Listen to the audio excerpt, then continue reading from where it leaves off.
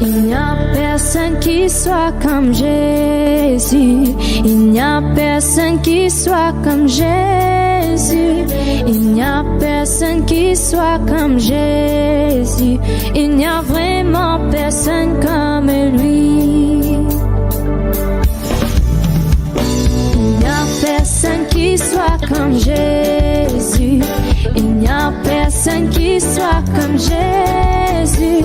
Il n'y a personne qui soit comme Jésus. Il n'y a vraiment personne comme lui. Il n'y a personne qui soit comme Jésus. Il n'y a personne qui soit comme Jésus. Il n'y a personne qui soit comme Jésus. Il n'y a vraiment personne comme lui. J'ai marché, marché, personne, personne. J'ai tourné, tourné, personne, personne. J'ai fouillé, fouillé. Il n'y a vraiment personne comme lui. Il n'y a personne qui soit comme Jésus. Il n'y a personne qui soit comme Jésus. Il n'y a personne qui soit comme Jésus. Il n'y a vraiment personne comme lui. J'ai marché, marché, personne, personne. J'ai tourné, tourné, personne, personne. J'ai fouillé, fouillé. Il n'y a vraiment personne comme lui.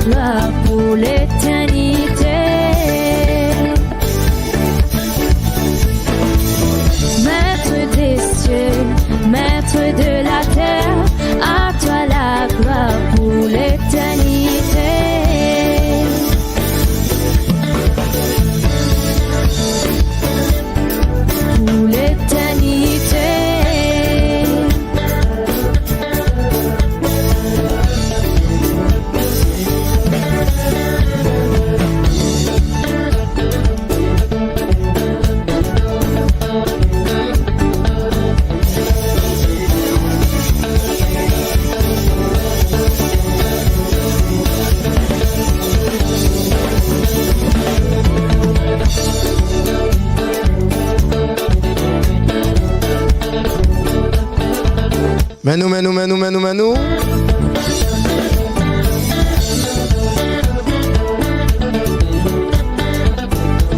Bonsoir. L'homme du moment est back. Is back. Good morning, buenos días, ¿cómo estás?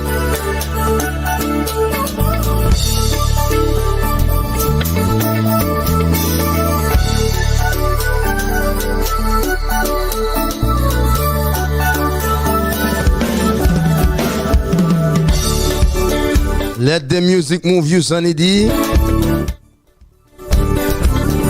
Bonsoir avec PDG Nouyo, comment nous y est?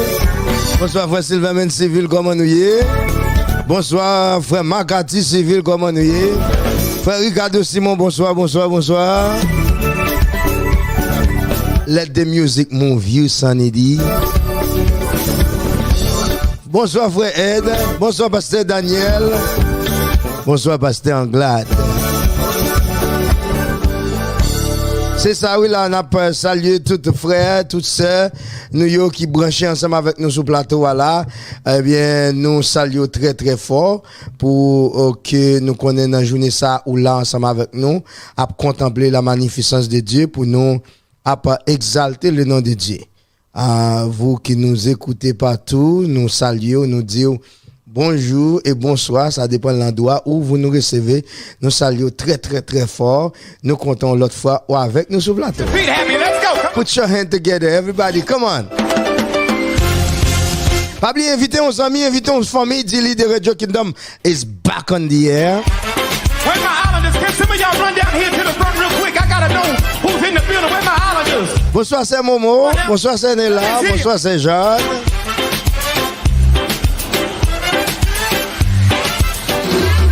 Bonsoir, mi papa, ya man wagwan, mi brother. Come on, Jehovah, say it.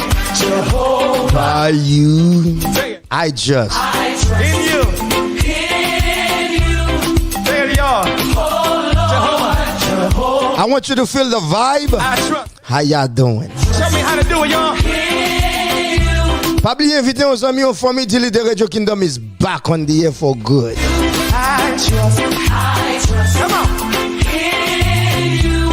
Oh, Lord. Big up me, Papa Yaman Wagwan, me brother. Everything is crispy, everything is our way, man. Yeah, man, yeah, man. I believe, say it. You are the God of miracles. Pas oublier inviter nos amis aux familles Dilly pour le brancher avec nous dans le Sahara.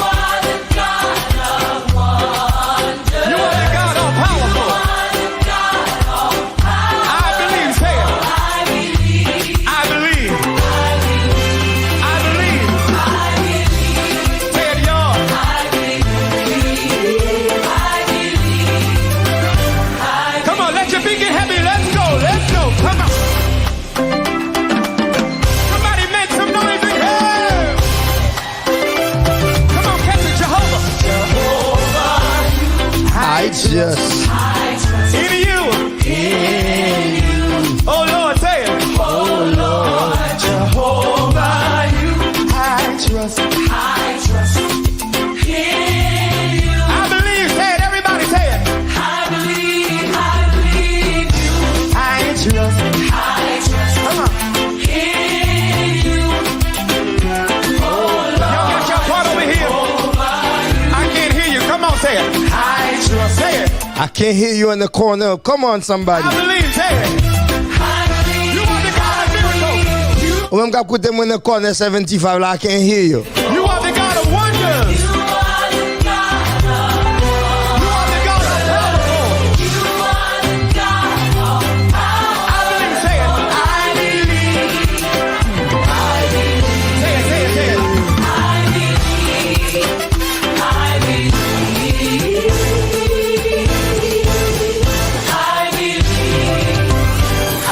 Now everybody get radical for 30 seconds. Come on, dance on the devil's head. Come on, come on. Come on. Y'all ain't radical enough over here. Balcony, I can't feel ya. Move the beat. Everybody, let's go. I see you back there. Balcony, y'all gotta come on. Yeah, man. Hey, come on. Sous qu'on est, on lève matin, on lève dans la journée, et bon Dieu, faut lever, faire l'orange vous.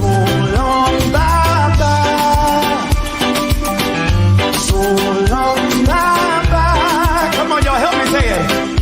Goodbye to my pain and my sorrow. So long. So long, come on. So long, bye-bye. Everybody in the building, raise up, say it. So long, bye-bye. Goodbye to my pain and my sorrow. Goodbye to my pain and my sorrow.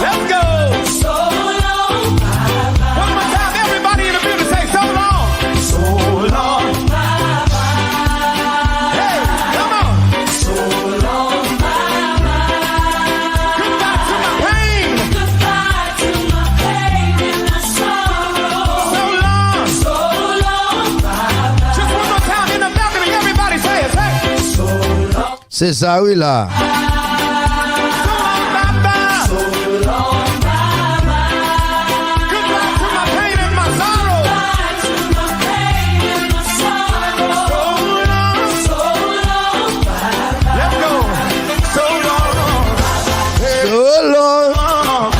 Solo. Mbak attendez, come on somebody. Y'a le bon Dieu pas faire un bout dans jouer. So long. So long. So long. Goodbye to my sorrow. Hey, goodbye to my pain, y'all. Bye bye. Goodbye to my trouble. Bye bye. Goodbye to my Et pas aller me dire n'aller, non? goodbye. C'est problème yo, on dit problème yo, bye bye. On dit tête chargée yo, bye bye. Invitez nos amis, nos familles pour nous dire que on vient faire problème yo aller ensemble. Yeah, so long. Hey, so long. Come on, say it. So long. I can hear you say. I can hear you say. I can hear you say. Goodbye to my trouble. Goodbye to my pain, y'all. Goodbye, y'all. Everybody raise it up. You got a miracle, say it. You are the God of miracles. You are the God of wonders. You are the God of wonders. You are the God of powerful. You are the God of power. I believe, say it. I believe. I believe. I believe. Say it, say I believe. I believe. I believe, say it. I believe. Say it, y'all. I believe. I believe. So long. So long. Hey, so long. Yeah, so long. Goodbye to my trouble. Goodbye to my pain, y'all. Somebody wave it bye-bye. Bye-bye. Somebody wave it bye-bye. Bye-bye. You ain't welcome here. Bye-bye. You ain't welcome here. Bye-bye. Goodbye, C'est ça, oui, là. goodbye to my pain, y'all. We are back And hear you up, on the air for good. say. Somebody raise it up, say. You are the God of miracles, say. You are the God of me. Ah, you are the God of wonders. Thank you. We cast our cares upon you. Pas oublier inviter nos amis, nos familles, dire nous là, nous voilà la prière. I believe. I believe. Say it.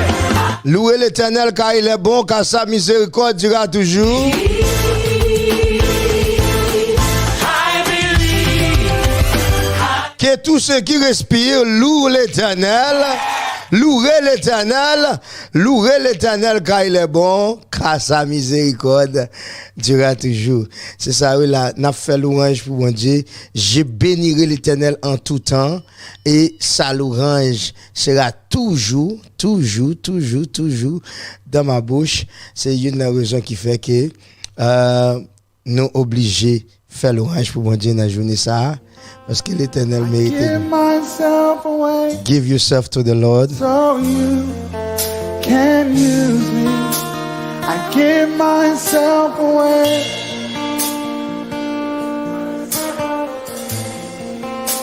I give myself away. C'est ça. Give yourself away to the Lord. Come on, let him know. I give myself.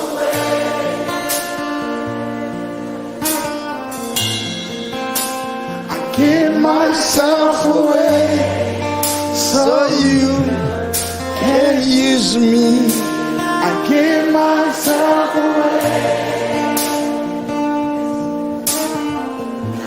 What would happen if a generation embraced this? Come on, tell them, here I am. Here I am. Here I stand. Lord, my life is in your hands. Lord, I long to see your desires revealed in me. I give myself away. My life does not belong to me. Give yourself away. I want to be used by you. Pour bon Dieu qu'a utilisé dans la journée ça.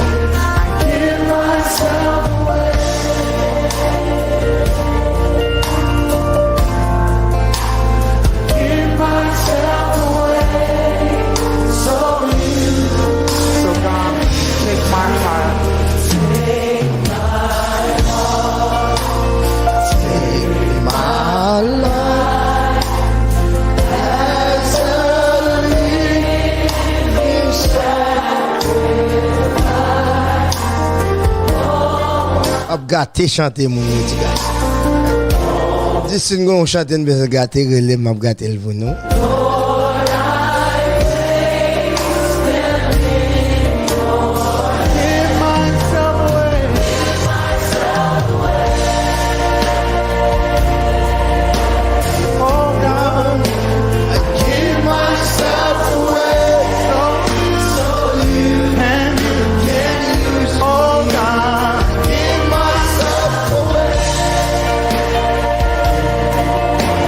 La prière, nous prenons la prière. Invitez nos amis, nos familles, dis-lui, nous prenons la prière. I give myself away. I belong to you. I give myself away. My life is not my own. To you I belong. Lord, I give myself away. Your life doesn't belong to you no more. Give yourself away to God. I already give myself away to the Lord. To you I belong. I give myself. I give myself to you. Oh, my life is not my own. To you I belong. I give. Mettons l'esprit d'adoration. Can we say that as our prayer tonight? My life is not my own. My life is not my own. To you I belong. I give myself. I give myself to you. My life is not my own. I belong to you. So I give myself. Come on, tell him one more time. Praise the Lord, everybody. God is wonderful. God is marvelous. Myself away. So you Is the true God, the only God, the Creator.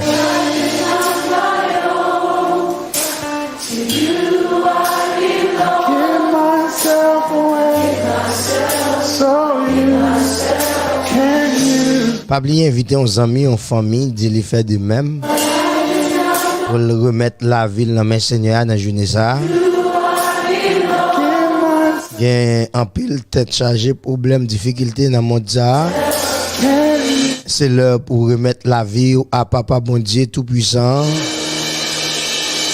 Here I am to Worship the Lord. Here I am to bow. Let the Master guide you. And to say that you're my God.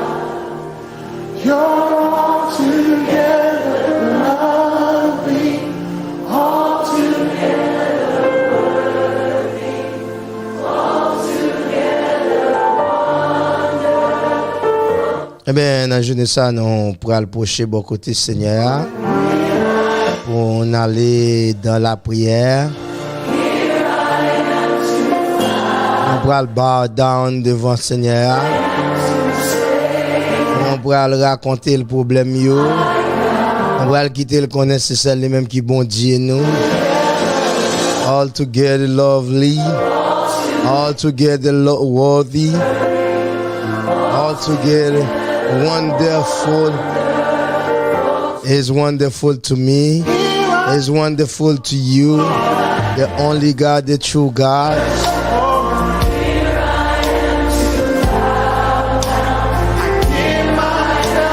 the God Almighty.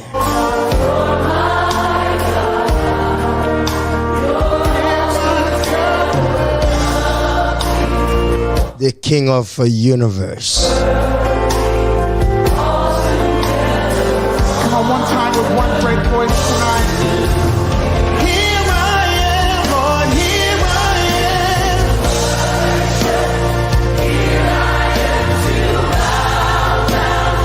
Merci Jésus pour tout ce fait dans la vie. On va prier pour tout le monde qui connaît un problème. Pas oublier frère Nemchi dans prière. Pas oublier tout le monde qui a souffert amèrement. Pas oublier c'est ma gloire. Pas oublier tout l'autre monde qui a un problème. On va lever frère la guerre civile devant mon Dieu. On va mettre dans un moment ça tout frère, tout sœur qui chercher face bon Dieu et puis qui ont problème, qui ont difficulté. Moun sa yo qui sans secours, qui sans personne pour aider yo. Moun sa yo qui pas gagné relais, qui pas gagné répondre. Qui connaît espoir pas sortir dans mode nan. Mais espoir sortir dans l'Éternel. Moun sa yo déjà dit my life is not my own. The life is not their own. To the Lord they belong. I belong to the Lord. Eh bien, tout le monde qui a écouté là, remettre la vie dans mes seigneurs.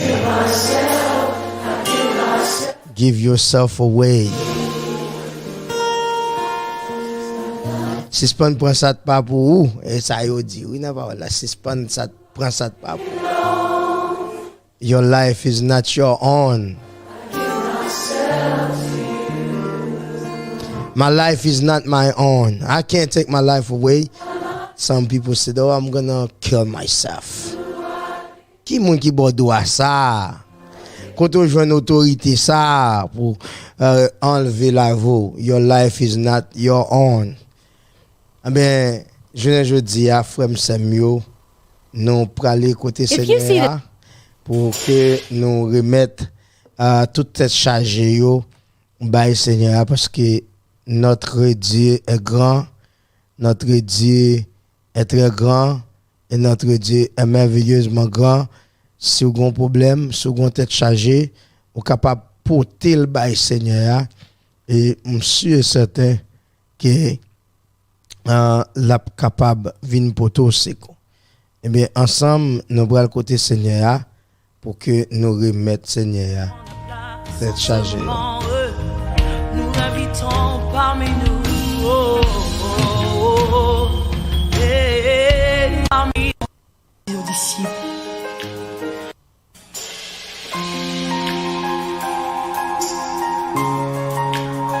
Et Christ dit aux disciples, il vous est avantageux que je m'en aille, car si je m'en vais pas, le consolateur ne viendra pas. Mais si je m'en vais, je vous l'enverrai. Et il nous a envoyé le consolateur, le Saint-Esprit. Je prie que quelque chose se passe en ce moment dans ta vie. Alors que ensemble, nous allons le Seigneur pour nous mettre les laves.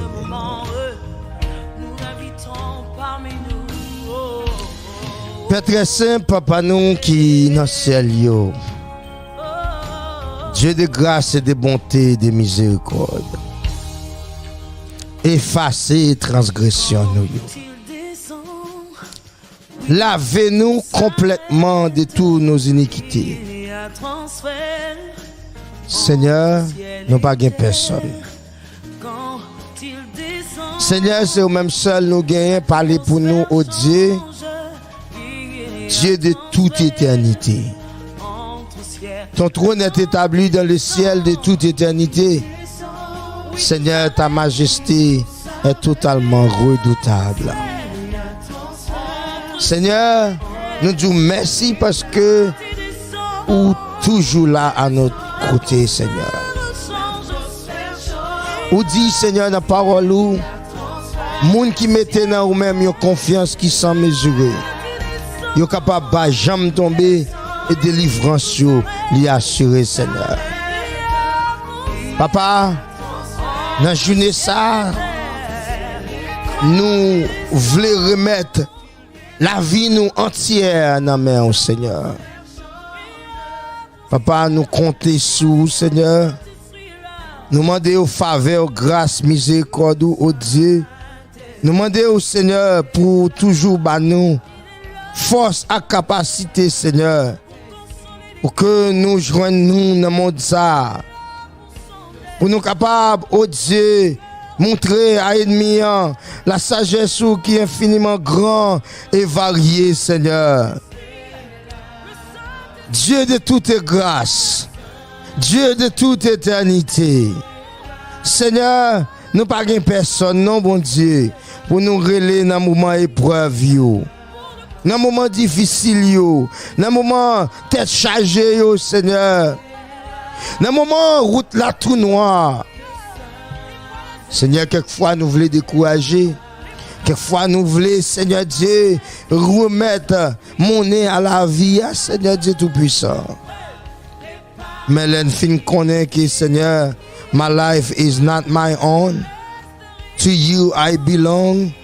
Seigneur Dieu Tout-Puissant, ça va nous force à capacité pour nous tolérer et pour nous résigner nous, Seigneur. Pour nous d'accord, Seigneur, pour nous marcher dans le monde ça. Malgré vents et marées. Malgré, Seigneur, route la difficile. Malgré, Seigneur, une tête chargée. Malgré, Seigneur, un problème. Malgré, Seigneur, nous pas route pour nous passer, Seigneur. Dieu de grâce et de bonté et de miséricorde. Effacez transgression nous, Seigneur. Lavez-nous dans minute ça, Seigneur. Bat-nous possibilité, Seigneur, pour nous batailler contre les ruses du diable. Seigneur, quand les flots de la mer mugissent et qui se soulèvent jusqu'à faire trembler des montagnes, oh Dieu. L'en pas route pour nous passer, oh Dieu. L'en pas contre ça pour nous faire, oh Seigneur. L'en senti nous voulons décourager, Seigneur. L'en senti, Seigneur Dieu, nous pas route pour nous passer, oh Seigneur. L'en senti monde là voulait porter nous aller, Seigneur. Papa, aidez-nous à bien compter nos jours. Pour nous appliquer cœur nous, Seigneur, à la sagesse, au Dieu. Pour nous bailler la vie nous tout entière à nous-mêmes, Seigneur. Papa, dis un mot. Gardez-nous non souple, Seigneur. Remplis-nous du Saint-Esprit, Seigneur. Parce que sans l'Esprit, Seigneur, nous ne pouvons pas continuer à marcher avec vous, Seigneur. Sans l'Esprit, Seigneur, c'est impossible, Père très saint, pour nous être capable de camper dans la marche ça. Parce que, Seigneur, le monde n'a pas aller uniquement chaque jour vers le mal. Regardez, Seigneur, Jean le monde a dégradé. Regardez, Jean le monde a venir dépraver plus chaque jour. Regardez, Seigneur, Jean monde ça, Seigneur Dieu, pas offrir nous rien du tout. Seigneur, c'est temps, Seigneur, pour nous procher bon côté. C'est temps, Seigneur, pour nous chercher face où. Parce que journée jeudi, Seigneur, c'est au dernier recours, c'est au dernier force là, c'est au dernier monde ça, Seigneur, qui peut délivrer nous, Seigneur, nous-mêmes qui pas rien du tout, nous-mêmes qui t'es patra, oh Dieu, nous t'es privé du droit de citer en Israël, étrangers aux alliances de la promesse, Seigneur. Mais dans l'amour, Seigneur, dans grâce, dans miséricorde, oh Dieu, ou rendre ça possible. Seigneur, je dis, nous n'avons pas dans le salut. Seigneur, je dis, nous n'avons pas dans la vie éternelle. Je dis, Seigneur, nous sommes capables d'offrir tête nous comme un sacrifice qui est vivant, oh Dieu. Papa, nous continuons de dire merci. Nous continuons de rester dans la marche là, Seigneur. Seigneur, viens en aide à notre secours. Seigneur, pas quitter nous, rentre devant l'ennemi. Ennemi, Seigneur Dieu, fait tout ça le capable pour le finir avec nous. Ennemi, Seigneur, fait tout ça le capable pour le décourager nous, pour le bas nous, Seigneur Dieu, désolation. Seigneur, dans minute ça, oh Dieu, n'a demandé au Père très saint. Voyez, regardez nous, Seigneur. Délivrez-nous, Seigneur, mon Dieu. Pas quitter nous seuls, éternel. Bon sauveur, bon papa. Nous avons des frères et des sœurs qui ont souffert dans la minute ça. Nous avons des frères et des sœurs, Seigneur Dieu, qui pas ouais route pour y passer, Seigneur. Ils ont déjà remettre mon nez à la vie ça, Seigneur Dieu. Papa, yo pas connaît si pour yo monter, si pour yo descendre, si pour yo parler, si pour yo chita, si pour yo raconter ça à yon amis parce que bagay la vie plus difficile chaque jour. Surtout Seigneur, ça va passer dans pays nous, pays d'Haïti. Bagay qui bail qui cassé, bagay qui fait nous décourager totalement. Bagay Seigneur Dieu, eh ben dans journée ça Seigneur nous vraiment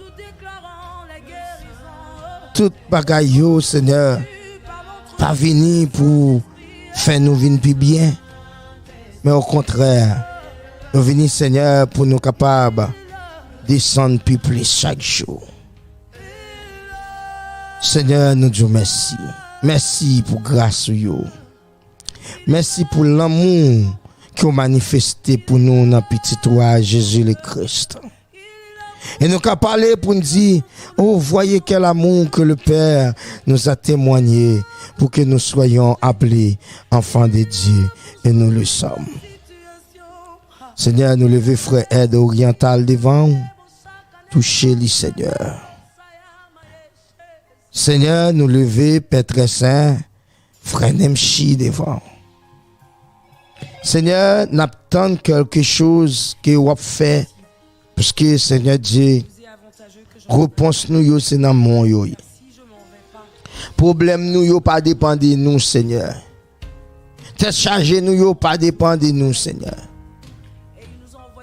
Seigneur, c'est vous-même seul qui peut quitter nous, Seigneur. Seigneur, dans le ça, Seigneur Dieu, nous comptons sur vous, Seigneur. Nous demandons faveur, nous demandons grâce, nous demandons miséricorde insondable, Seigneur. Seigneur, nous demandons au Père très saint qui bénit nous, Seigneur, dans la présence, Seigneur. Bah nous, Seigneur Dieu, plus force pour nous continuer bataille contre les ruses du diable, oh Dieu. Nous n'avons pas personne. Nous n'avons pas chemin pour nous passer. Seigneur, c'est vous-même seul qui peut quitter nous honte. Ou dit avec nous tous les jours jusqu'à la fin du monde. Lorsque vents et marées, lorsque route la lit au cahier, lorsque Seigneur Dieu t'es chargé, va venir par là. Toujours là pour nous, Seigneur. Seigneur, nous levons frère la guerre civile devant papa, dis un mot pour lui. Seigneur, même j'en t'ai fait pour Pierre, une serviteur yo. Seigneur Dieu, lorsqu'il t'est enchaîné dans la prison, lorsque Seigneur pas de espoir, que Hérode déjà fait plan avec tout juif pour le détruire dans demain. Et vous voyez les anges entrer dans la prison, la gueule, Seigneur. De même, au Éternel, n'a demandé aux faveurs, grâce, miséricorde au Seigneur. Papa, Seigneur, Dieu de grâce, Dieu de bonté, Dieu de miséricorde, effacez toute transgression. Lavez-nous complètement de nos péchés, Seigneur. Seigneur Dieu Tout-Puissant, rentrez dans le dossier. Seigneur, fais qui choye dans la journée ça. Frère Sylvain Civil, Seigneur, levez devant, c'est Moniz, c'est Néla, c'est Jade. Seigneur Dieu, toute famille qui est dans la maison a touché. Papa, frère Makati, nous lever devant. Levez, Seigneur Dieu, frère Aide Oriental devant, papa. Levez, Seigneur, frère Ricardo Simon devant, Seigneur, frère Miller. Seigneur, dans main, frère Anariol, frère Kesnel, frère Goudmaes, Seigneur, nous remettons dans mon frère Maxime, Saint-Germain, oh Dieu, pasteur Benoît, oh Éternel, pasteur Enz Juer, nous remettons dans mon pasteur Anglade, oh Dieu, c'est Anglade, frère Naoni, Seigneur, touchez, oh Seigneur. Levez ministre, non papi, frère Paul, devant dans la journée ça. Prends soin lui Seigneur, gardez-lui, orientez-lui Seigneur, bali plus connaissance chaque jour Seigneur, pour continuer à marcher avec vous Seigneur Dieu Tout-Puissant.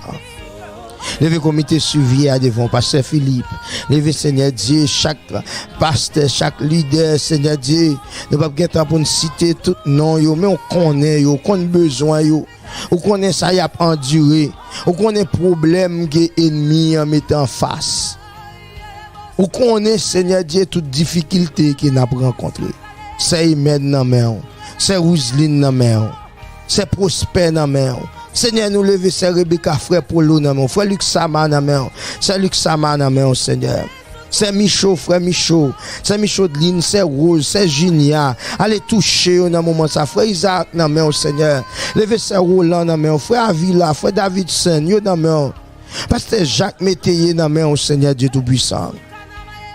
Pas quitter yo seul, pas quitter yo pour compte yo, pas quitter yo aller loin au Seigneur. Dis un mot pour yo. Seigneur, remplis yo du Saint-Esprit. Lavez yo complètement des péchés yo Seigneur.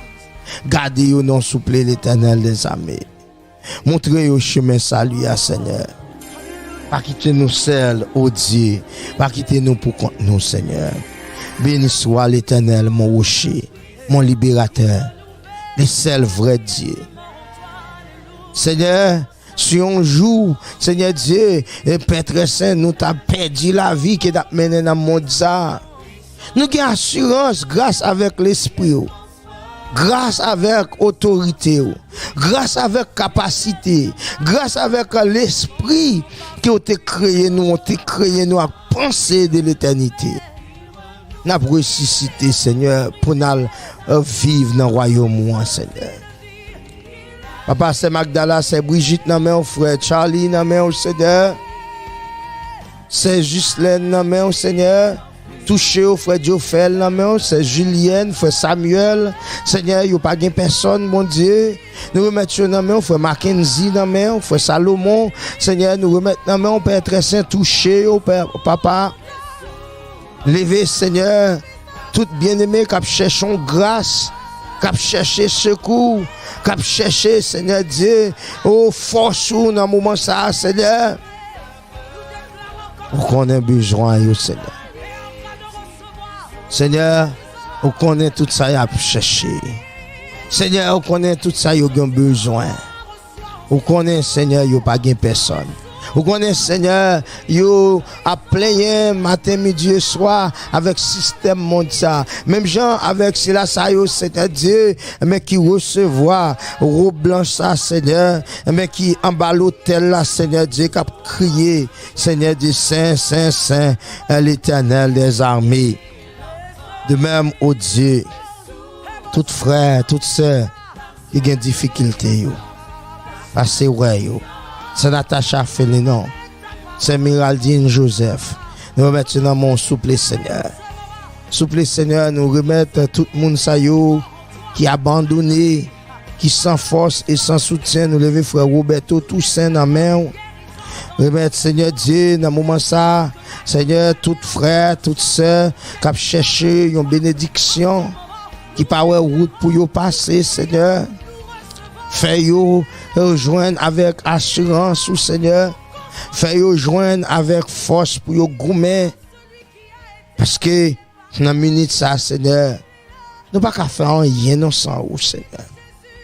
Nous ne pouvons pas faire rien, Seigneur Dieu, si présent sous pas là dans la vie, nous. Seigneur Dieu Tout-Puissant, nous avons compté sur. Nous lever, Seigneur. C'est Sabine, c'est Sana, Seigneur, yo dans mon pasteur Magloire, dans mon c'est Gaël, frère Jude, yo dans mon Seigneur, papa touché yo dans minute ça. C'est Maglalina, oh Dieu. Frère André Gilles, nous remettons dans main, Seigneur, frère Meuf, Seigneur, ouvri écrit sans haut dans le ciel yo. déverser la plus grâce, la plus bénédiction, s'il te plaît, Seigneur. Remplis-les du Saint-Esprit, Seigneur. Papa, nous disons merci. Nous disons merci parce que c'est bon Dieu, nous. Nous disons merci parce que c'est rédempteur, nous. Nous disons merci parce que c'est sauveur, nous. Nous disons merci parce que, Seigneur, c'est tout pour nous. Seigneur, dis un mot. Dis un mot, Seigneur. Dis un mot pour que nous soyons capables de continuer à survivre, Seigneur. Seigneur, nous lever, passer un juillet devant et famille. Lever, Seigneur Dieu, dans le moment ça, s'il vous plaît, Seigneur. Chaque bien-aimé qui cherche grâce dans mes mains, Seigneur. Dis un mot pour vous, non, s'il vous plaît, l'Éternel. Pas quitter nous seuls, Seigneur. Pas quitter nous pour compte nous, ô Éternel. Remplis-nous avec force. Remplis-nous avec bénédiction, Seigneur. Pour que nous soyons capables de vaincre toutes les ruses du diable. Bataille là pas facile, Seigneur. Seigneur, nous ne sommes pas capables de goumer sans assistance. Nous ne sommes pas capables de remporter victoire sous pas là, Seigneur. C'est au même seul, Seigneur, qui vient porter un secours. Nous journée ça, nous comptons sur. Nous avons d'assistance, nous avons de grâce, nous avons de bénédiction. Pasteur Michael de Razen dans main. Nous mettons Seigneur Dieu, Pasteur Simeon Robinson, Seigneur Pasteur Rose Bignor, c'est Beta, c'est Calenry. Nous remettons dans mon frère Calenry, Seigneur, frère Jean Terrajeune. Nous remettons dans main, Seigneur Dieu Tout-Puissant. C'est Émile, frère Émile, Seigneur Dieu dans New York. Allez toucher un toucher spécial au Dieu. Remplis-yo avec force. Bayo autorité, pouvoir, capacité. Seigneur, permettre que yo capable en mesure pour yo marcher fidèlement ou même dans fin temps ça. Regardez parler tes temps encore, Seigneur. Regardez, Seigneur, moment déjà fini. Toute bagaille yo fini.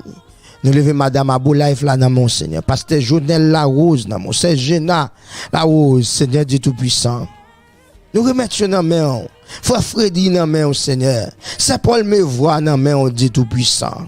Touchez yo dans minute ça. C'est Rit Paul. Frère Ricky, Seigneur, yo dans main, Seigneur Dieu Tout-Puissant. Dis un mot pour yo dans l'Éternel des armées. Frère Hérode bien-aimé, c'est facile ya na au cap. Seigneur, le toucher au Père très saint. Pas quitter au seul, pas quitter au découragé. Pas yo assistance au Seigneur. Papa, remplis yo avec l'esprit au Seigneur. Remplis yo, ba yo autorité, pouvoir, capacité. Permettez au Seigneur Dieu vivre une vie qui conforme à volonté au Seigneur. Papa, nous comptons sous grâce sur yo, oui Seigneur. C'est Roland, frère Avila, frère Davidson, frère Olivier. Yo nan men au Seigneur. Dis un mot pour yo non l'Éternel des armées. Pas quitter yo seul, mon Dieu. Remplis yo avec l'esprit. Parce que Paul a dit, si l'esprit de celui qui a ressuscité Jésus-Christ d'entre les morts habite en nous, Seigneur, ou apprendre comment tel nous en vie grâce avec ton esprit qui habite en nous, Seigneur. Papa, nous comptons sur oui. Nous pas gon l'autre monde pour nous porter fado yo bay. Nous pas gon l'autre monde pour nous porter charge yo bay. C'est au même seul. Dis un mot pour nous. Parlez pour nous, Seigneur. Gardez-nous, Seigneur. Fortifiez-nous, Seigneur. Remplis-nous du Saint-Esprit, Dieu de grâce et de bonté et de miséricorde. Seigneur, qu'on est côté n'a pas besoin yo. Seigneur, fais l'esprit habiter dans nous. Seigneur, il y a des frères et des sœurs, nous ne pouvons pas citer leur nom, mais qu'on adresse yo, ou qu'on caille ou qu'on problème yo, ou qu'on difficulté yo, ou qu'on ça y a endurer dans moment ça, ou qu'on est pas personne, Seigneur.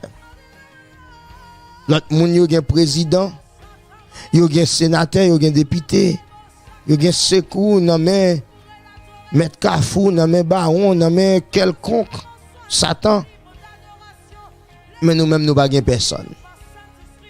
Et nous pas chercher secours personne. Nous pas besoin de secours personne, Seigneur. Parce qu'il connaît, Seigneur, les rois avec nous, nous forts. Les rois avec nous, nous pas perdre du bataille là. Les rois avec nous, nous pas gain pour nous faire faillite. Les rois avec nous, Seigneur, n'a remporté prière, Seigneur Dieu Tout-Puissant. Dans jour ça, Seigneur, nous voulons, Seigneur, pour battre nous pouvoir autorité. Frère Laurent, frère Jean-Claude Célestin, Seigneur frère Antoine Jourdain, nous remettons dans main, Seigneur Dieu Tout-Puissant. C'est Caroline dans main, Père très saint, du côté de West Palm Beach. Seigneur Saint-Mylène, sincère. Nous remettons dans main, papa. Dis un mot pour nous, non, Seigneur. Papa, nous comptons sur. Seigneur, ouais, dans liste là, yo en pile. Tout ça ne pas être cité, non, yo, Seigneur. Touchez, yo. Gardez, yo. Fortifiez, yo, Seigneur. Et remplis, yo, du Saint-Esprit. Permettez, yo, rester fort, ferme, inébranlable, pour qu'avec toutes les ruses du diable. Béni soit l'Éternel. À toi, ça la gloire, la louange, la magnificence, au siècle des siècles. Amen. Sa puissance, il agit.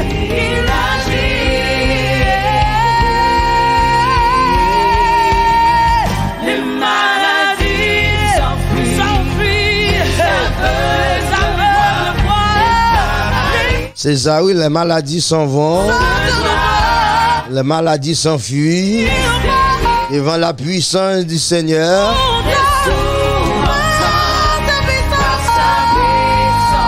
Par sa puissance, Seigneur. Les maladies s'enfuient. Les aveugles voient. Les paralytiques sauvent. Et la joie. C'est ça, oui, là. Les stériles enfantés. Alléluia, béni soit l'Éternel. Les sourds entendent par sa puissance, par la puissance de notre Sauveur, les maladies s'enfuient. Les aveugles voient. Les paralyses. Nous le déclarons et nous le croyons que quelqu'un en ce moment est en Grâce à l'Esprit de Dieu, grâce avec la puissance divine de notre Créateur. C'est ça, oui, la poussée vers l'Éternel des cris de joie sont impératifs pour tous les habitants de la terre pour venir avec joie et avec allégresse. Pousser vers l'Éternel des cris de joie. Bonsoir à toutes et à tous. Vous qui nous rejoignez à peine, bonjour et bonsoir. Salutations à chacun de vous. Ça dépend de l'endroit où vous nous recevez, nous disons bonjour et bonsoir. Nous croyons, nous recevons. Il est là pour consoler les cœurs brisés. Vous qui avez les cœurs brisés. Voyez par Jésus, il est là. Par sa puissance et par sa force. Envahis, Seigneur. Mais nous étions campés debout, oui. C'est si ça appuie sur les chars, c'est là sur les chevaux. Le Saint-Esprit est là. Ils ont plié et puis ils ont tombé. Ils ont plié et puis ils ont tombé. Mais au nom de l'Éternel, nous-mêmes nous campés debout. Il y a des gens qui ont chars, il y a des gens qui ont chevaux, il y a des gens qui ont chars de guerre. Allah dit, c'est lui qui fait cesser les combats jusqu'au bout de la terre. Il a brisé l'arc, il a rompu la lance, il a consumé par le feu les chars de guerre. Il dit, arrêtez chasser que l'Éternel est Dieu. L'Éternel domine sur les nations. L'Éternel domine sur la terre.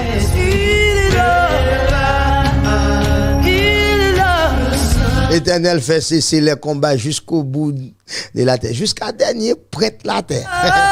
Là, on a qu'à l'école battre col en mec de Nichli. L'Éternel fait le rete doucement. Il est là pour apporter la consolation dans ton cœur brisé. Il est là pour te toucher. Seigneur là pour te toucher, pour porter consolation à vos cœurs brisés. Si vous sentez cœur cassé, si vous sentez cœur détourné, mais Seigneur là spécialement pour ça, pour le baou, tout ce qui est ton cœur désire. Oh, regardez quoi son mon Dieu n'a servi, hein? C'est un mon Dieu extraordinaire. C'est pour ça, attendez ça. Come on, everybody. Everybody, come on, somebody. Somebody, come on.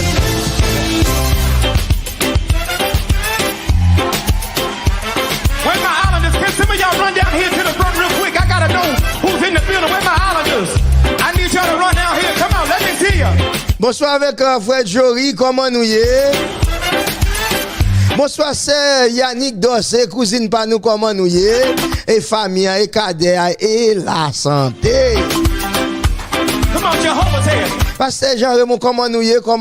Et cadet, comment famille, et de maintenant poche, look good and smell good.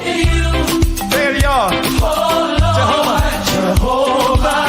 C'est ça, oui, là. Louer l'éternel car il est bon, car sa miséricorde durera toujours. I believe, say it. I believe you. Bonsoir, pasteur Hans, Juillet, comment nous y est? Oh, Lord. Mi papa yaman wa agron, mi breda. Everything is crispy, everything is high, mi breda. I believe, say it. Bonsoir, CEO, comment nous y est? C'est Gaël, comment nous y est? Good morning, Granny. You are the God all powerful. Pasteur Magloire, et Kader, et Koa, et la santé. I believe. Marvelous. Oh God, please open the fire. Say it, y'all. Oui, na vibe sous plateau, oui là. Come on, let your feet get heavy. Let's go. Come on. Somebody make some noise. L'homme du cadran. Nous présents à journée ça. Good morning, everyone. Trust in you. Hey, you. Oh, Lord, say it. Oh, Lord. Jehovah, you. I trust. Je dis, c'est 24 décembre, la naissance de Jésus. I believe. Est-ce que c'est vrai? Peut-être oui, peut-être non. Et pas vrai. Et pas vrai, Jésus pas prendre naissance non 24 décembre. Jésus pas prendre naissance non 25 décembre. I can't hear you. Come on, say it. I trust. Je dis nous, d'après la petite histoire, que Jésus fête en 24 à 25 décembre, c'est pas vrai? You are the God of miracles. You are the God of wonders. Jésus dit avant qu'Abraham naisse, moi je suis. I believe, say it. I believe. Say it. Il est avant toute chose. Il sait mettre création. Création en fait avec lui. Now everybody get radical for 30 seconds. Come on, dance on the devil's head. Come on. Y'all ain't Good morning, c'est Brigitte et Kader et Koa et la santé. ready. Let's go. Good morning, c'est Magdala, como estás? Back in the, y'all gotta come on. Hey, come on. Ou si la ça pas parler ni espagnol, ni français, ni anglais, ben ni how. Et comme ça nous dit bonjour en Chinese. So long, bye bye. Quitte problème yo. Derrière dos. Come on, y'all help me say it. Il y a un petit moun yo qui dit comme ça, c'est Hakuna Matata yo dit. Put your behind in the past. Y'all catch it, everybody. Come on, say it. They don't say put the problem in your back or put the problem behind you. No, Hakuna Matata. Yo dit put your behind in the back and the past. Eva donde tú. Dios te bendiga siempre, siempre. ¿Cómo estás? So long, bye bye. Problème nous yo, n'a voye yo aller. L'année en presque fini.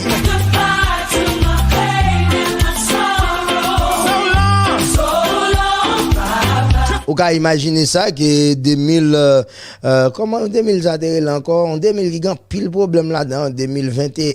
Ouh, tête chargée. Goodbye to my pain and my sorrow.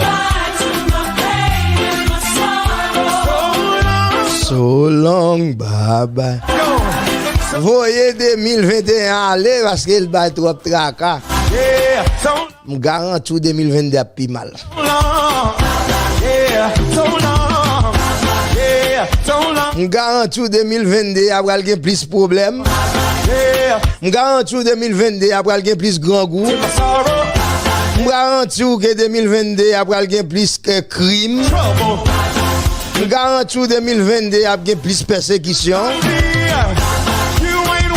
Parce que le monde entier pour aller uniquement chaque jour vers le mal. Eh bien, nous-mêmes, les chrétiens, c'est pour nous aller uniquement vers la perfection. Et c'est pas vrai. Si on ne comprend, il t'a dit Amen.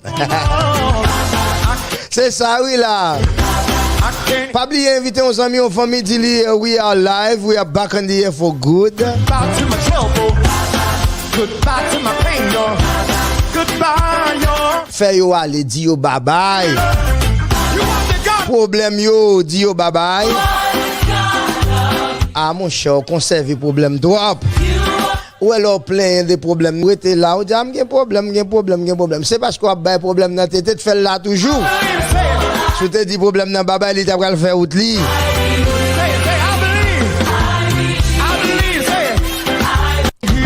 I believe que mon Dieu qu'a fait problème nan disparaître. Nous qu'a dit baba y a problème nan et puis problème nan disparaître. Everybody raise it up. You want the God of miracles, say it. You are the God of miracles. You are the God of wonders. You are the God of Problème moi yo aller. Problème moi yo disparaître. Parce que bon Dieu maintenant son bon Dieu de miracles. Un bon Dieu qui merveilleusement grand. I believe, say it. I believe. Say y'all. Et c'est bon Dieu ça qui crée ciel yo ak terre. So long. Bye bye. So long. Yeah, so long. Goodbye to my trouble. Bye bye. Goodbye to my pain, y'all. Les voisins a persécuté dit ah bye bye. Money, wavy, bye-bye. Les coworkers a persécuté ah bye bye. You ain't welcome here. Ou dans quartier à voisine nan levé compte seulement dit bye bye. I can't hear you up there. Somebody ran it up there. Somebody. Leur senti tête chargée au vin drôle ou pour ah bye bye. Parce que bon Dieu nous en lila, il était sur son trône lors du délit. Well, you carry us. Il connaît problème, il connaît difficulté, il est toujours là pour le prendre des choses. I believe, say it. I believe. Eh bien, c'est exactement ça. C'est ici la journée que l'Éternel a faite, qu'elle soit pour nous un sujet d'allégresse et de joie. Réjouissez-vous, je le répète. Réjouissez-vous et soyez toujours dans l'allégresse. Eh bien, c'est ça, oui, là. Come on, everybody. C'est qu'on s'allie.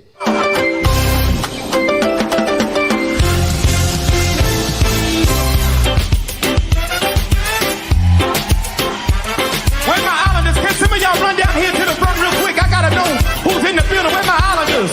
I need y'all to run down here. Come on, let me see ya.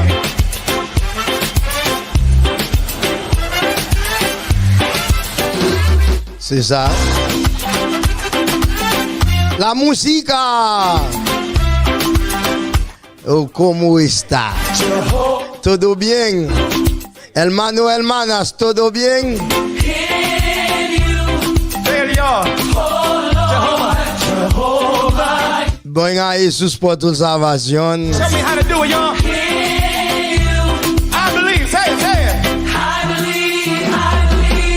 Jesús es el Mesías, alabado con el Bible. Oh, Lord. Come on. Where y'all at? Come on, come on. I believe. Say it. Miracles. God of wonder. C'est ça, oui, lié. God all powerful. Eh bien, nous allons faire un petit ouvrir la Bible avant là. Say it. Nous allons faire un petit parler dans la Bible là. Let the Bible speak. Say it, y'all. Eh bien, dans la journée ça, nous allons faire un petit parler dans la Bible. Heavy, let's go, let's go. Come on. Let the Bible speak. Yeah. Quittez la Bible à parler. Come on, catch trust I just. in you. Oh Lord, say it. Oh Lord, Jehovah, you. I trust. I believe. Say it. Everybody say it. I believe you. I trust. Come on. Y'all got your part over here. I can't hear you. Come on, say it. I trust. C'est ça, c'est Brigitte Cadet à École et la santé. You are the God of miracles. You are the God of miracles. You are the God of wonders. You are the God of powerful. You are the God of power. I believe. Say it. I believe. Say it. Say it. Say it.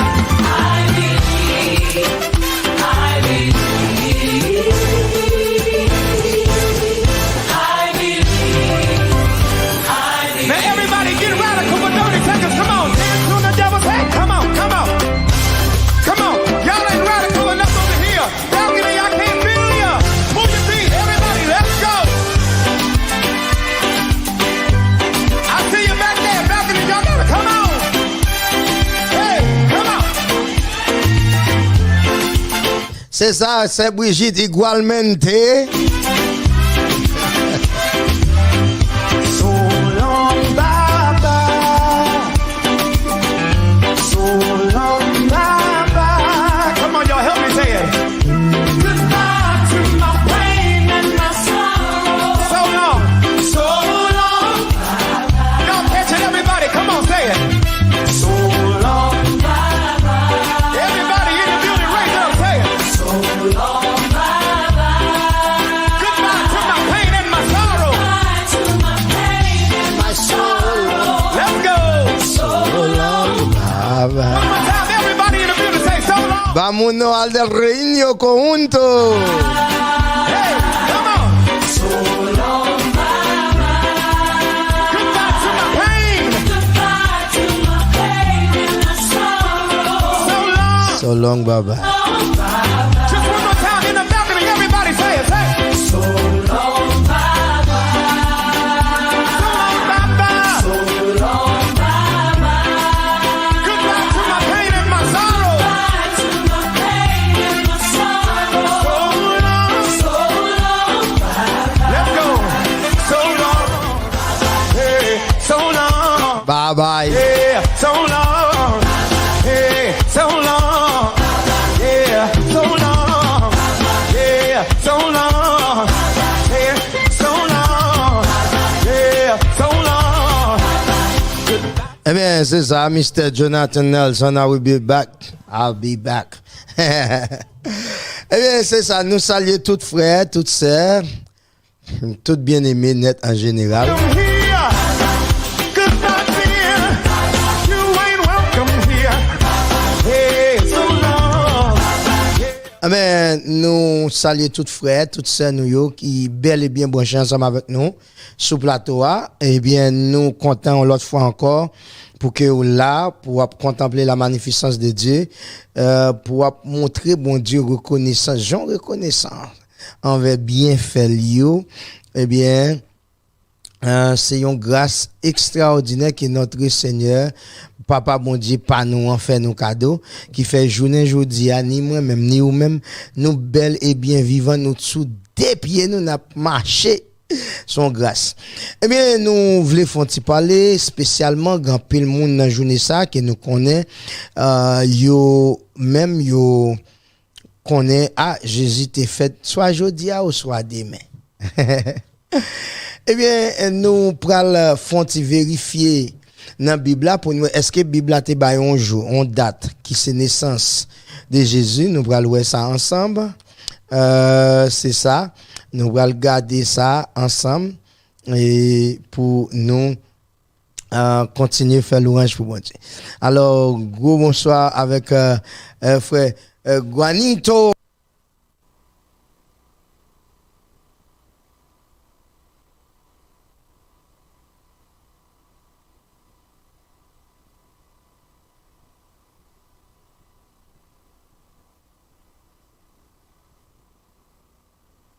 So Avian is definitely introvert, but he's very passionate and very loving. He'll always have gratitude. He is the second born. He's the baby of the family. But he's probably the most mature in our family.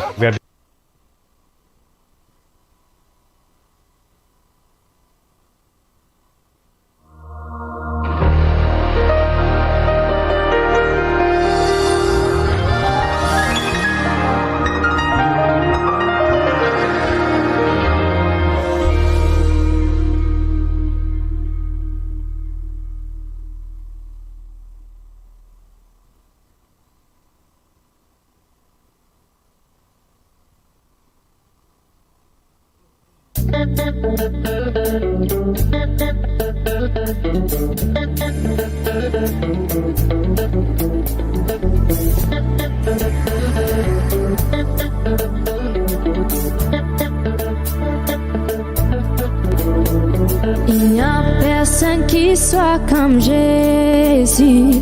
Il n'y a personne qui soit comme Jésus. Il n'y a personne qui soit comme Jésus.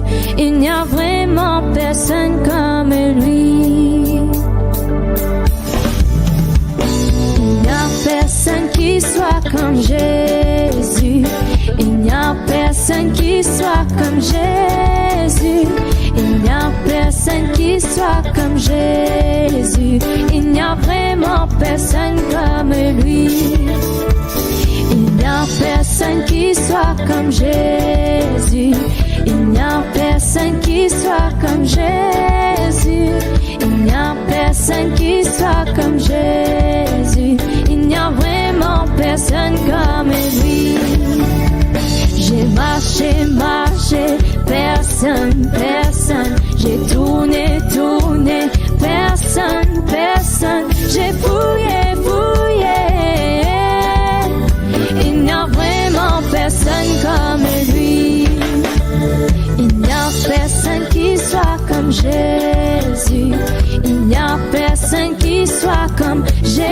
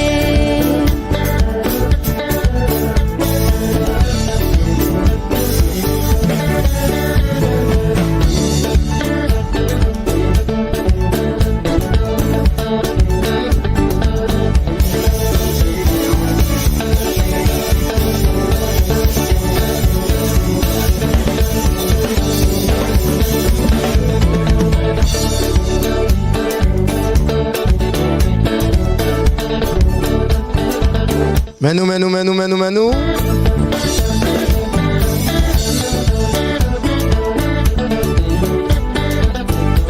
Bonsoir. L'homme du moment est back. Is back. Good morning, buenos días, ¿cómo estás?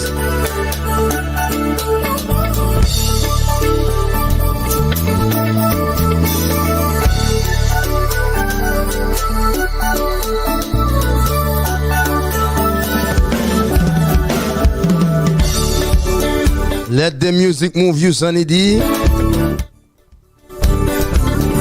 Bonsoir avec PDG Nouyo, comment nous y est? Bonsoir frère Sylvain Men Civil, comment nous y est? Bonsoir frère Makati Civil, comment nous y est? Frère Ricardo Simon, bonsoir. Let the music move you, Sonny D. Bonsoir frère Ed, bonsoir pasteur Daniel, bonsoir pasteur Anglade. C'est ça, oui, là, on a salué toutes frères, toutes sœurs, nous qui branchés ensemble avec nous sur le plateau, voilà. Eh bien, nous saluons très, très fort pour que nous connaissions dans la journée ça ou là ensemble avec nous, à contempler la magnificence de Dieu, pour nous, à exalter le nom de Dieu. À vous qui nous écoutez partout, nous saluons, nous disons bonjour et bonsoir, ça dépend de l'endroit où vous nous recevez. Nous saluons très, très, très fort. Nous comptons l'autre fois ou avec nous sur le plateau. Put your hand together, everybody, come on. Pas oublier, invitez nos amis, invitez nos familles. Dilly de Radio Kingdom is back on the air. Where my islanders? Can some of y'all run down here to the front real quick? I gotta know who's in the building. Where my islanders? Bonsoir, c'est Momo. Bonsoir, c'est Nella. Bonsoir, c'est Jeanne.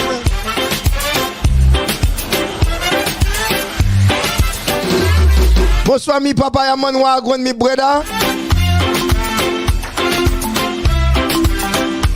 Come on, Jehovah, say it. Jehovah, you. I just. In you.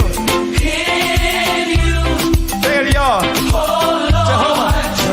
I want you to feel the vibe. I trust. How y'all doing? Show me how to do it, y'all. Pas oublier, inviter nos amis, aux familles, Dilly de Radio Kingdom is back on the air for good. I trust. Come on. In you. Oh, Lord. Big up me, papa, ya man wagwan, me brother. Everything is crispy, everything is our way, man. Yeah, man. I believe, say it. You are the God of miracles. Pas oublier, inviter nos amis, aux familles, Dilly, pour le brancher avec nous dans le Sahara.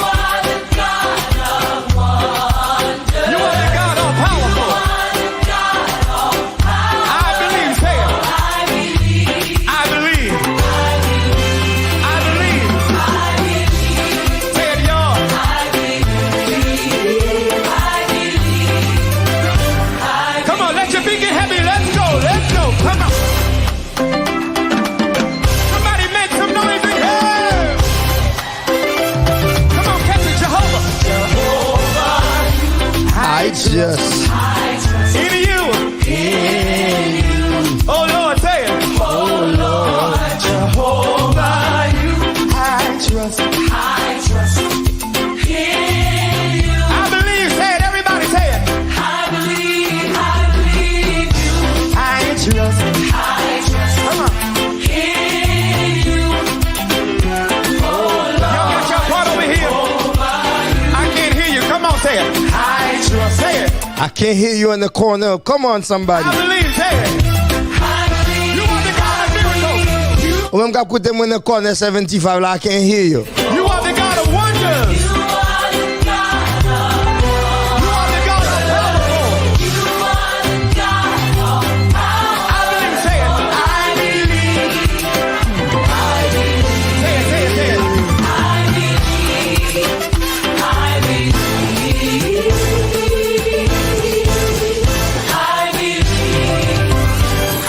Now everybody get radical for 30 seconds. Come on, dance on the devil's head. Come on. Y'all ain't radical enough over here. Balcony, I can't feel ya. Move the beat, everybody, let's go. I see you back there, balcony. Y'all gotta come on. Yeah, man. Hey, come on. sous qu'on est, on lever matin, on lever dans la journée, et bon Dieu, faut lever, faire l'orange pour nous. Come on, y'all, help me say it. Goodbye to my pain and my sorrow. So long, so long. So long, bye-bye, so long, come on. So long, bye-bye. Everybody in the building, raise it up, say it. So long, bye-bye.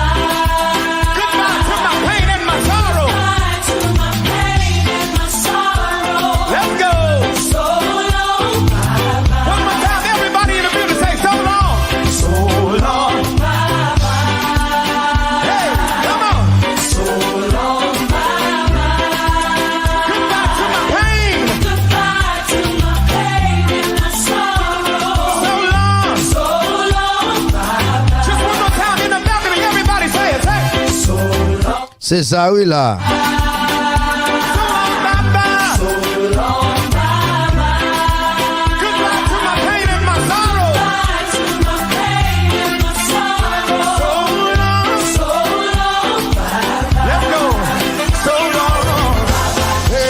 long, So long. M'bak attendre, oh, come on somebody. yeah, so Y'a le bon Dieu pas faire un pour nous dans la journée. yeah, so long, yeah, so long, yeah, so long. Goodbye to my sorrow, hey, goodbye to my pain, y'all. Bye bye. Goodbye to my trouble, Bye bye. goodbye to my Et pas aller me dire d'aller, non? goodbye, yeah. C'est problème yo, on dit problème yo, bye bye. On dit tête chargée yo, bye bye. You ain't welcome. Invitez nos amis, nos familles pour nous dire que on vient faire problème yo aller ensemble. Yeah, so long, hey, so long.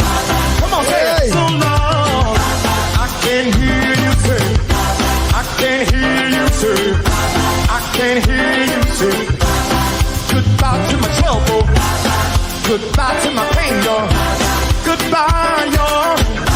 Everybody raise it up. You got a miracle, say it. You are the God of miracles. You are the God of wonders. You are the God of wonders. You are the God of powerful. You are the God of power. I believe, say it. I believe. I believe. Say it, say it. I believe. I believe, say it. Say it, y'all.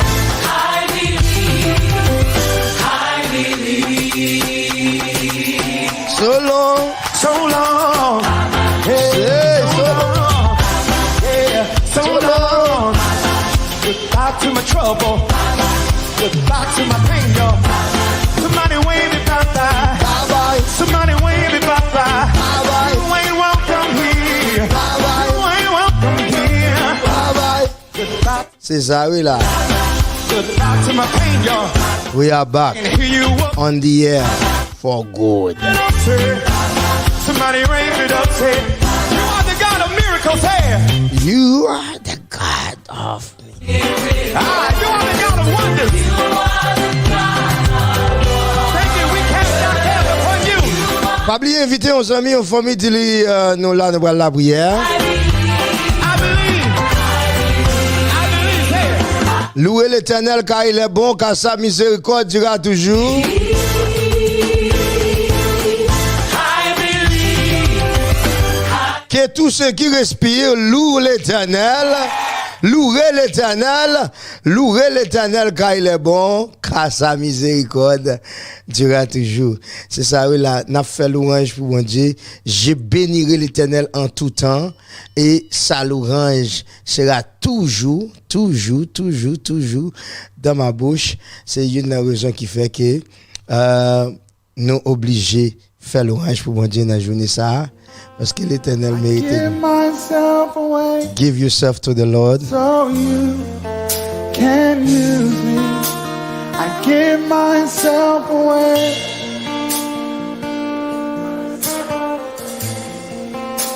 I give myself away. C'est ça, give yourself away to the Lord. Come on, let him know. I give myself.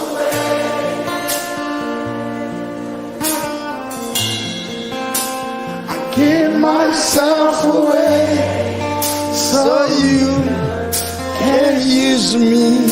I give myself away. What would happen if a generation embraced this? Come on, tell them, here I am. Here I am. Here I stand. Lord, my life is in your hand. Lord, I long to see your desires revealed in me. I give myself away. My life does not belong to me. Give yourself away. I want to be used by you. Pour bon Dieu qu'a utilisé dans la journée ça. I give myself away.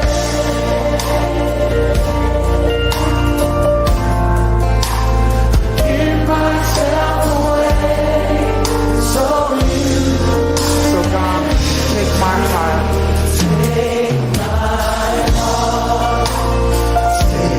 My life as a living sacrifice. I've got to chante mon petit gars. Dis si nous chanter bien gâter relais m'a gâter le vous non.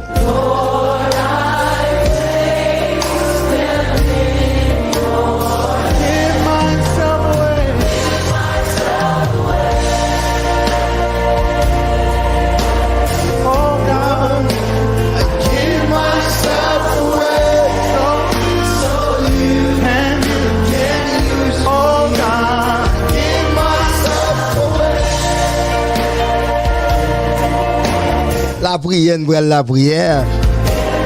Invitez nos amis, nos familles, dis-lui, nous prenons la prière. I give myself away.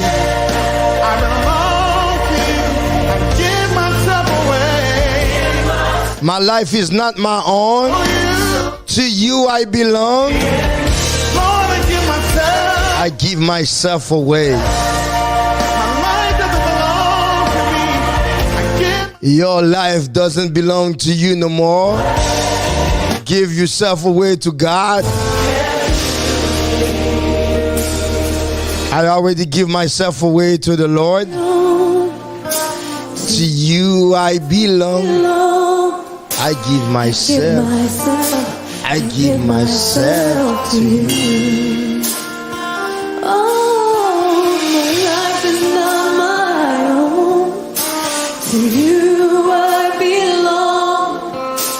I give myself. Mettons l'esprit d'adoration. Can we say that as our prayer tonight? My life is not my own. My life is not my own. To you I belong. I give myself to you. My life is not my own. I belong to you. So I give myself. Come on, tell him one more time. Praise the Lord, everybody. God is wonderful. God is marvelous. Is the true God, the only God, the creator.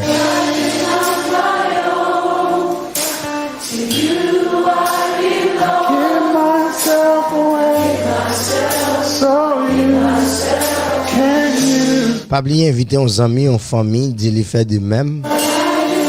Pour le remettre la ville dans mes seigneurs dans la journée ça. Il y a un pile tête chargée, problème, difficulté dans le monde ça. C'est l'heure pour remettre la vie à Papa bon Dieu tout puissant.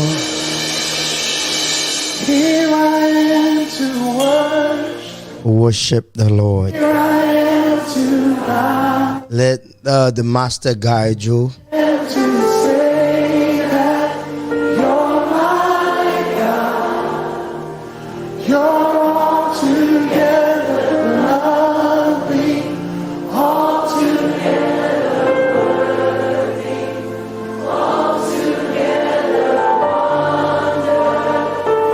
Eh bien, dans la journée, ça, nous pourrons le pocher bon côté Seigneur pour aller dans la prière.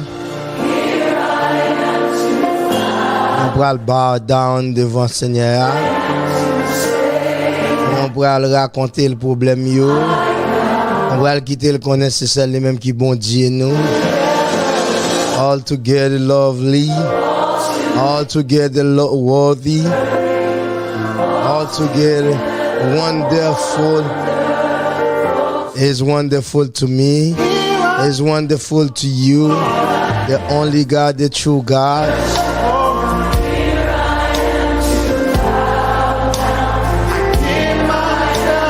The God Almighty.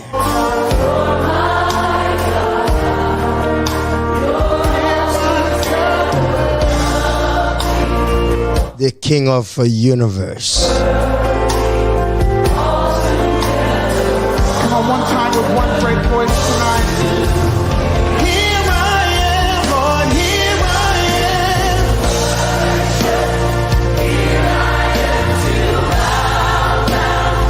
am. Merci Jésus pour tout ce fait dans la vie.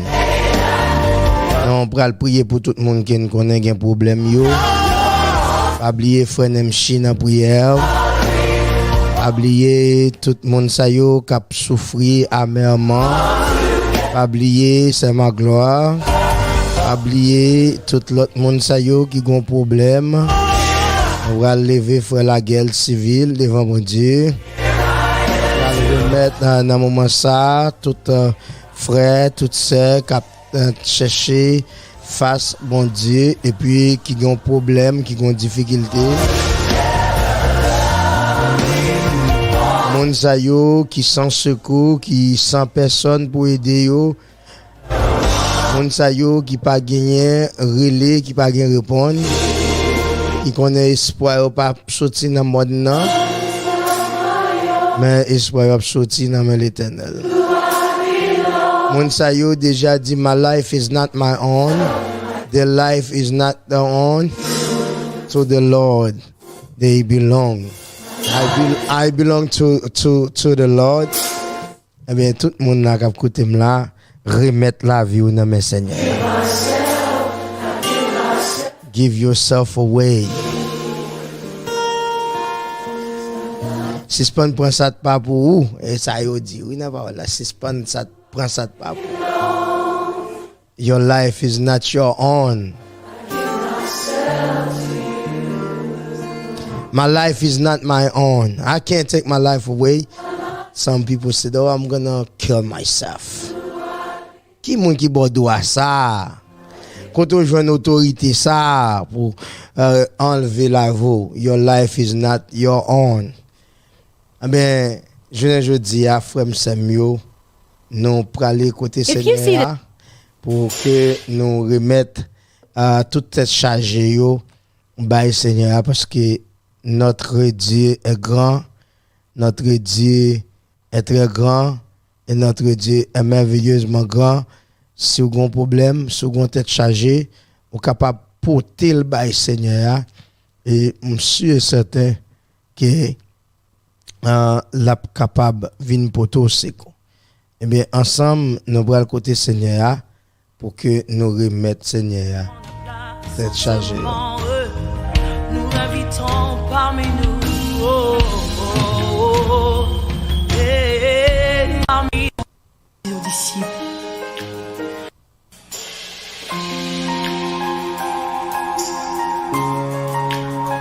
Et Christ dit aux disciples: il vous est avantageux que je m'en aille, car si je m'en vais pas, le consolateur ne viendra pas. Mais si je m'en vais, je vous l'enverrai. Et il nous a envoyé le consolateur, le Saint-Esprit. Je prie que quelque chose se passe en ce moment dans ta vie. Alors que ensemble nous allons côté Seigneur pour nous mettre les la vie.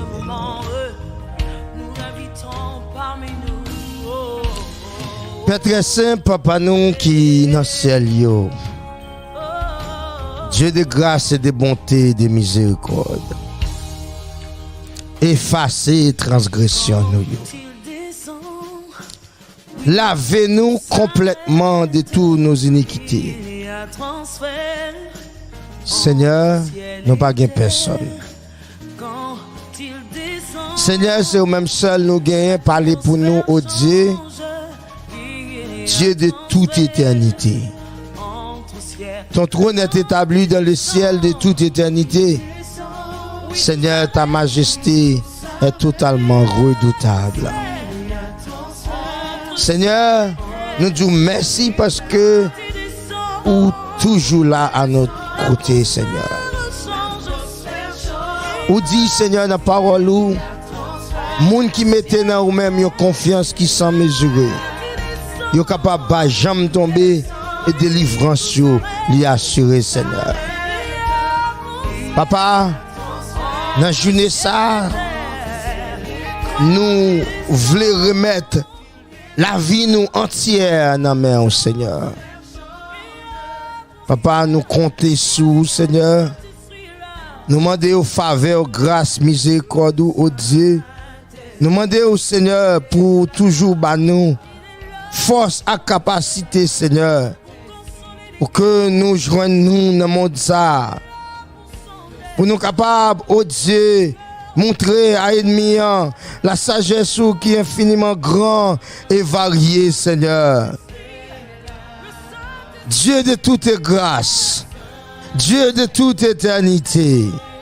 Seigneur, nous pas gain personne, non, bon Dieu, pour nous relayer dans le moment épreuve, dans le moment difficile, dans le moment tête chargée, Seigneur. Dans le moment route la tout noire. Seigneur, quelquefois nous voulons décourager. Quelquefois nous voulons, Seigneur Dieu, remettre mon nez à la vie, Seigneur Dieu Tout-Puissant. Mais l'enfin connaît que, Seigneur, my life is not my own. To you I belong. Seigneur Dieu Tout-Puissant, ça va nous force à capacité pour nous tolérer et pour nous résigner nous, Seigneur. Pour nous d'accord, Seigneur, pour nous marcher dans le monde ça. Malgré vents et marées. Malgré, Seigneur, route la difficile. Malgré, Seigneur, une tête chargée. Malgré, Seigneur, un problème. Malgré, Seigneur, nous pas de route pour nous passer, Seigneur. Dieu de grâce et de bonté et de miséricorde. Effacez transgression nous, Seigneur. Lavez-nous dans la minute ça, Seigneur. Bas-nous possibilité, Seigneur, pour nous batailler contre les ruses du diable. Seigneur, quand les flots de la mer mugissent et qui se soulèvent jusqu'à faire trembler des montagnes, oh Dieu. L'en pas route pour nous passer, oh Dieu. L'en pas contre ça pour nous faire, oh Seigneur. L'en senti nous voulons décourager, Seigneur.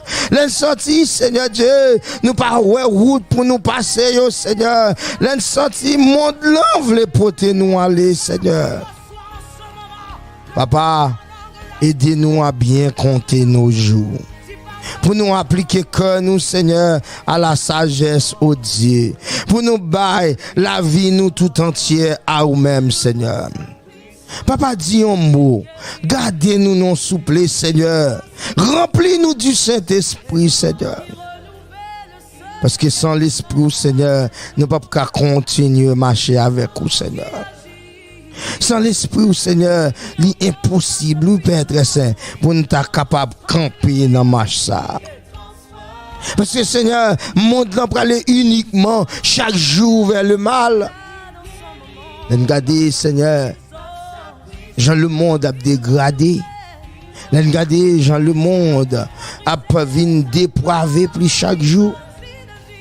Regardez, Seigneur, Jean monde ça, Seigneur Dieu, pas offrir nous rien du tout. Seigneur, c'est temps, Seigneur, pour nous procher bon côté. C'est temps, Seigneur, On a cherché face parce que journée jeudi à Seigneur, c'est au dernier recours, c'est au dernier force là, c'est au dernier monde ça Seigneur qui peut le délivrer nous Seigneur, nous-mêmes qui pas rien du tout, nous-mêmes qui t'es patra au Dieu, nous t'es privé du droit de citer en Israël, étrangers aux alliances de la promesse Seigneur. Maintenant l'amour Seigneur, dans grâce, dans miséricorde au Dieu, ou rendre ça possible. Seigneur, je dis, nous n'avons pas dans salut. Seigneur, je dis, nous n'avons pas dans la vie éternelle. Je dis, Seigneur, nous sommes capables d'offrir tête nous comme un sacrifice qui est vivant au Dieu. Papa, nous continuons de dire merci. Nous continuons de rester dans la marche là, Seigneur. Seigneur, viens en aide à notre secours. Seigneur, pas quitter nous, rentre devant l'ennemi. Ennemi, Seigneur Dieu, fait tout ça le capable pour le finir avec nous. Ennemi, Seigneur, fait tout ça le capable pour le décourager nous, pour le battre nous, Seigneur Dieu, désolation. Seigneur, dans la minute ça, oh Dieu, nous demandons au Père très saint. Voyez, regardez nous, Seigneur. Délivrez-nous, Seigneur, mon Dieu. Pas quitter nous seuls, éternel. Bon sauveur, bon papa. Nous avons des frères et des sœurs qui ont souffert dans la minute ça. Nous avons des frères et des sœurs, Seigneur Dieu, qui n'ont pas route pour y passer, Seigneur. Ils ont déjà remettre mon nez à la vie, ça, Seigneur Dieu.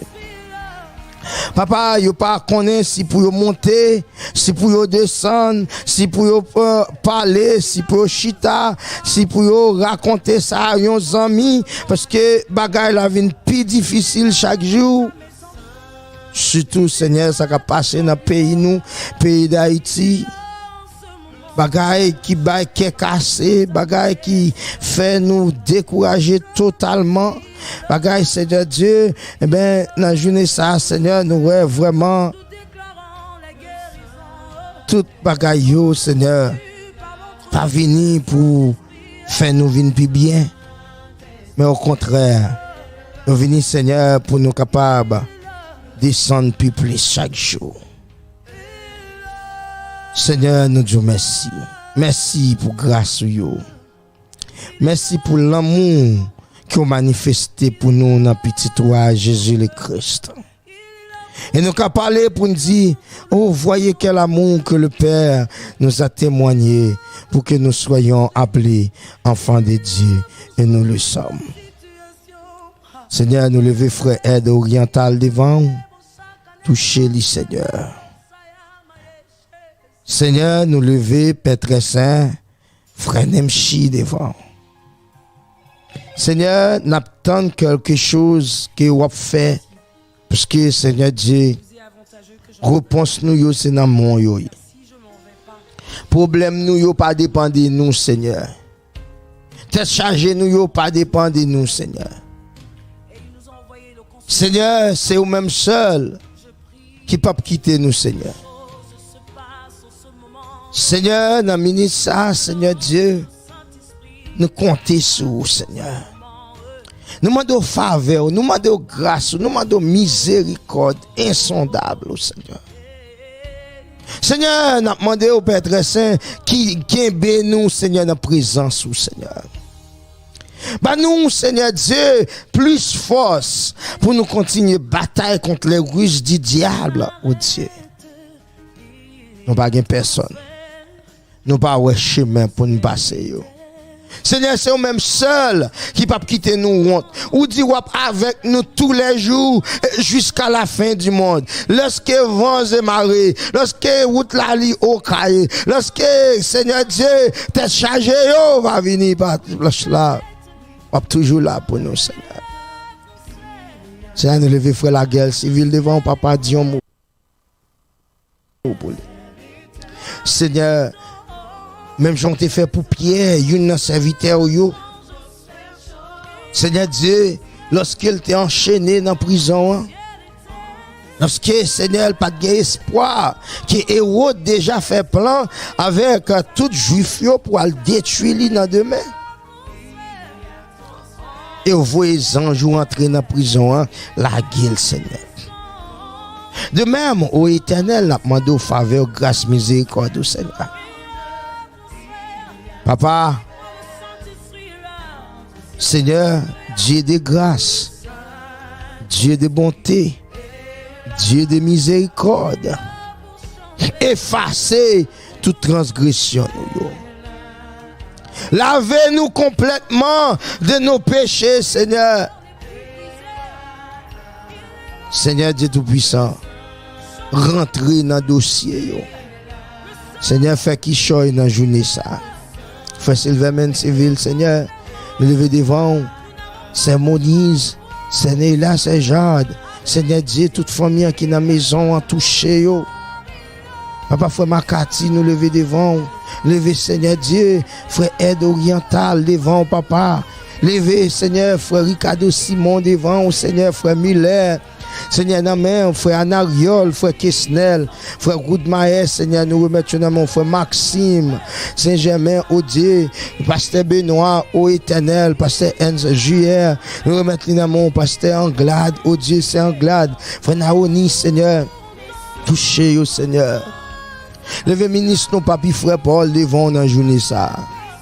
Prends soin lui Seigneur, gardez-lui, orientez-lui Seigneur, bali plus connaissance chaque jour Seigneur, pour continuer à marcher avec vous Seigneur Dieu Tout-Puissant.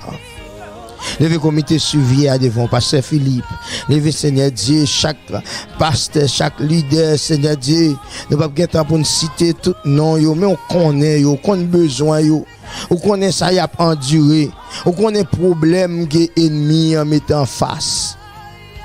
Ou connaît Seigneur Dieu toute difficulté qu'il n'a pas rencontré.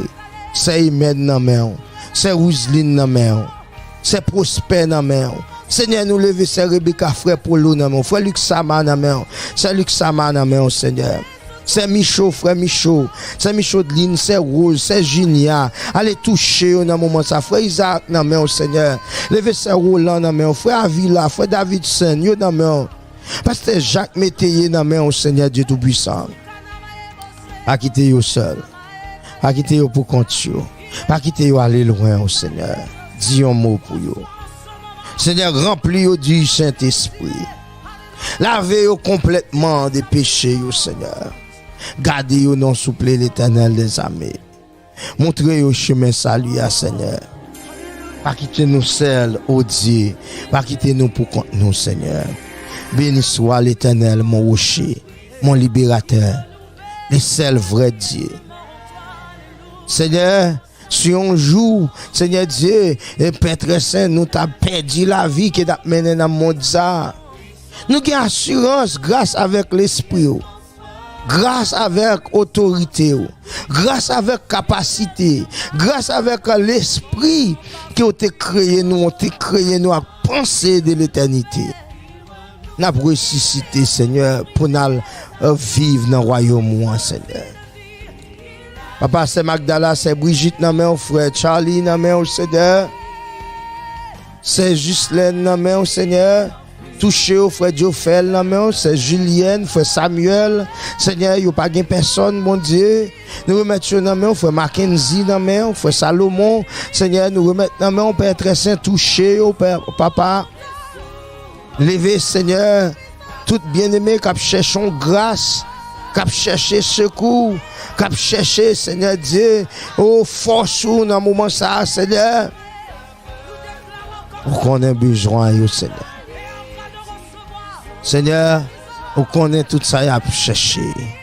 Seigneur, vous connaissez tout ça, vous avez besoin. Vous connaissez, Seigneur, vous n'avez pas de personne.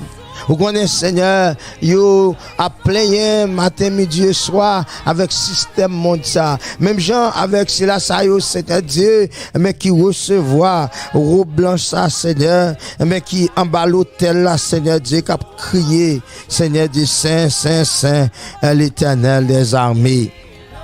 De même, au Dieu, tout frère, toute sœur, il y a des difficultés. Parce que, ouais, c'est Natacha Félénon. c'est Miraldine Joseph.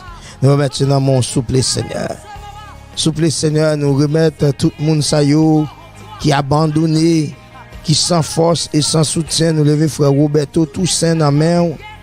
Remettre Seigneur Dieu dans le moment ça. Seigneur, tout frère, toute sœur qui a cherché une bénédiction, qui pas ouais route pour yo passer, Seigneur.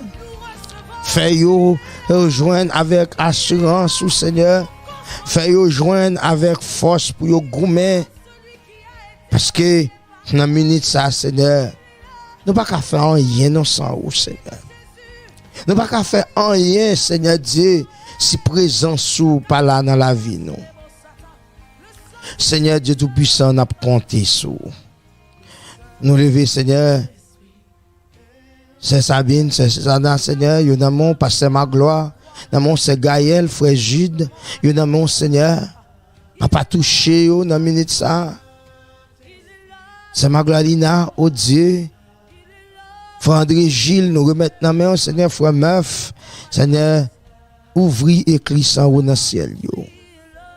Déverser la plus grâce, la plus bénédiction, s'il vous plaît, Seigneur. Remplis-les du Saint-Esprit, Seigneur. Papa, nous disons merci. Nous disons merci parce que c'est bon Dieu, nous.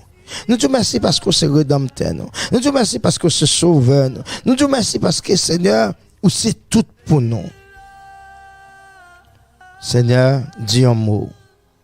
Dis un mot, Seigneur. Dis un mot pour que nous soyons capables de continuer à survivre, Seigneur. Seigneur, nous lever, passer un juillet devant et famille. Lever, Seigneur Dieu, dans le moment ça, s'il vous plaît, Seigneur.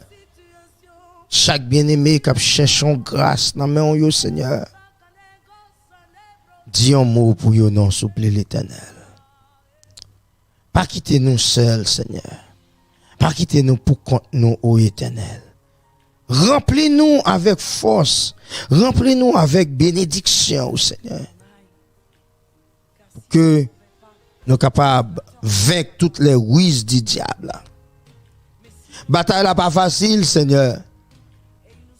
Seigneur, nous ne sommes pas capables de goumer sans assistance. Nous ne sommes pas capables de remporter victoire sous pas là, Seigneur. C'est au même seul, Seigneur, qui vient pour te secours. Nous journée ça, nous comptons sur. Nous avons d'assistance, nous avons de grâce, nous avons de bénédiction. Pasteur Michael de Razen dans main. Nous mettons Seigneur Dieu, Pasteur Simeon Robinson, Seigneur Pasteur Rose Bignor, c'est Beta, c'est Calenry. Nous remettons dans mon frère Calenry, Seigneur, frère Jean Terrajeune.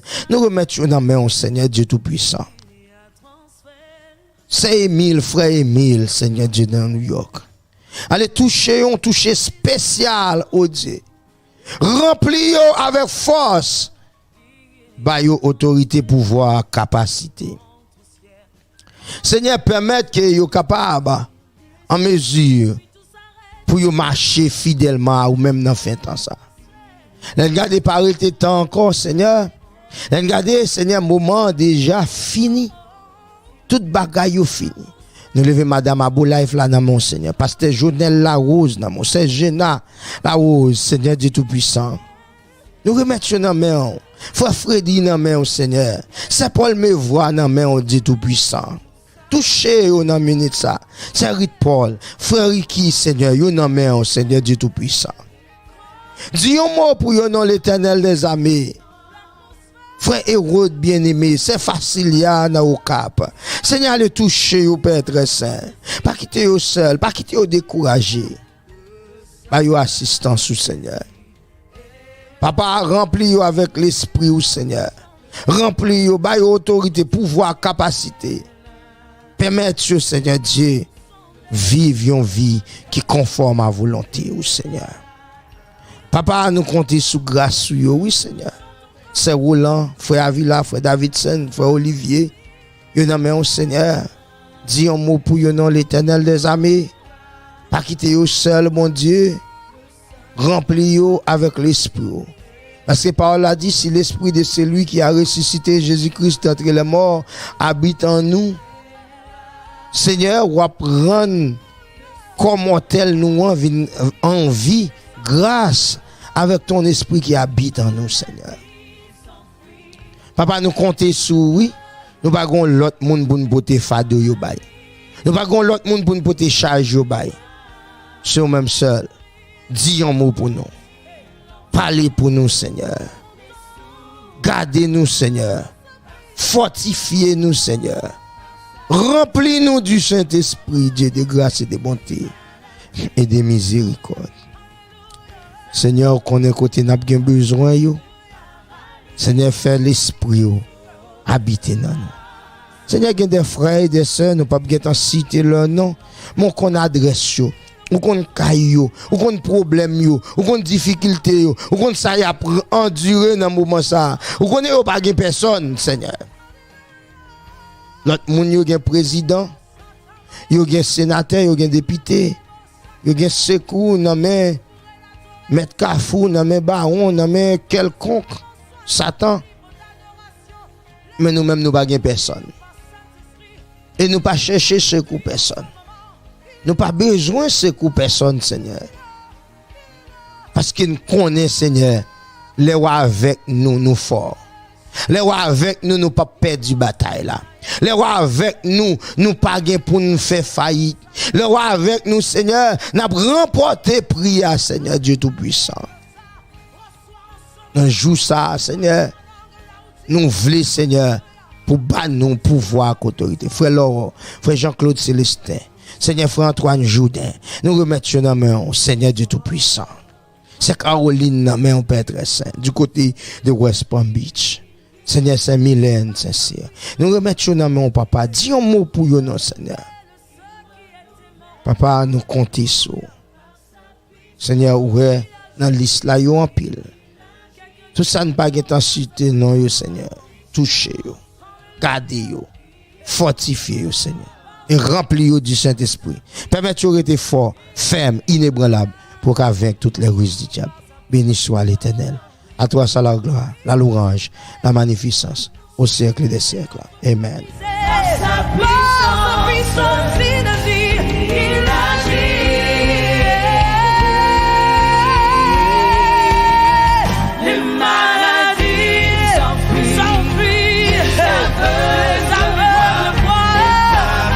C'est ça, oui, les maladies s'en vont, les maladies s'enfuient devant la puissance du Seigneur.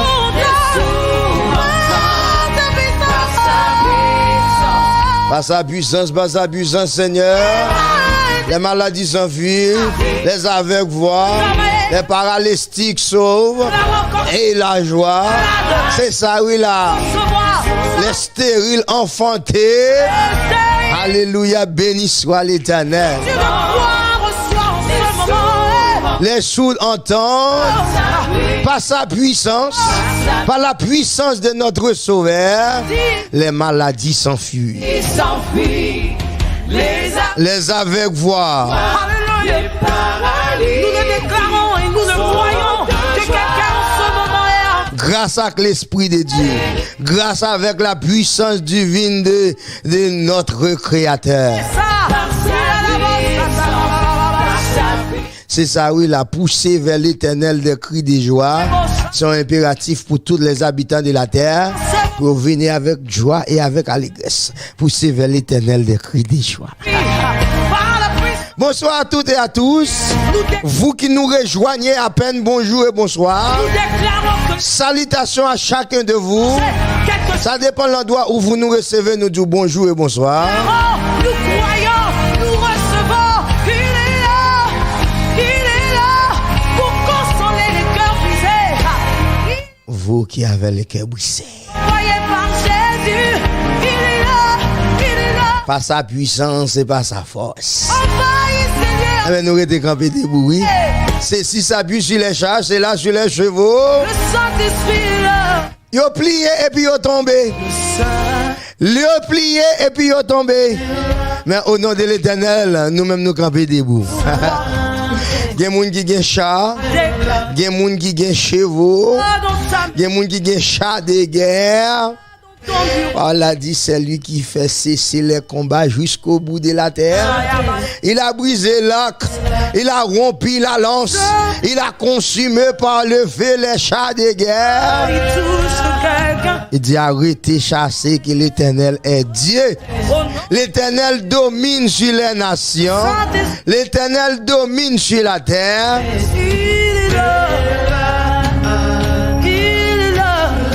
L'Éternel fait cesser les combats jusqu'au bout de la terre, jusqu'à dernier prête la terre. L'homme on a qu'à l'école bat col en mec de nicheli. L'Éternel fait le rete doucement. Il est là pour apporter la consolation dans ton cœur brisé. Il est là pour te toucher. Seigneur là pour te toucher, Et ta situation. pour porter consolation à vos cœurs brisés. Si vous sentez cœur cassé, si vous sentez cœur détourné, Seigneur là spécialement pour ça, pour le baou, tout ce qui ton cœur désire. Oh, regardez quoi son mon Dieu n'a servi, hein? C'est un bon Dieu extraordinaire. C'est pour ça, attendez ça. Come on, everybody. Everybody, come on, somebody. Somebody, come on.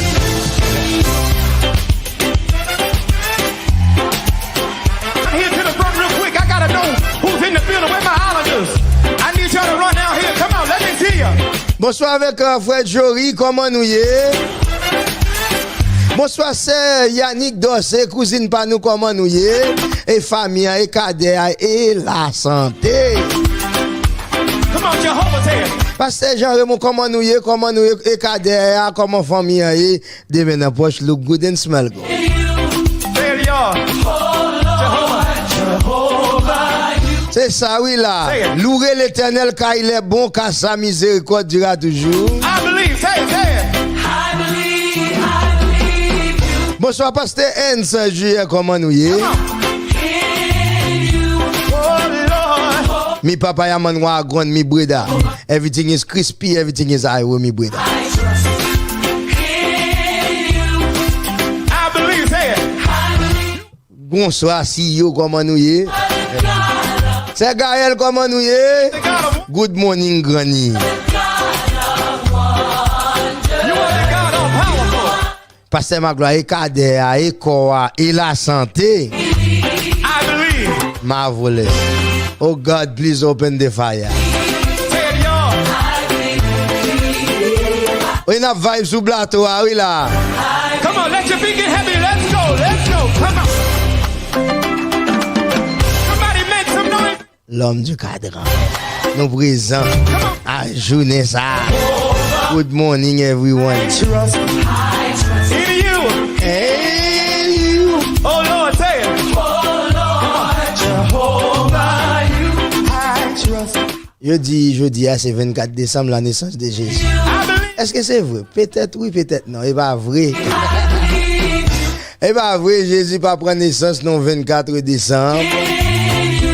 Jésus pas prendre naissance non 25 décembre. I can't hear you. Come on, say it. I trust. Je dis nous, d'après la petite histoire, que Jésus fête en 24 à 25 décembre, c'est pas vrai? You are the God of miracles. You are the God of wonders. Jésus dit avant qu'Abraham naît, moi je suis. I believe. Say it. I believe. Say it. Il est avant toute chose. Il sait mettre création. Création en fait avec lui. Now everybody get radical for 30 seconds. Come on, dance to the devil's head. Come on. Y'all. Good morning, c'est Brigitte et Kader et Koa et la santé. Everybody, let's go. Good morning, c'est Magdala, como estás? Back in the y'all gotta come on. Hey, come on. Pour si la ça pas parler ni créole, ni français, ni anglais, ni how. Et comme ça nous dit bonjour en Chinese. So long, bye bye. Quitte problème yo. Derrière dos. Come on, y'all help me say it. Il y a un petit moun yo qui dit comme ça, c'est Akuna Matata yo dit. Put your behind on the pass. Y'all catch it, everybody. Come Come on, say it. They don't say put the problem in your back or put the problem behind you. No, Hakuna Matata. You dit put your behind and the back and the past. Eva donde tú. Dios te bendiga siempre, siempre. ¿Cómo estás? So long, bye bye. Problème nous yo, n'a voye yo aller. L'année en presque fini.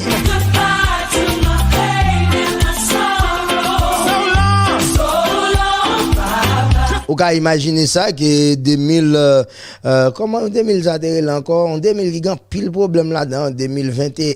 Ouh, tête chargée.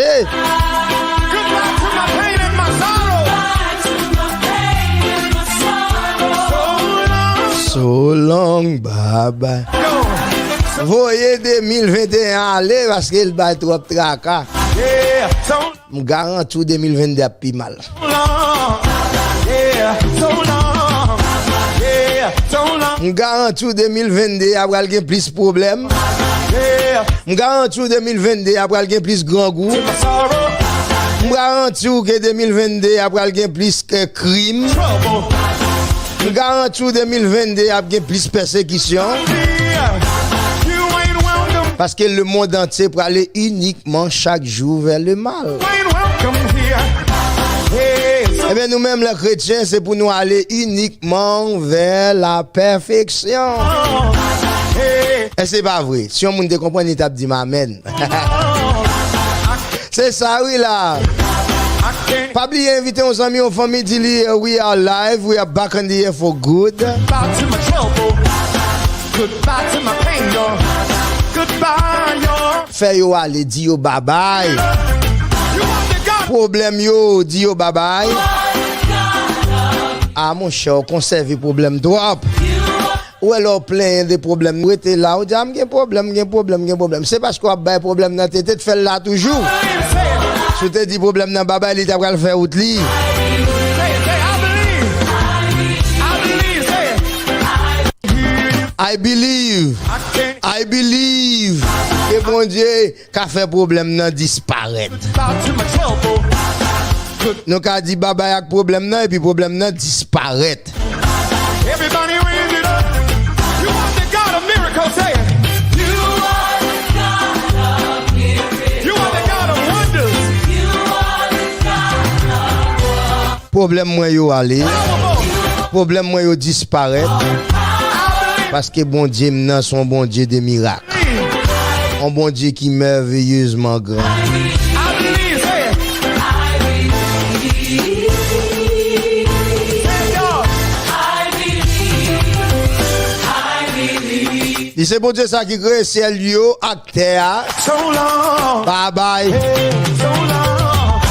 Yeah, so long. Goodbye to my trouble. Bye bye.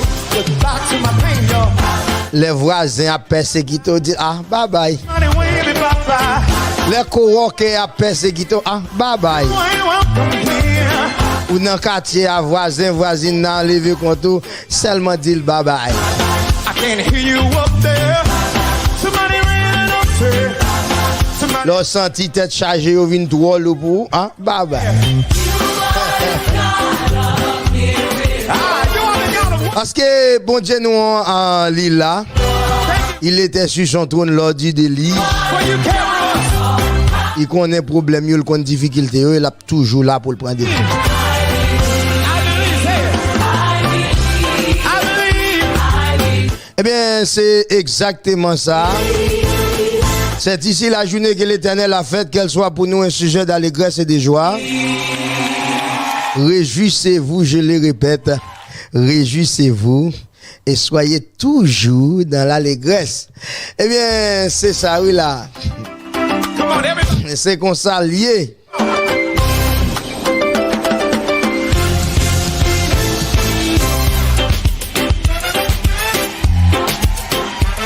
Where my islanders? Can some of y'all run down here to the front real quick? I gotta know who's in the building. Where my islanders? I need y'all to run down here. Come on, let me see ya.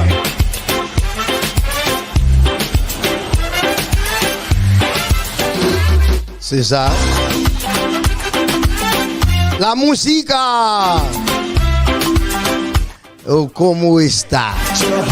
Todo bien? Hermanas, todo bien? Say it, y'all. Buen a Jesús por tu salvación. Tell me how to do it, y'all. I believe. Say it, say it. Jesús es el Mesías, alabado con el Bible. Oh, Lord. Come on. Where y'all at? Come on, come on. I believe. Say it.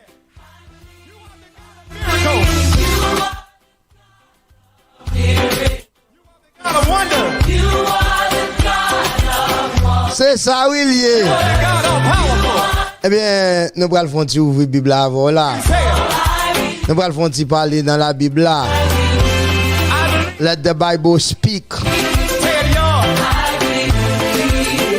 Eh bien, dans la journée ça, nous allons faire un petit parler dans la Bible. Heavy, let's go, let's go. Come on. Let the Bible speak. Yeah. Quittez la Bible à parler. Come on, catch it, Jehovah. I trust I just in you. Oh Lord, say it. Oh Lord, Jehovah, I trust in you. I believe, say it, everybody say it. I believe you. I trust Come on. In you. Oh Lord, y'all got your part over here. I can't hear you. Come on, say it. I trust. c'est ça, c'est Brigitte et Kader à l'école et la santé. You are the God of miracles. You are the God of miracles. You are the God of wonders. You are the God of you are the God of powerful. You are the God of power. I believe, say it. I believe. Say it, say it, say it. I believe. I believe.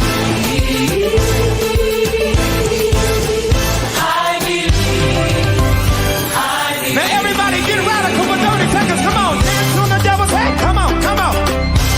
Come on. Y'all ain't radical enough over here. Balcony, I can't feel ya. Move your feet. Everybody, let's go. I see you back there. Balcony, y'all gotta come on. Hey, come on.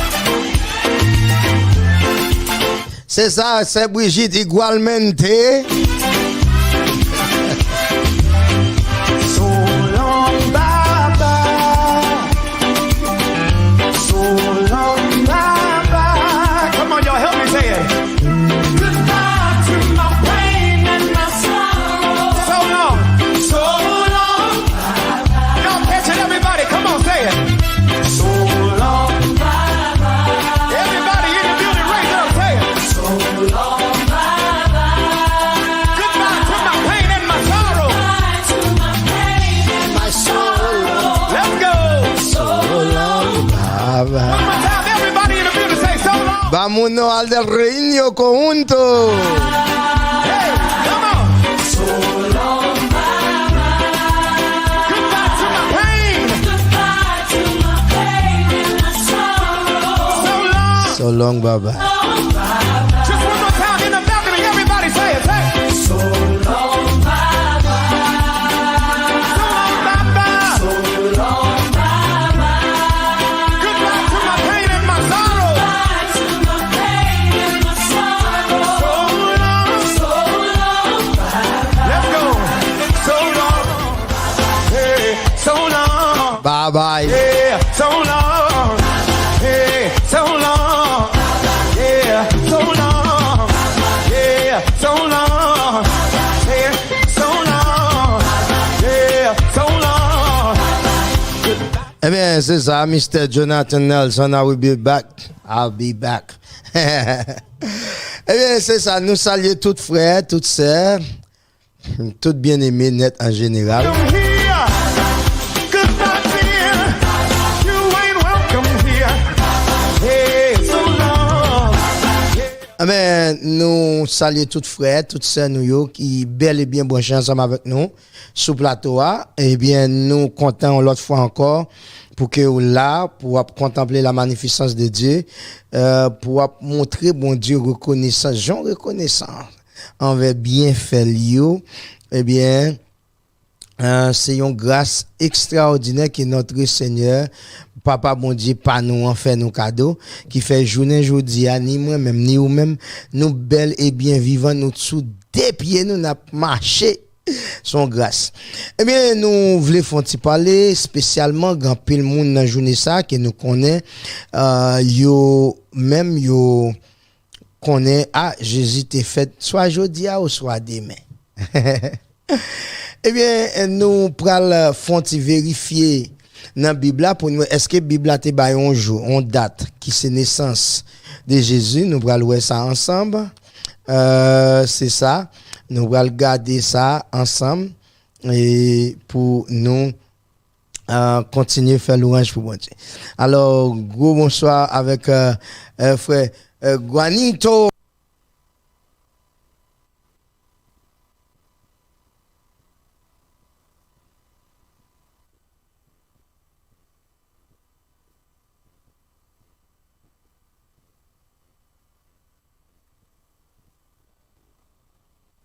Cabrite, poisson, poulet, chacabana, aile de poulet, pizza.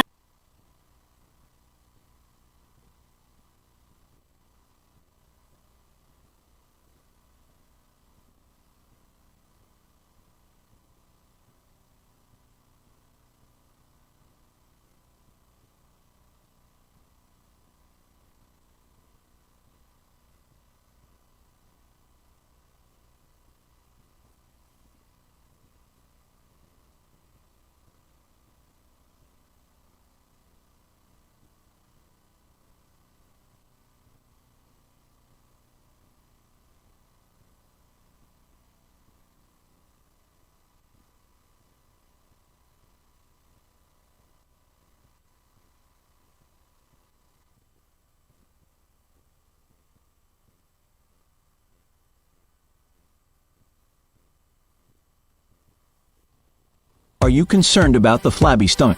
Are you concerned about back pain and incorrect posture? Introducing Sunheat Posture Corrector Shaper. Shape the body and hide the dad bod easily. It really holds it all in and it keeps his chest tight.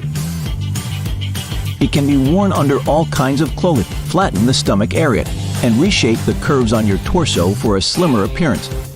The best way to burn belly fat. Full coverage and light compression.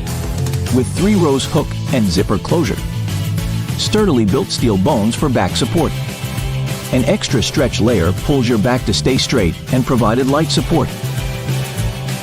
I got a trimmer belly, love handles are just gone, back support is great, my posture is better. The fabric provides 5 times calorie burn effect, gives you a visible muscular look, and build body shape easily. Click on the button below to get your 50% discount today.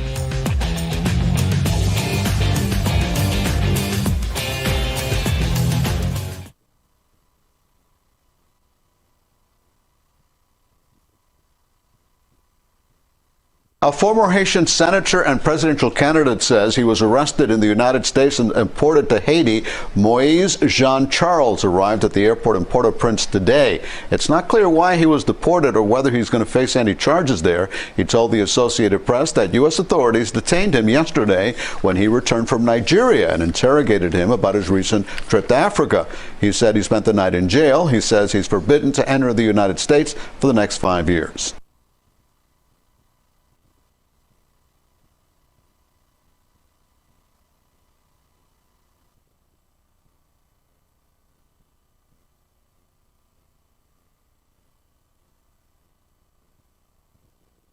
Want to know the best way to potentially make a big income online? It's by making lots of small incomes online. Hi, I'm Rachel Roffet, and I've discovered a method to create these little mini income streams that individually aren't life-changing, but when added up, they've allowed me to quit my job as a Walmart cashier and live the life of my dreams, generating a very healthy income each month, even while I sleep. Now, this amazing system has given me the kind of lifestyle that most people dream about. No bosses, no commute, no long drives, freedom to choose how my time will be spent, financial security, and complete peace of mind, even in these turbulent times. Now, I have flexibility to travel as I want, live where I want, take care of my little nephew Gabriel, who I absolutely adore. And the best part is that these mini income streams cost absolutely nothing to set up and take less than 10 minutes each. I've personally created 5,171 of them. You can potentially do this too, with no special skills or experience, without already having a product to sell, without an audience, without needing to build a website, without having to worry about driving web traffic, without having to get on the phone and sell anybody anything. In your spare time, you can do this around a full-time job. And in fact, you could potentially be up and running in as little as 2 weeks, even if you are a complete beginner and know nothing about technology. Hey, we're all super busy, but if you have a spare 30 minutes a day, a computer, and an internet connection, join me on my upcoming workshop where I'll show you step by step exactly how I go about setting up these mini income streams. For a limited time, this workshop is 100% free. Go ahead and click the link above or below this video, and that will take you through to the registration page. And from there, you can easily reserve your free spot. Places do fill up fast, so don't delay. Click the link and save your spot on this life-changing workshop now. I'll see you there.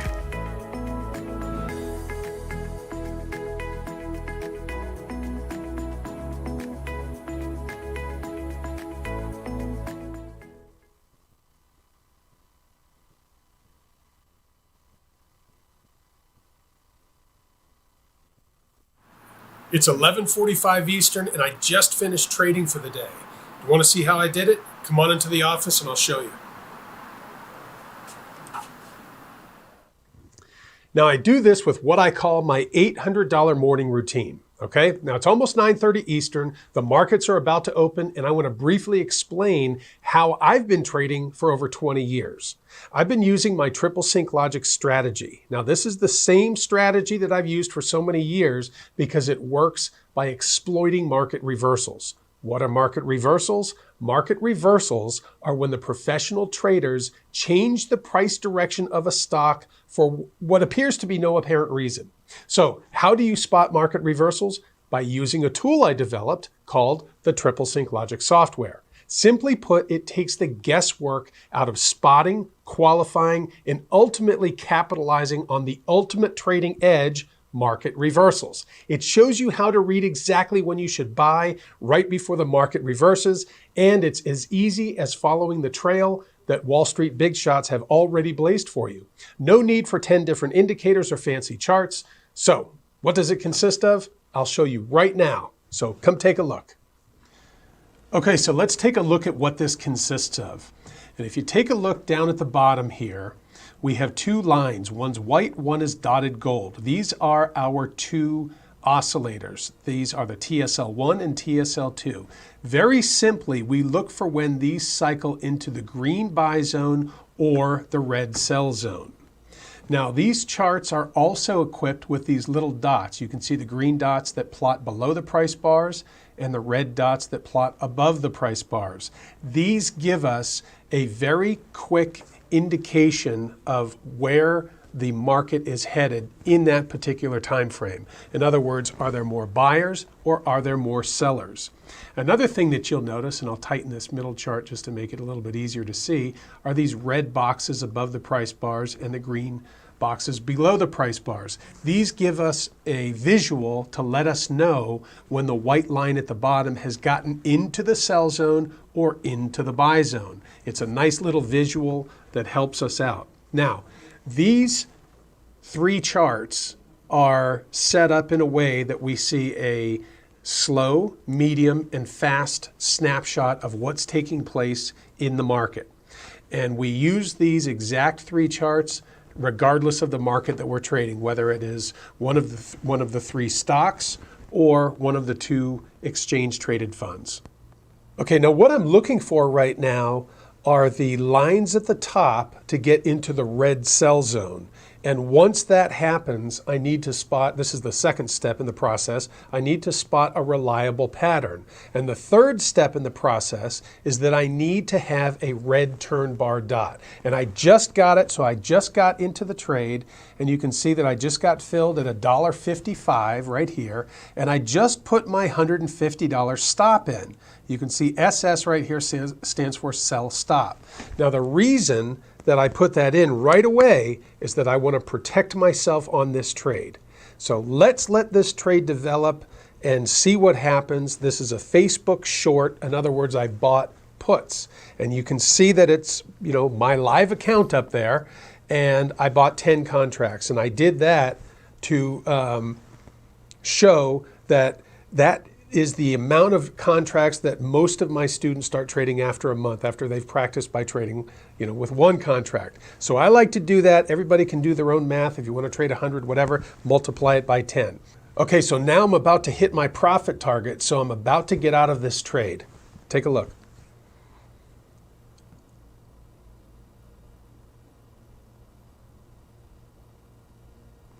If you follow these rules, you too can start successfully trading stocks.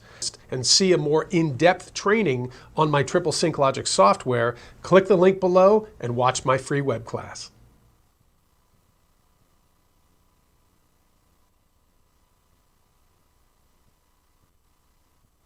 Be only his second domestic press conference since taking office. It comes just one day before he'll mark 1 full year in office. And it comes as he faces growing challenges on multiple fronts. The latest Omicron wave of COVID infections overwhelming many hospitals. The administration is struggling to control historic inflation amid massive supply and labor shortages. The president was also dealt setbacks to his key agenda items in Congress and faces rising tensions overseas, with Russia potentially invading Ukraine. There has been progress to report, too. Unemployment has dropped. The stock market has risen. And this week, the White House launched a website to provide free at-home COVID tests to all Americans. As you can imagine, we expect there's a lot to cover here. Most of those issues will likely come up. Our team is standing by for analysis. But let's quickly start with Kelly O'Donnell as we await the president's arrival in the room there to get a scene setter for us. Kelly?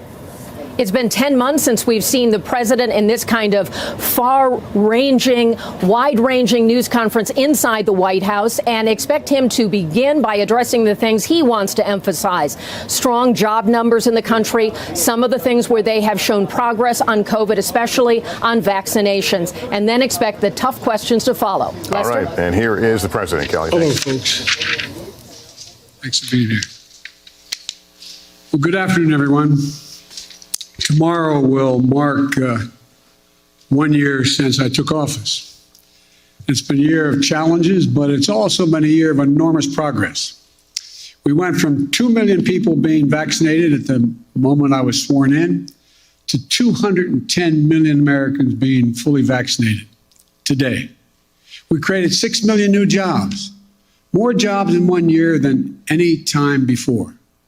Unemployment dropped, the unemployment rate dropped to 3.9%. Child poverty dropped by nearly 40%, the biggest drop ever in American history. New business applications grew by 30%, the biggest increase ever. And for the first time in a long time, this country's working people actually got a raise. People, the bottom 40%, saw their income go up, the most of all that got a raise. We cut health insurance premiums for millions of American families, and we just made surprise medical bills illegal in this country. You know those bills you get that you don't expect of $2,000 to $5,000 from the hospital beyond what you thought you were going to have to owe because of the consultation you weren't told was going to cost that much? No more. They're now illegal. Thanks to the American Rescue Plan and other actions we've taken, we've seen record job creation, record economic growth in the past year. Now, thanks to the bipartisan infrastructure bill, we're about to make a record investment in rebuilding America to take us to be the #1 best infrastructure in the world. Well, now we're way below that. We'll be creating better jobs for millions of people, modernizing our roads, our bridges, our highways, our ports, our airports, everything from making clean water, removing lead pipes, that every American can turn on a faucet and drink clean water. Urban and rural and suburban communities. It's going to make affordable high-speed internet available to every American in urban, rural, and suburban areas. We've never done that before. Now we are. We're in the process of getting that done. Still, for all this progress, I know there's a lot of frustration and fatigue in this country. And we know why.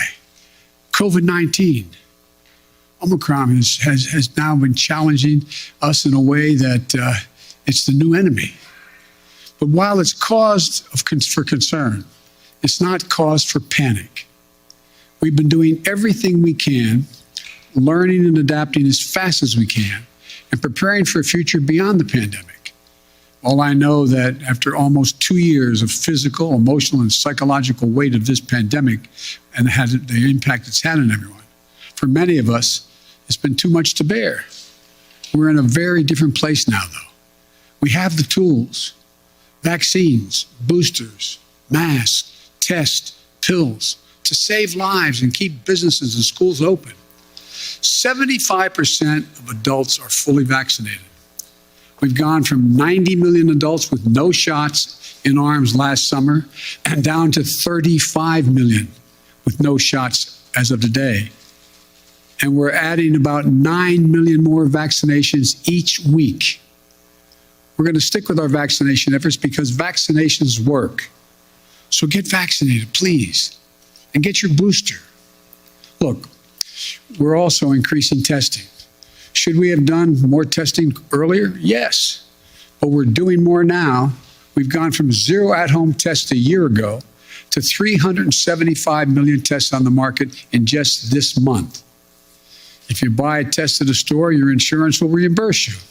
On top of that, we're making 1 billion at-home tests available for you to order and be delivered to your home for free.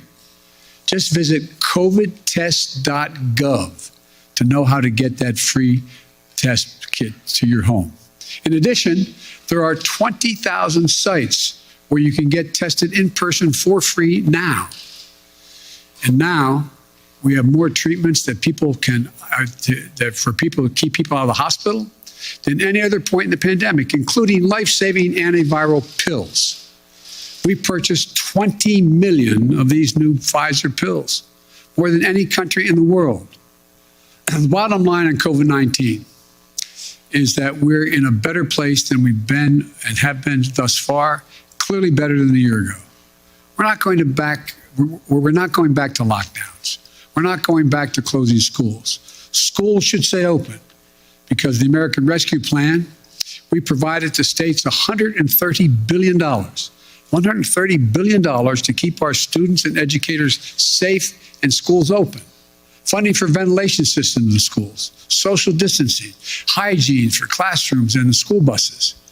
In addition, we've added another $10 billion for COVID-19 tests to be able to be administered at schools. And many states and school districts have spent this money very well. Unfortunately, some haven't. I encourage the states and school districts that use the funding to protect our children and keep our schools open. Use it.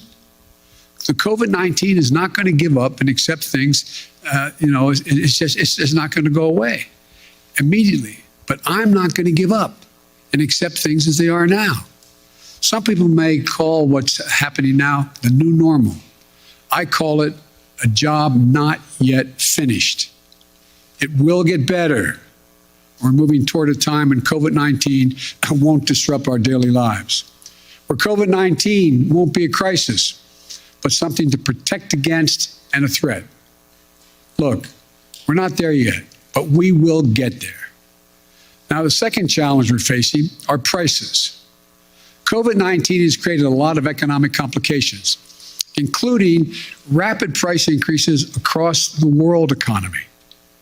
People see it at the gas pumps, the grocery stores, and elsewhere. So here's what we're going to do.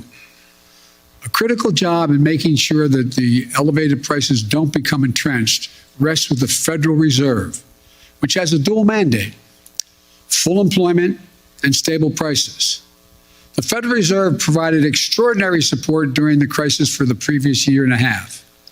Given the strength of our economy and the pace of recent price increases, it's appropriate, as the federal chairman, Chairman Powell, the Fed Chairman Powell has indicated, to recalibrate the support that is now necessary.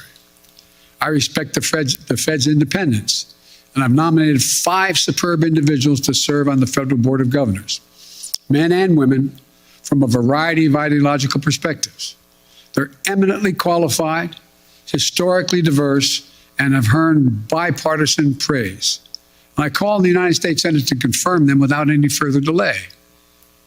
And here at the White House, and for my friends in Congress, the best thing to tackle high prices is a more productive economy with greater capacity to deliver goods and services to the American people. And a growing economy where folks have more choices and more small businesses compete, and where more goods can get to market faster and cheaper. I've laid out a 3-part plan to do just that. First, fix the supply chain. COVID-19 has had a global impact on the economy. When a factory shuts down in one part of the world, shipments to shops and homes and businesses all over the world are disrupted. COVID-19 has compounded that many times over. A couple of months ago, in this very room, we heard dire warnings about how the supply chain problems could create a real crisis around the holidays. So we acted. We brought together business and labor, and that much predicted crisis did not occur. 99% of the packages were delivered on time, and shelves were stocked. And notwithstanding the recent storms that have impacted many parts of our country, the share of goods in stock at stores is 89% now, which has barely changed from the 91% before the pandemic. I often see empty shelves being shown on television. 89% are full, which is only a few points below what it was before the pandemic. But our work's not done.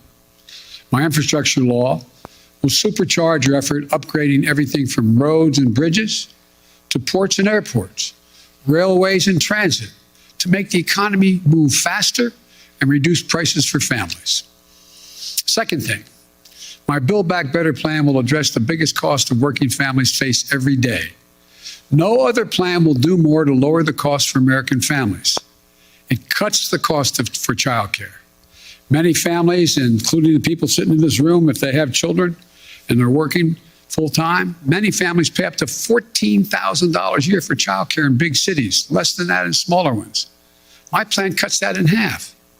That will not only be a game changer for so many families' budgets, but it will mean so much for the nearly 2 million women who've left the workforce during the pandemic because of things like childcare.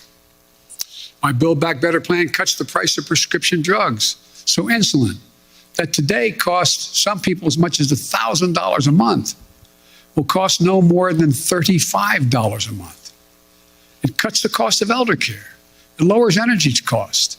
And it will do all this without raising a single penny in taxes on people making under $400,000 a year or raising the deficit. In fact, my plan cuts the deficit and it boosts the economy by getting more people into the workforce. That's why 17 Nobel Prize winners for economics say it will ease long-term inflationary pressure. The bottom line, if price increases are what you're worried about, the best answer is my Build Back Better plan. Third thing we're going to do, promote competition. Look, in too many industries, a handful of giant companies dominate the market in sectors like meat processing, railroad, shipping, and other areas. This isn't a new issue. It's not been the reason we've had high inflation today. It's not the only reason. It's been happening for a decade. But over time, it has reduced competition, squeezed out small businesses and farmers, ranchers, and increased the price for consumers. We end up with an industry like the meat processing industry, where 4 big companies dominate the markets. Pay ranchers less for their cattle they grow, charge consumers more for beef, hamburger meat, whatever they're buying. Prices are up. Look, I'm a capitalist, but capitalism without competition is not capitalism. it's exploitation. So I signed an executive order to tackle unfair competition in our economy, and we're going to continue to enforce it, along with working with Congress where we can. I'll close with this. We have faced some of the biggest challenges that we've ever faced in this country these past few years. Challenges to our public health, challenges to our economy. But we're getting through it. And not only are we getting through it, we're laying the foundation for a future where America wins the 21st century by creating jobs at a record pace. Now we need to get inflation under control. We have developed an extraordinarily effective booster shots and antiviral pills.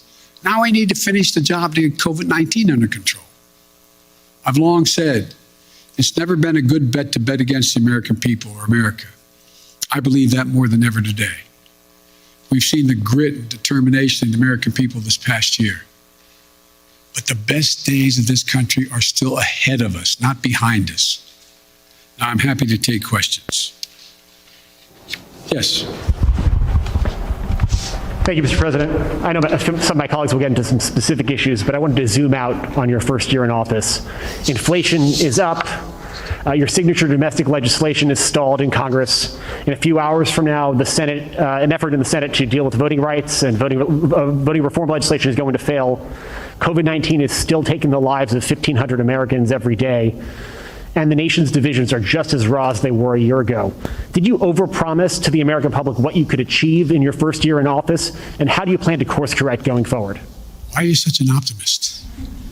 Look, I didn't overpromise, but I have probably outperformed what anybody thought would happen. The fact of the matter is that we're in a situation where we have made enormous progress. You mentioned the number of deaths from COVID. Well, it was 3 times that not long ago. It's coming down. Everything's changing. It's getting better. Look, I didn't overpromise, but I think if you take a look at what we've been able to do, you'd have to acknowledge we made enormous progress. But one of the things that I think is something that, one thing I haven't been able to do so far, is get my Republican friends to get in the game of making things better in this country. For example, I was reading the other day, and I wrote the quote down so I don't misquote him. A quote from Senator Sununu when he decided that he wasn't going, Governor Sununu, when he decided he wasn't going to run for the Senate in New Hampshire. Here's what he said. They were all, for the most part, content with the speed at which they weren't doing anything. It was very clear that we just had to hold the line for 2 years. Okay, so I'm just going to be a roadblock for the next 2 years? That's not what I do, Sununu said. He went on to say, it bothered me that they were okay with that. Then he goes on to say, I said, okay, so we're not going to get stuff done if we win the White House back, Why didn't we do anything in 2017 and 2018? And then he said, how the Republican Sununu spoke to answer the challenge? He said, crickets, yeah, crickets. They had no answer. I did not anticipate that there'd be such a stalwart effort to make sure that the most important thing was that President Biden didn't get anything done. Think about this. What are Republicans for? What are they for? Name me one thing they're for. And so the problem here is that I think what I have to do in the change in tactic, if you will, I have to make clear to the American people what we are for. We passed a lot. We passed a lot of things that people don't even understand what's all that's in it, understandably. Remember when we passed the Affordable Care Act and everybody thought that, it really was getting pummeled and beaten. And it wasn't until after we're out of office and that next campaign, when that off-year campaign, and I wasn't in office anymore, went in a whole bunch of districts campaigning for Democrats and Republican districts who said they wanted to do away with health care, with Obamacare. And I started pointing out that if you did that, pre-existing conditions would no longer be covered. And they said, huh? We didn't know that. We didn't know that. And guess what? We won over 38 seats because we had explained to the people exactly what, in fact, had passed. Now, one of the things that I remember saying, and I'll end this, I remember saying to President Obama when he passed the Affordable Care Act, I said, you ought to take a victory lap. And he said, there's so many things going on, we don't have time to take a victory lap. As a consequence, no one knew what the detail of the legislation was.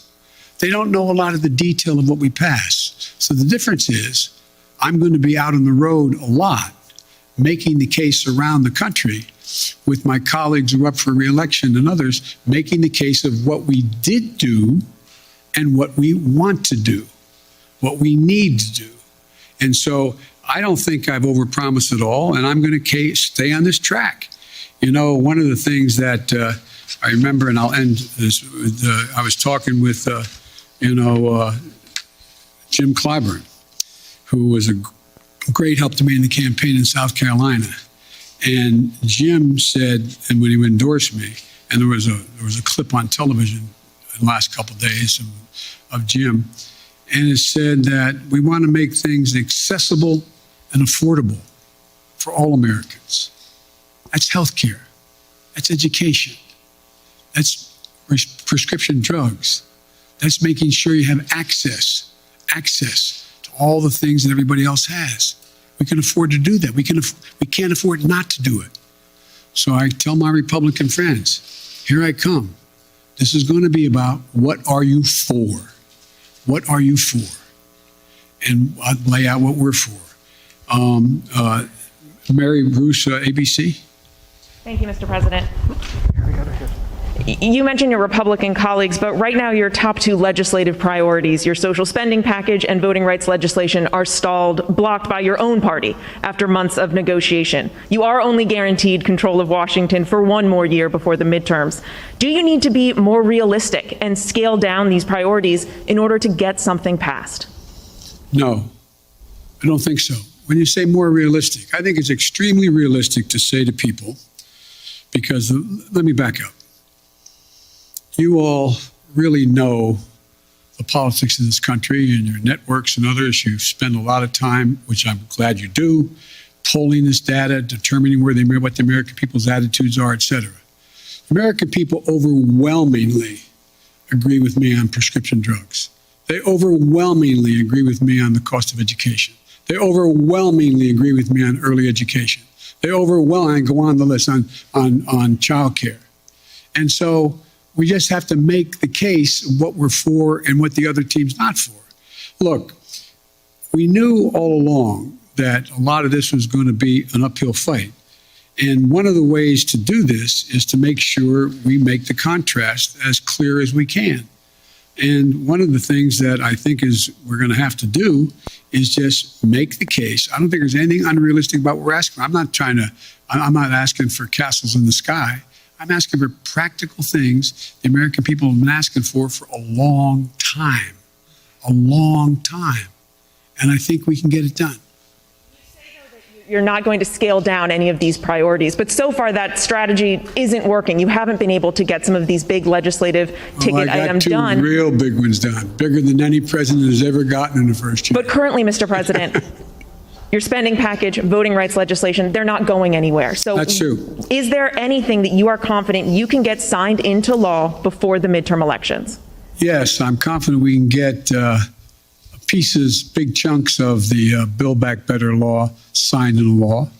And I'm confident that we can take the case to the American people that the people they should be voting for, who are going to oversee whether the elections in fact are legit or not, should not be those who are being put up by the Republicans to determine that they're going to be able to change the outcome of the election. So whether or not we can actually get an election, and by the way, I haven't given up. We haven't finished the vote yet on what's going on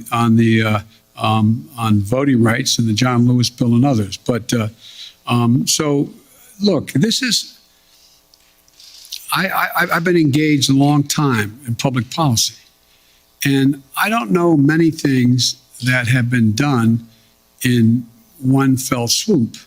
And so I think the most important thing to do is try to inform, not educate, inform the public of what's at stake in stark terms, and let them make judgments and let them know who's for them and who's against them, who's there and who's not there, and make that the case. And that's what I'm going to be spending my time doing in this off-year election.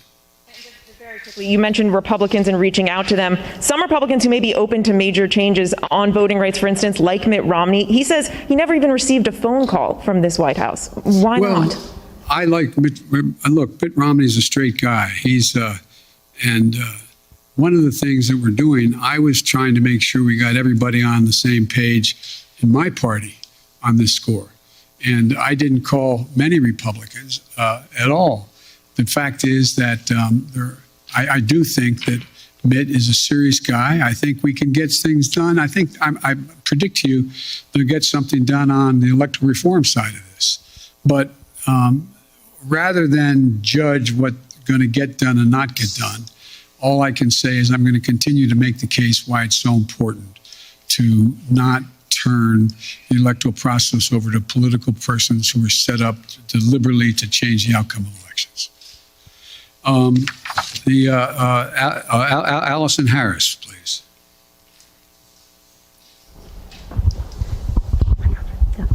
Thank you, Mr. President. Speaking of voting rights legislation, if this isn't passed, do you still believe the upcoming election will be fairly conducted and its results will be legitimate?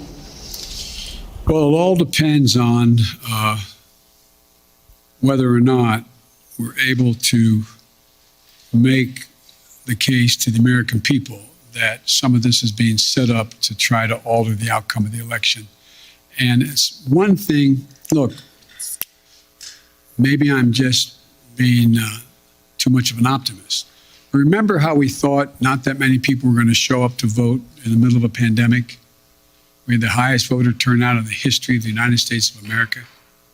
Well, I think if, in fact, no matter how hard they make it for minorities to vote, I think you're going to see them willing to stand in line and defy the attempt to keep them from being able to vote. I think you're going to see the people we're trying to keep from being able to show up, showing up and making the sacrifice that needs to be made in order to change the law back to what it should be. But it's going to be difficult. I make no bones about that. It's going to be difficult. But we're not there yet. We've not run out of options yet, and we'll see how this moves. And on Omicron and education, teachers are in revolt in so many places. Parents are at odds over closing schools and remote learning. You say we're not going to go back to closing schools. You said that just moments ago, yet they're closing in some areas. What do you say to those teachers and principals and parents about school closings? And what can your administration do to help make up for learning loss for students? First of all, I'd put in perspective the question you asked. Very few schools are closing. Over 95% are still open. So you all phrase the questions when people, I don't think it's deliberate on your part, but you phrase the question when anyone watches this on television. My God, there must be, all those schools must be closing. What are we going to do? 95% are still open, number one.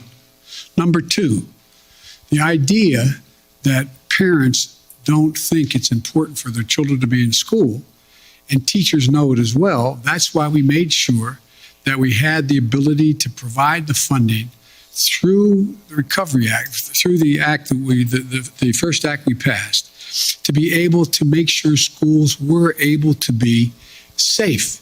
So we have new ventilation systems available for them. We have the way they scrub down laboratories and the laboratories kids go to the bathroom, cafeterias, buses, etc. All that money's there. There's billions of dollars made available. It's there. Not every school district has used it as well as it should be used, but it's there. And so, in addition to that, there is now another $10 billion for testing of students in the schools. So I think as time goes on, it's much more likely you're going to see that number go back up from 95%, back up to 98, 99%. But the outfit, the individuals of the district that says we're not going to be open is always going to get, and I'm not being critical of any of you, it's always going to get front page. It's always going to be the top of the news. But let's put it in perspective. 95, as high as 98% of the schools in America are open, functioning, and capable of doing the job. How about Jen Epstein, Bloomberg? Mr. President, thank you. Your top foreign policy advisors have warned that Russia is now ready to attack Ukraine, but there's still little unity among European allies about what a package of sanctions against Moscow would look like. If the U.S. and NATO aren't willing to put troops on the line to defend Ukraine and American allies can't agree on a sanctions package, hasn't the U.S. and the West lost nearly all of its leverage over Vladimir Putin? And given how ineffective sanctions have been in deterring Putin in the past, why should the threat of new sanctions give him pause? Well, because he's never seen sanctions like the ones I promised will be imposed if he moves, number one. Number two, we're in a situation where Vladimir Putin is about to, we've had very frank discussions, Vladimir Putin and I, and the idea that NATO is not going to be united, I don't buy. I've spoken to every major NATO leader. We've had the NATO-Russian summit. We've had the OSCE has met, et cetera. And so I think what you're going to see is that Russia will be held accountable if it invades. And it depends on what it does. It's one thing if it's a minor incursion and then we end up having a fight about what to do and not do, et cetera. But if they actually do what they're capable of doing with the force amassed on the border, it is going to be a disaster for Russia if they further invade Ukraine, and that our allies and partners are ready to impose severe cost and significant harm on Russia and the Russian economy. And, you know, we're going to fortify our NATO allies, I told them, on the eastern flank if, in fact, he does invade. I've already shipped over $600 million worth of sophisticated equipment, defensive equipment, to the Ukrainians. The cost of going into Ukraine in terms of physical loss of life for the Russians, they'll be able to prevail over time, but it's going to be heavy. It's going to be real. It's going to be consequential. In addition to that, Putin has a stark choice. He either de-escalation or diplomacy, a confrontation of the consequences. And look, I think you're going to see, for example, everybody talks about how Russia has control over the energy supply that Europe absorbs. Well, guess what? That money that they earn from that makes about 45% of their economy. I don't see that as a one-way street. They go ahead and cut it off. It's like my mother used to say, you're biting your nose off to spite your face. It's not like they have all these wonderful choices out there. I spoke with the Prime Minister of Finland, and, we're talking about concern on the part of Finland and Sweden about what Russia is doing. The last thing that Russia needs is Finland deciding to change its status. They didn't say they're going to do that, but they're talking about what, in fact, is going on and how outrageous Russia is being. We're finding ourselves in a position where I believe you'll see that there'll be severe economic consequences. For example, anything that involves dollar denominations, if they invade, they're going to pay. Their banks will not be able to deal in dollars. So there's a lot's going to happen. But here's the thing. My conversation with Putin, and we've been, how can we say it? We have no problem understanding one another. He has no problem understanding me, nor me him. And the direct conversations were, I pointed out, I said, you've occupied before other countries, but the price has been extremely high. How long? You can go in and over time, at great loss and economic loss, go in and occupy Ukraine. But how many years? 1, 3, 5, 10? What is that going to take? What toll does that take? It's real. It's consequential. So this is not all just a cakewalk for Russia. Militarily, they have overwhelming superiority as it relates to Ukraine. But they'll pay a stiff price immediately near term, medium term, and long term if they do it. I'm sorry. Okay. David Sanger, New York Times. Thank you, Mr. President. I wanted to follow up on your answer there about Russia and Ukraine. When you were in Geneva in June, you said to us about President Putin, I think the last thing he wants now is a Cold War. Now, since then, of course, you've seen him gather these troops, 100,000 troops around Ukraine. Your Secretary of State said today he thought he could invade it at any moment. You've seen the cyber attacks, and you've seen the demand that he have a sphere of influence in which you would withdraw all American troops and nuclear weapons from what used to be the Soviet bloc. So I'm wondering if you still think that the last thing he wants is a Cold War. And has your view of him changed in the past few months? And if it has, and he does invade, would your posture be to really move back to the kind of containment policy that you saw so often when you were still in the Senate? The answer is that I think he still does not want any full-blown war, number one.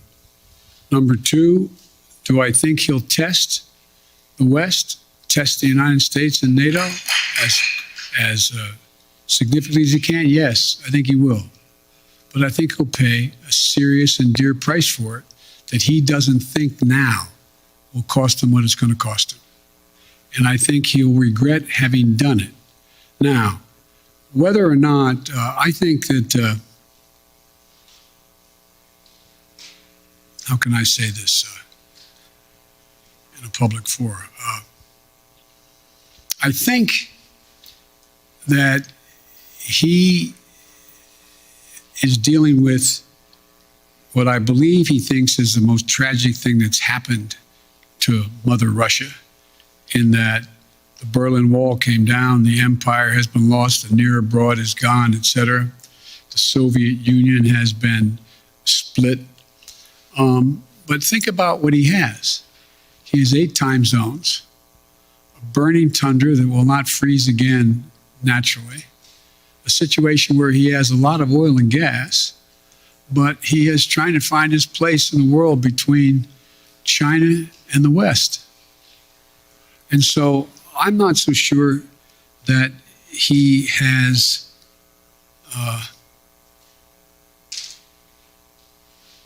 David, I'm not so sure he is certain what he's going to do. My guess is he will move in. He has to do something. And by the way, I've indicated to him the 2 things he said to me that he wants guarantees on. One is Ukraine will never be part of NATO. And 2, that NATO or there will not be strategic weapons stationed in Ukraine. Well, we can work out something on the second piece, pretending what he does along the Russian line as well, the Russian border in the European area of Russia. On the first piece, we have a number of treaties internationally and in Europe that suggest that you get to choose who you want to be with. But the likelihood that Ukraine is going to join NATO in the near term is not very likely, based on much more work they have to do in terms of democracy and a few other things going on there, and whether or not the major allies in the West would vote to bring Ukraine in right now. So there's room to work if he wants to do that. But I think, as usual, he's going to, well, I probably shouldn't go any further, but I think it will hurt him badly. Sounds like you're offering some way out here, some off-ramp, and it sounds like what it is at least an informal assurance that NATO is not going to take in Ukraine anytime in the next few decades. And it sounds like you're saying we would never put nuclear weapons there. He also wants us to move all of our nuclear weapons out of Europe and not have troops rotating through the old Soviet bloc. Do you think there's space for that there as well? No, there's not space for that. We won't permanently station, but the idea we're going to actually increase troop presence in Poland and Romania, et cetera, if in fact he moves. Because we have a sacred obligation in Article 5 to defend those countries. They are part of NATO. We don't have that obligation relative to Ukraine, although we have great concern about what happens in Ukraine. Thank you. Maureen, USA Today. Thank you, Mr. President. I wanted to follow up on your comment on Build Back Better and also ask you a question about the pandemic. You said that you're confident you can pass big chunks of Build Back Better this year. Does that wording mean that you are thinking about, you're looking at breaking the package up into individual portions? And then on the pandemic, now that the Supreme Court has blocked the vaccination or test rule for larger businesses, are you reconsidering whether to require vaccines for domestic flights as a way to boost vaccination rates? No, look, first of all, on the last part of the question, the Supreme Court decision, I think, was a mistake, but you still see thousands and thousands of people who work for major corporations having to be tested as a consequence of the decision made by the corporation, not by the standard ISET that is there. I think you'll see that increase, not decrease, number one. What was the first part of your question? On your comment that you made that you're confident that major chunks of Build Back Better can pass, are you breaking it up? Does that it's clear to me that that we're going to have to probably break it up. I think that we can get, and I've been talking to a number of my colleagues on the Hill, I think it's clear that we would be able to get support for the $500+ billion for energy and the environmental issues that are there, number one. Number two, I know that the two people who've opposed, on the Democratic side at least, support a number of the things that are in there. For example, Joe Manchin strongly supports early education, 3 and 4 years of age, strongly supports that. There is strong support for, I think, a number of the way in which to pay for these, pay for this proposal. So I think there is. I'm not going to negotiate against myself as to what should and shouldn't be in it, but I think we can break the package up, get as much as we can now, and come back and fight for the rest later.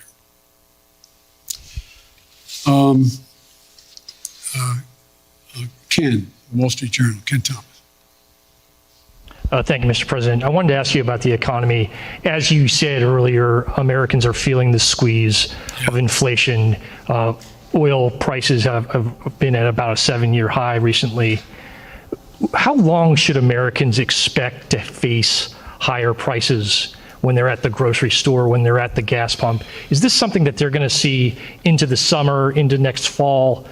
And separately, you talk about the importance of the Fed, but isn't that an acknowledgement that you're limited in what you can do? If you're relying on the Fed to make decisions and you're unable to get a Build Back Better proposal through, aren't you simply limited in what you can do to deal with inflation?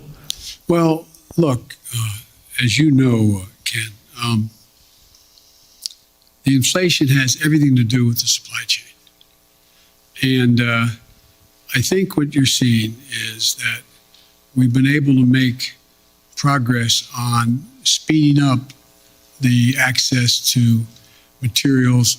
For example, 1/3 of the increase in cost of living is the cost of automobiles. The reason automobiles have skyrocketed in price is because of the lack of computer chips. So we have the capacity, and we're going to do everything in our power to do it, to become self-reliant on the computer chips that we need in order to be able to produce more automobiles. That's underway. We've already passed, within the context of another bill, money for that in the House of Representatives, before the House of Representatives now. But I think there's a way we can move to, if we can move to get, for example, that one thing done, it can make a big difference in terms of the cost of, the total cost of living. Now, with regard to the whole issue of energy prices, that gets a little more complicated. But you saw what happened when I was able to convince everyone from, including China, India, a number of other countries, to agree with us to go into their version of their petroleum reserve, to release more into the market. So that brought down the price about 12, 15 cents a gallon, some places more. There's going to be a reckoning along the line here as to whether or not we're going to continue to see oil prices continue to go up in ways that are going up now relative to what impact that's going to have on the producers. And so it's going to be hard. I think that's the place where most middle-class people, working-class people get hit the most. They pull up to a pump and all of a sudden, instead of paying $2.40 a gallon, they're paying $5 a gallon. That's going to be really difficult.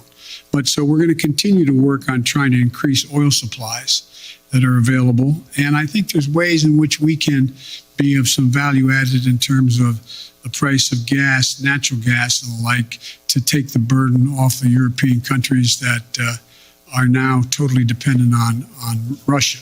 But it's going to be hard.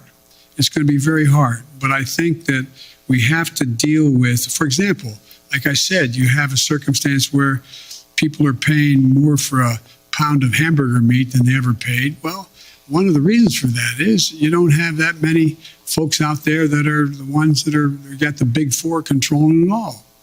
And so you're going to see more and more, we're going to move on this competition piece to allow more and more smaller operations to come in and be able to engage in buying and providing the access to much cheaper meat than exists now. But it's going to be a haul. Now, and I assume the reason you said if I can't get Build Back Better relates to what those 17 Nobel laureate economists said, that if in fact we could pass it, it would actually lower the impact on inflation, reduce inflation over time, et cetera. So there's a lot we have to do. It's not going to be easy, but I think we can get it done, but it's going to be painful for a lot of people in the meantime. That's why the single best way to take the burden off middle class and working class folks is to pass the Build Back Better piece that are things that they're paying a lot of money for now. If you get to trade off higher gases, you're putting up with higher price of hamburgers and gas versus whether or not you're going to be able to pay for education and or childcare and the like. I think most people would make the trade. Their bottom line would be better in middle-class households. But it's going to be hard, and it's going to take a lot of work. Well, sir, you mentioned China. Do you think the time has come to begin lifting some of the tariffs on Chinese imports? Or is there a need for China to make due on some of its commitments in the Phase 1 agreement? Some business groups would like you to begin lifting up those tariffs on China. Well, I know that, and that's why my trade rep is working on that right now. The answer is uncertain. It's uncertain. I'd like to be able to be in a position where I can say they're meeting the commitments or more of their commitments and be able to lift some of it. But we're not there yet. Nancy, CBS. Thank you so much, Mr. President. This afternoon, the Senate Minority Leader Mitch McConnell said that the midterm elections are going to be a report card on your progress on inflation, border security, and standing up to Russia. Do you think that that's a fair way to look at it? And if so, how do you think that report card looks right now? I think report cards can look pretty good if that's where we're at. But look, the idea that Mitch has been very clear. He's doing anything to prevent Biden from being a success. I get on with Mitch. I actually like Mitch McConnell. We like one another, but he has one straightforward objective. Make sure that there's nothing I do that makes me look good in his mind, with the public at large. And that's okay. I'm a big boy. I've been here before. But the fact is that I think that I'm happy to debate and have a referendum on how I handle the economy, whether or not I've made progress on. Look, again, how can I'm taking too long answering your questions. I apologize. I think that the fundamental question is, what's Mitch for? What's he for on immigration? What's he for? What's he proposing to make anything better? What's he for dealing with Russia? It's different than I'm proposing that many of his Republican friends or his colleagues are supporting as well. What's he for on these things? What are they for? So everything's a choice. A choice. I think look, I've laid out a proposal on immigration that if we passed it, we'd be in a totally different place right now. But we're not there because we don't have a single Republican vote. My buddy John McCain's gone. So, I mean, it's going to take time. And again, I go back to Governor Sununu's quote. How long? I mean, a rhetorical question. I know this is not fair to ask the press a question. I'm not asking you. But think about, did you ever think that one man out of office could intimidate an entire party where they're unwilling to take any vote contrary to what he thinks should be taken for fear of being defeated in a primary? I've had 5 Republican senators talk to me, bump into me, quote unquote, or sit with me, who've told me that they agree with whatever I'm talking about for them to do. But Joe, if I do it, I'm going to defeat it in a primary. We got to break that. It's got to change. And I doubt you're all, it sounds like I'm being solicitous, you're all bright as hell, well-informed, more informed than any group of people in America. But did any of you think that you get to a point where not a single Republican would diverge on a major issue? Not one? Anyway. Can you tell us who those 5 Republican senators are? Sure. No, are you kidding me? I maintain confidentiality. On voting but I'm rights, sure you've spoken to some. on voting rights, sir, Yes. at your first press conference 10 months ago, I asked you if there was anything you could do beyond legislation to protect voting rights. And at that time you said yes, but I'm not going to lay out a strategy before you and the world now. Now that legislation appears to be hopelessly stalled, can you now lay out your strategy to protect voting rights? Well, I'm not prepared to do that in detail in terms of the executive orders I may be able to engage in and other things I can do. But one of the things we have done, we have significantly beefed up the number of enforcers in the Justice Department who are there to challenge these unconstitutional efforts, in our view, unconstitutional efforts on the part of the Republicans to stack the election and subvert the outcomes. We have begun to organize in ways that we didn't before the communities beyond the civil rights community to make the case to the rest of the American people what's about to happen, what will happen if, in fact, these things move forward. If I had talked to you, not you, I'm using you in an editorial sense, if I had talked to the public about the whole idea of subversion of elections by deciding who the electors are after the fact, I think people would have looked at me like, whoa. I mean, I taught constitutional law for 20 years, a 3-credit course in separation of powers, and on Saturday mornings when I was a senator. And I never thought we'd get into a place where we were talking about being able to actually, what they tried to do this last time out, send different electors to the state legislative bodies to represent who won the election, saying that I didn't win, but Republican candidate won. I doubt whether anybody thought that would ever happen in America in the 21st century, but it's happening. And so I guess what I'm saying is, Nancy, is that I think that there are a number of things we can do, but I also think we will be able to get significant pieces of the legislation, if we don't get it all now, to build to get it so that we get a big chunk of the John Lewis legislation as well as the Fair Elections Bill. was. But Sir, on COVID, if you don't mind, you touted the number of Americans who are now fully vaccinated with 2 shots, but even some of your own medical advisors say that people aren't fully protected unless they have that 3rd shot, a booster. Why hasn't this White House changed the definition of fully vaccinated to include that 3rd booster shot? Is it because the numbers of fully vaccinated Americans would suddenly look a lot less no, impressive? it's not that at all. It's just this has become clearer and clearer. And every time I speak of it, I say, if you've been vaccinated, get your booster shot. Everybody get the booster shot. It's the optimum protection you can have. You're protected very well with 2 shots. If it's the Pfizer, anyway, you're protected. But you are better protected with the booster shot. The definition right now.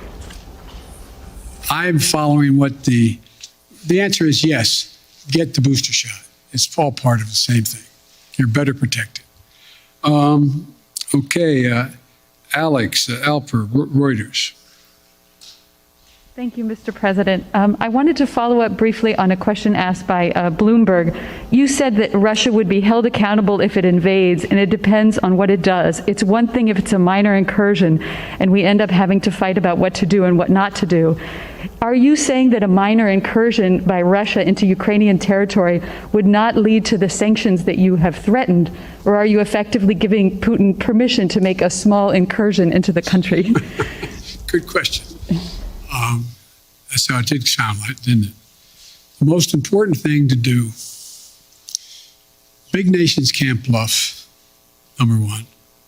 And number 2, the idea that we would do anything to split NATO, which would have a profound impact on profound impact on one of Putin's objectives is to weaken NATO, would be a big mistake. So the question is, if it's something significantly short of a significant invasion, or not even significant, just major military forces coming across. For example, it's one thing to determine that if they continue to use cyber efforts, well, we can respond the same way with cyber.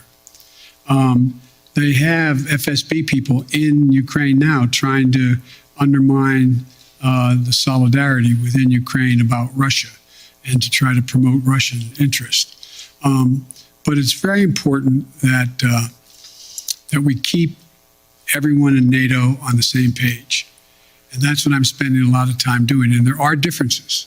There are differences in NATO as to what countries are willing to do depending on what happens, the degree to which they're able to go. And I want to be clear with you.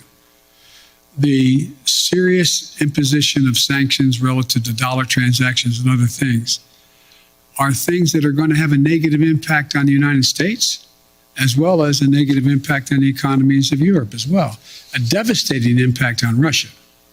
And so I got to make sure everybody's on the same page as we move along.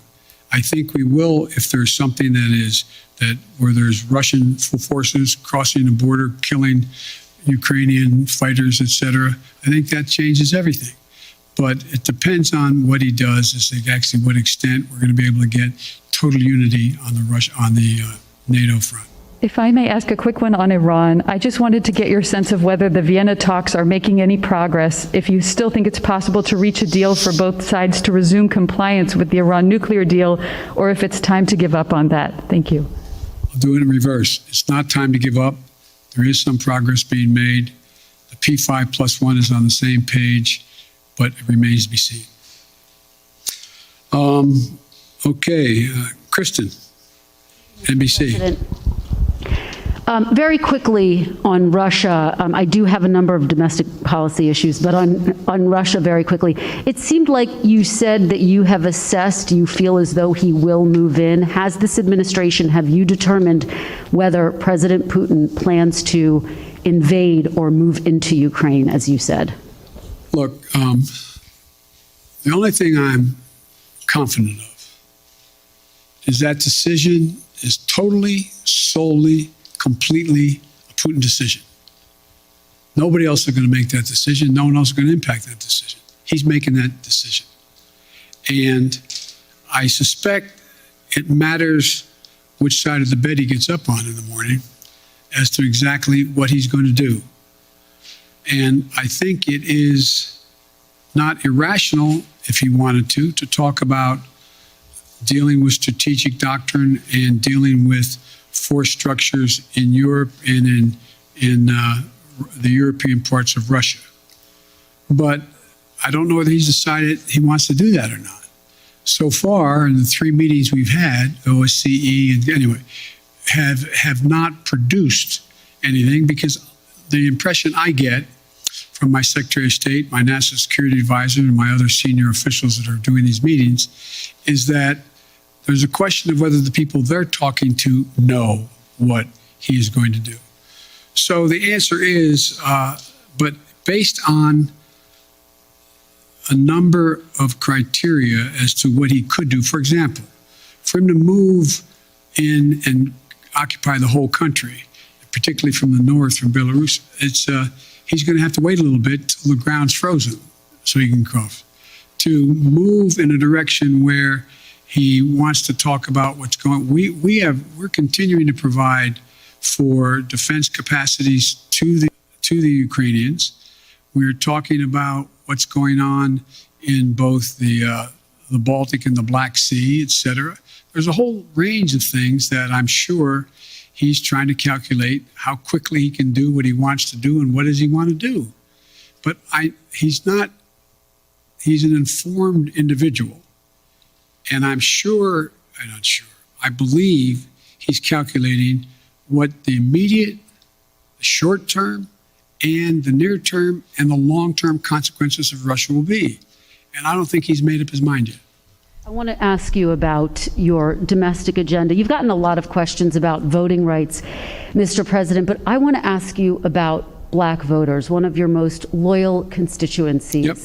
I was in Congressman Clyburn's district yesterday in South Carolina. You opened this news conference talking about him. I spoke to a number of black voters who fought to get you elected, and now they feel as though you are not fighting hard enough for them and their priorities. And they told me they see this push on voting rights more as a last-minute PR push than it is a legitimate effort to get legislation passed. So what do you say to these black voters who say that you do not have their backs, as you promised on the campaign trail? I've had their back. I've had their back my entire career. I've never not had their back. And I started on the voting rights issues long, long ago. That's what got me involved in politics in the first place. And I think part of the problem is, look, there's significant disagreement in every community on whether or not the timing of assertions made by people has been in the most timely way. So I'm sure that there are those who are saying that why didn't Biden push John Lewis bill as hard as he pushed it the last month? Why didn't he push it 6 months ago as hard as he did now? The fact is that there's a timing that is not of one's own choice. It's somewhat dictated by events that are happening in country and around the world as to what the focus is. But part of the problem is, as well, I have not been out in the community nearly enough. I've been here an awful lot. I find myself in a situation where I don't get a chance to look people in the eye because of both COVID and things that are happening in Washington, to be able to go out and do the things that I've always been able to do pretty well. Connect with people. Let them take a measure of my sincerity. Let them take a measure of who I am. For example, I mean, as I pointed out in South Carolina, last time when I was chairman of the Judiciary Committee, I got the Voting Rights Act extended for 25 years, and I got Strom Thurmond to vote for it. That's what I've been doing my whole career. And so the idea that I didn't either anticipate or because I didn't speak to it as fervently as they want me to earlier In the meantime, I was spending a lot of time, spent hours and hours and hours talking with my colleagues on the Democratic side, trying to get them to agree that if in fact this occurred, if this push continued, that they would be there for John Lewis. And anyway, so, but I think that's a problem that is my own making by not communicating as much as I should have. Yet you find that when you deal with members of the Black Caucus and others in the United States Congress, I still have very close working relationships. So it's like every community. I'm sure that there are those in the community, and I'm a big labor guy. I'm sure there's people in labor saying, why haven't I been able to do A, B, C, or D? So it's just going to take a little bit of time. You put Vice President Harris in charge of voting rights. Are you satisfied with her work on this issue? And can you guarantee, do you commit that she will be your running mate in 2024, provided that you run again? Yes and yes. Okay. You don't care to expand? Pardon me? Do you care to expand on voting? No, there's no need to. I mean, I asked the question. She's going to be my running mate, number one. And number two, I did put her in charge. I think she's doing a good job. Let me ask you, big picture, particularly when you think about voting rights and the struggles you've had to unify your own party around voting rights. Unity was one of your key campaign promises. In fact, in your inaugural address, you said your whole soul was in bringing America together, uniting our people. People heard the speech that you gave on voting rights in Georgia recently, in which you described those who are opposed to you to George Wallace and Jefferson Davis, and some people took exception to that.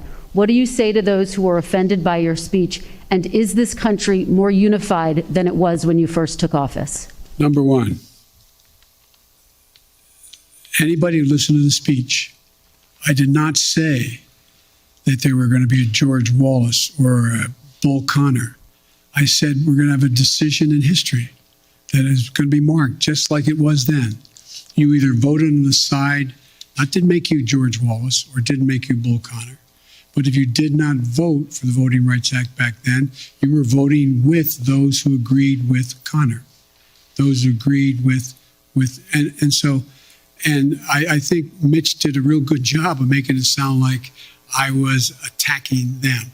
If you notice, I haven't attacked anybody publicly, any senator, any congressman publicly. And my disagreements with them have been made to them, communicate to them privately or in person with them. My desire still is, look,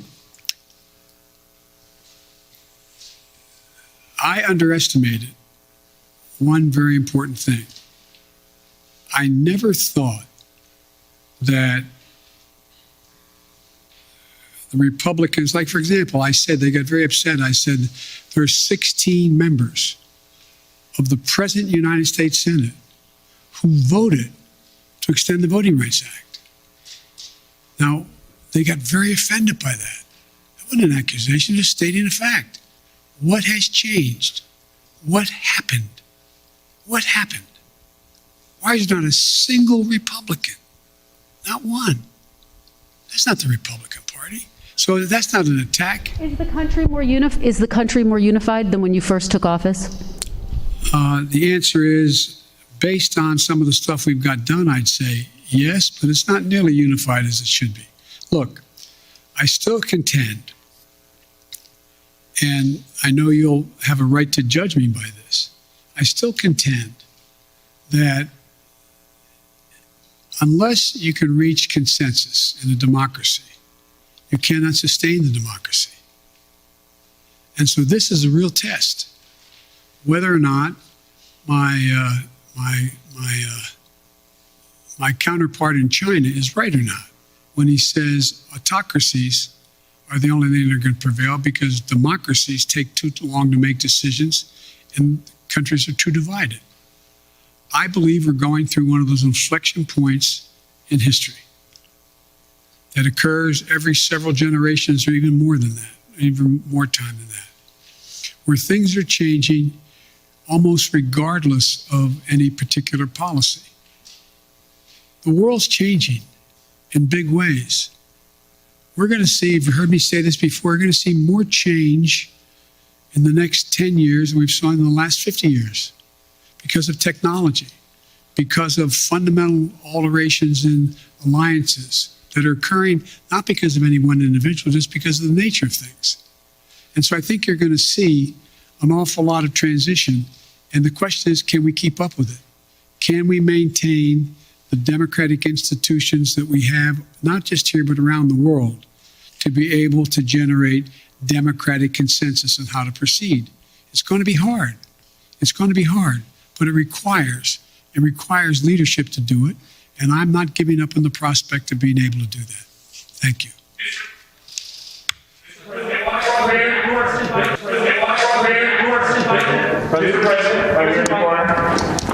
Mr. President. Thank you, sir. There are deep questions among Americans about the competence of government, from the messy rollout of 5G this week to the Afghanistan withdrawal to testing on COVID. What have you done to restore Americans' faith in the competence of government? And are you satisfied by the view of the competence of your government? Look, let's take Afghanistan. I know you all like to focus on that, which is legitimate. We were spending $1 trillion a week. $1 billion a week in Afghanistan for 20 years. Raise your hand if you think anyone was going to be able to unify Afghanistan under one single government. It's been the graveyard of empires for a solid reason. It is not susceptible to unity, number one. So the question was, do I continue to spend that much money per week in the state of Afghanistan, knowing that the idea that being able to succeed, other than sending more body bags back home, is highly, highly unusual. My dad used to have an expression. He'd say, son, if everything's equally important to you, nothing's important to you. There is no way to get out of Afghanistan after 20 years easily. Not possible, no matter when you did it. And I make no apologies for what I did. I have a great concern for the women and men who were blown up on the line at the airport by a terrorist attack against them. But the military will acknowledge, and I think you will, who know a lot about foreign policy, that had we stayed and I had not pulled those troops out, we would be asked to put somewhere between 20 and 50,000 more troops back in. Because the only reason more Americans weren't being killed than others is because the last president signed an agreement to get out by May the 1st. And so everything was copacetic. Had we not gotten out, and the acknowledgement is we'd be putting a lot more forces in. Now, do I feel badly what's happening as a consequence of the incompetence of the Taliban? Yes, I do. But I feel badly also about the fistulas that are taking place in Eastern Congo. I feel badly about a whole range of things around the world that we can't solve every problem. And so I don't view that as a competence issue. The issue of whether or not there's competence in terms of whether or not we're dealing with 5G or not, we don't deal with 5G. The fact is that you had two private enterprises, that had one promoting 5G and the other one are airlines. They're private enterprises. They have government regulation, admittedly.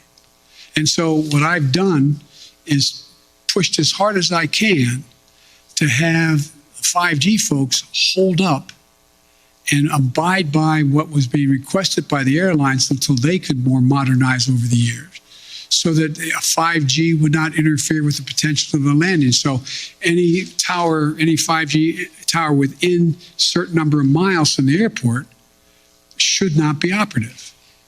And so I understand, but anything that happens that's consequential is viewed as the government's responsibility. I get that. Am I satisfied with the way in which we have dealt with COVID and all the things that go along with that. Yeah, I am satisfied. I think we've done remarkably well. You know, the idea that on testing we should have done it quicker, but we've done remarkable since then. What we have more testing going on than anywhere in the world. And we're going to continue to increase that. Did we have it at the moment exactly when we should have moved? And could we have moved a month earlier? Yeah, we could have. But with everything else that's going on, I don't view that as somehow a mark of incompetence. Look, think of what we did on COVID. When we were pushing on AstraZeneca to provide more vaccines. Well, guess what? They didn't have the machinery to be able to do it. So I physically went to Michigan, stood there in a factory with the head of AstraZeneca and said, we'll provide the machinery for you. This is what we'll do. We'll help you do it so you can produce this vaccine more rapidly. I think that's pretty hands-on stuff. We also said right now, when the hospitalizations are overrunning hospitals and you have docs and nurses out because of COVID, they have COVID. We put thousands of people back in those hospitals. Look at all the military personnel we have there, first responders. Nobody has ever organized a strategic operation to get as many shots in arms by opening clinics and being able to get so many people vaccinated. What I'm doing now is not just getting significant amounts of vaccines to the rest of the world, but they now need the mechanical way is how they get shots in arms. So we're providing them to know how to do that. Now, should everybody in America know that? No, I don't necessarily know that. They're just trying to figure out how to put 3 squares on the table and stay safe. But so I do think the place where I was a little disappointed, I wish we could have written it differently, is when we did the legislation to provide the funding for COVID and the money we provided for the states to be able to deal with keeping schools open. Some of them didn't do a very good job. Some are still holding the money. I don't have the authority to do anything about that. I think that's not particularly competent. There's things that could and should have been done. They could have moved faster. So I understand the frustration. You know, I remember, I think it was, I forget which cabinet member saying to Barack Obama, where something was going on, and he said, well, you can be sure, Mr. President, of the millions of employees you have out there, somebody's screwing up right now. Somebody's screwing up. So, it's just but I think you have to look at things that we used to look at it on balance. What is the trajectory of the country? Is it moving in the right direction now? I don't know how we can say it's not. I understand the overwhelming frustration, fear, and concern with regard to inflation and COVID. I get it. But the idea, if I told you when we started, I tell you what I'm going to do. First year, I'm going to create over 6 million jobs. I'm going to get unemployment down to 3.9%. I'm going to generate, and I named it all. You'd look at me like you're nuts. Maybe I'm wrong. President, at least in our recent memory, with as much Washington experience as you entered this office with, but yet after we sit here for more than an hour, I'm not sure I've heard you say if you would do anything differently in the second year of your term. Do you plan to do anything differently? Yeah, look, the thing I have to do... Are you satisfied with your team here at the White House, sir? I'm satisfied with the team. There's 3 things I'm going to do differently now that I've gotten the critical crises out of the way in the sense of that movement, knowing exactly where we're going. Number 1, I'm going to get out of this place more often. I'm going to go out and talk to the public. I'm going to do public fora. I'm going to interface with them. I'm going to make the cases what we've already done, why it's important, and what we'll do what will happen if they support what else I want to do. Number 2, I'm bringing in more and more now that I have time. I mean, literally, like you, I'm not complaining. It's 12, 14 hours a day, no complaints. I really mean it sincerely. But now that certain of the big chunks have been put in place, and we know the direction, I'm also going to be out there seeking the more advice of experts outside, from academia to editorial writers to think tanks, and I'm bringing them in, just like I did early on, bringing in presidential historians to get their perspective on what we should be doing, seeking more input, more information, more constructive criticism about what I should and shouldn't be doing. And the third thing that I'm going to be doing a lot more of is being in a situation where I'm able to bring, I'm going to be deeply involved in these off-year elections. We're going to be raising a lot of money. We're going to be out there making sure that we're helping all of those candidates, and scores of them have already asked me to come in and campaign with them, to go out and make the case in plain, simple language as to what it is we've done, what we want to do, and why we think it's important. How many more hours am I doing this? I'm happy to stick around.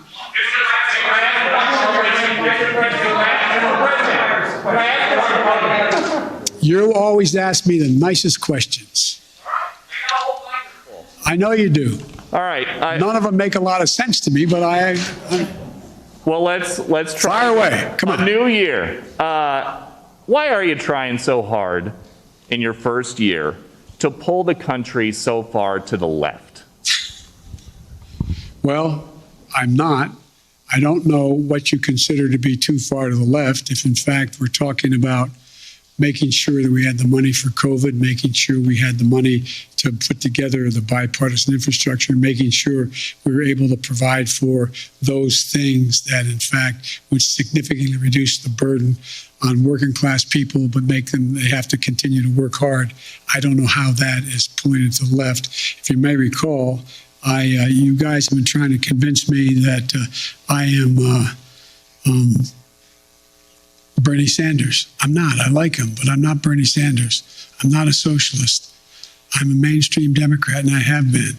And mainstream Democrats have overwhelmed. If you notice, the 48 of the 50 Democrats supported me in the Senate on virtually everything I've asked. Yes, sir. I wanted to clarify, a moment ago you were asked whether or not you believed that we would have free and fair elections in 2022 if some of these state legislatures reformed their voting protocols. You said that it depends. Do you think that they would in any way be illegitimate? Oh yeah, I think it easily can be illegitimate. Imagine if in fact Trump has succeeded in convincing Pence to not count the votes. Imagine if... In regards to 2022, sir, the midterm 2022. I mean, imagine if those attempts to say that the count was not legit. You have to recount it, and we're not going to count, we're going to discard the following votes. I mean, sure, I'm not saying it's going to be legit. It's the increase and the prospect of being illegitimate is in direct proportion to us not being able to get these reforms passed. But I don't think you're not going to see me, and I don't think you're going to see the Democratic Party give up on coming back at assuming that the attempt fails today. And then one more, sir.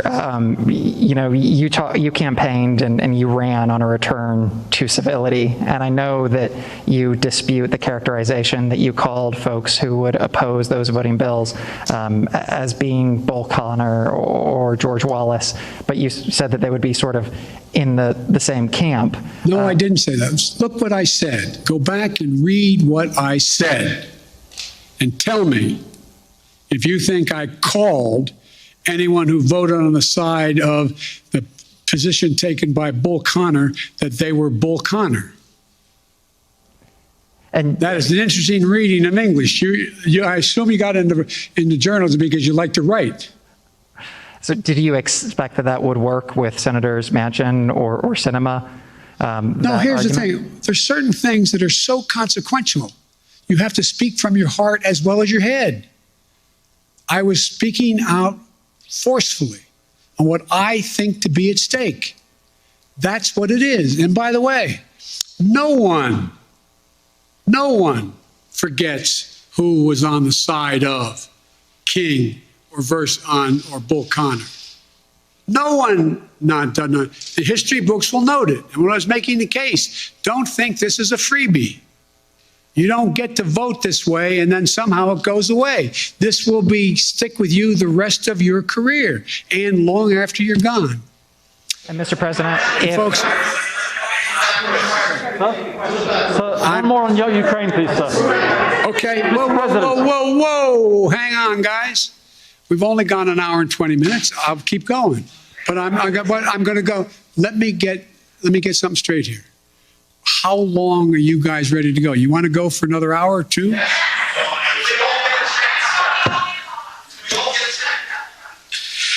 Okay. I'm going to go. I tell you what, folks. I'm going to go another 20 minutes till 15:45. Okay? Yes, sir. President Biden, thank you. I'll wait for the microphone. President Biden, I want to thank my communications staff for the great help here. Well, President Biden, on the coronavirus, we're tragically approaching nearly 1 million Americans who died. And I'd like to ask you why it is during your 3.5-hour virtual summit in November with the Chinese president you didn't press for transparency, and also whether that has anything to do with your son's involvement in an investment firm controlled by Chinese state-owned entities. The answer is that I did raise the question of transparency. I spent a lot of time with him, and the fact is that they're just not being transparent. Transparency on the coronavirus origins. Yes. And you did during the virtual summit. Is there a reason your press staff was unaware of that? And what did you say to the Chinese president? And they weren't with me the entire time. Look, I made it clear that I thought that China had an obligation to be more forthcoming on exactly what the source of the virus was and where it came from. Yes. Mr. President, I would like to ask you about foreign policy. One of the first priority that you declared when you came to office was to end the war in Yemen, the catastrophic war in Yemen. You appointed a special envoy. Today, one of your allies, United Arab Emirates, is asking your administration to put back the Houthi rebels or militias back on the terror list. Are you going to do that? And how are you going to end the war in Yemen, sir? The answer is it's under consideration, and ending the war in Yemen takes the two parties to be involved to do it, and it's going to be very difficult. Yes. Thank you very much for this honor. James Rosen with Newsmax. I'd like to raise a delicate subject, but with utmost respect for your life accomplishments and the high office you hold. A poll released this morning by Politico Morning Consult found 49% of registered voters disagreeing with the statement, Joe Biden is mentally fit. Wow. Not even a majority of Democrats who responded strongly affirmed that statement. Well, I'll let you all make the judgment whether they're correct. Well, so the question I have for you, sir, if you'd let me finish, is why do you suppose such large segments of the American electorate have come to harbor such profound concerns about your cognitive fitness? Thank you. I have no idea. Yes, sir. Thanks, Mr. President. I appreciate it. I wanted to sort of address or ask about attention that's sort of been in this press conference on unifying the country, because you campaigned on two things. One of them is being able to accomplish big things, and the other is the ability to unify the country. And even today, you've talked about sort of a different posture with Republicans. And I wonder if you still think it's possible to do both of those things. We have to. We have to. I mean, as long as I hold public office, I'm going to continue to attempt to do both things. One more follow-up. Around this time last year when you were campaigning in Georgia, I think one of the things you told people was the power is literally in your hands. You know, if voters give Democrats the House and the Senate and the presidency, that all these big things can get accomplished. And, we've seen stalemate, we've seen things being stymied. Why should folks believe you this time around? Can you think of any other president that's done as much in 1 year? Name one for me. I'm asking you. I'm serious. You guys talk about how nothing's happened. I don't think there's been much on any incoming president's plate that's been a bigger menu than the plate I had given to me. I'm not complaining. Knew that running in. And the fact of the matter is we got an awful lot done. An awful lot done. And there's more to get done. But look, let me ask a rhetorical question. No, I won't. Anyway. Okay. Thank you. Yes. Thank you very much, Mr. President. I need Be careful. Don't get hurt, man. No, I'm going to take care. Mr. President, thank you. Sebastian Smith from AFP. Another question on Ukraine. Ukraine borders 4 NATO member countries. How concerned are you concerned that a real conflagration in Ukraine, if the Russians really go in there, that it could suck in NATO countries that are on the border and you end up with an actual NATO-Russia confrontation of some kind? And secondly, are you entertaining the thought of a summit with Vladimir Putin as a way to perhaps try and put this whole thing to bed, address their concerns, and negotiate a way out of this? The last question, yes. When we talked about whether or not we'd pick the 3 meetings we talked about, and we talked about we would go from there if there was reason to go to a summit. We talked about a summit as being before the Ukraine item came up in terms of strategic doctrine and what the strategic relationship would be. So I still think that is a possibility, number one. Number two, I am very concerned. I'm very concerned that this could end up being, look, the only war that's worse than one that's intended is one that's unintended. And what I'm concerned about is this could get out of hand, very easily get out of hand because of what you said, the borders of Ukraine and what Russia may or may not do. I am hoping that Vladimir Putin understands that he is short of a full-blown nuclear war. He's not in a very good position to dominate the world. And so I don't think he thinks that. But it is a concern. And that's why we have to be very careful about how we move forward and make it clear to him that there are prices to pay that could, in fact, cost his country an awful lot. But of course you have to be concerned when you have, nuclear power invading. If he invades, it hasn't happened since World War II. This has been the most consequential thing that's happened in the world in terms of war and peace since World War II. Yes. Nearly 2 years have passed since the beginning of the global coronavirus outbreak, and you again today acknowledge that Americans are frustrated and they're tired.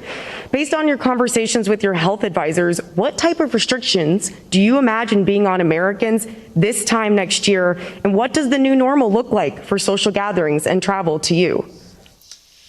Well, the answer is, I hope the new normal will be that we don't still have 30-some million people not vaccinated. I hope the new normal is people have seen what their own interest is and have taken advantage of what we have available to us. Number two, with the pill that is a problem that appears to be as efficacious as it seems to be, that they're going to be able to deal with this virus in a way that after the fact you have an ability to make sure you don't get very sick. Number three, I would hope that what happens is the rest of the world does what I'm doing and provides significant amounts of the vaccine to the rest of the world, because it's not sufficient that we just have this country not have the virus or be able to control the virus, but that we can't build a wall high enough to keep a new variant out. So it requires, one of the things that I want to do, and we're contemplating figuring out how to do, not we are contemplating how to get done, and that is how do we move in a direction where the world itself is vaccinated. It's not enough just to vaccinate 340 million, fully vaccinate 340 million people in the United States. That's not enough. It's not enough to do it here. We have to do it, and we have to do a lot more than we're doing now. And that's why we have continued to keep the commitment of providing vaccines and available cures for the rest of the world as well. And if I could, sir, and I should have said this before, Francesca Chambers McClatchy, how do you plan to win back moderates and independents who cast a ballot for you in 2020, but polls indicate aren't happy with the way you're doing your job now? I don't believe the polls.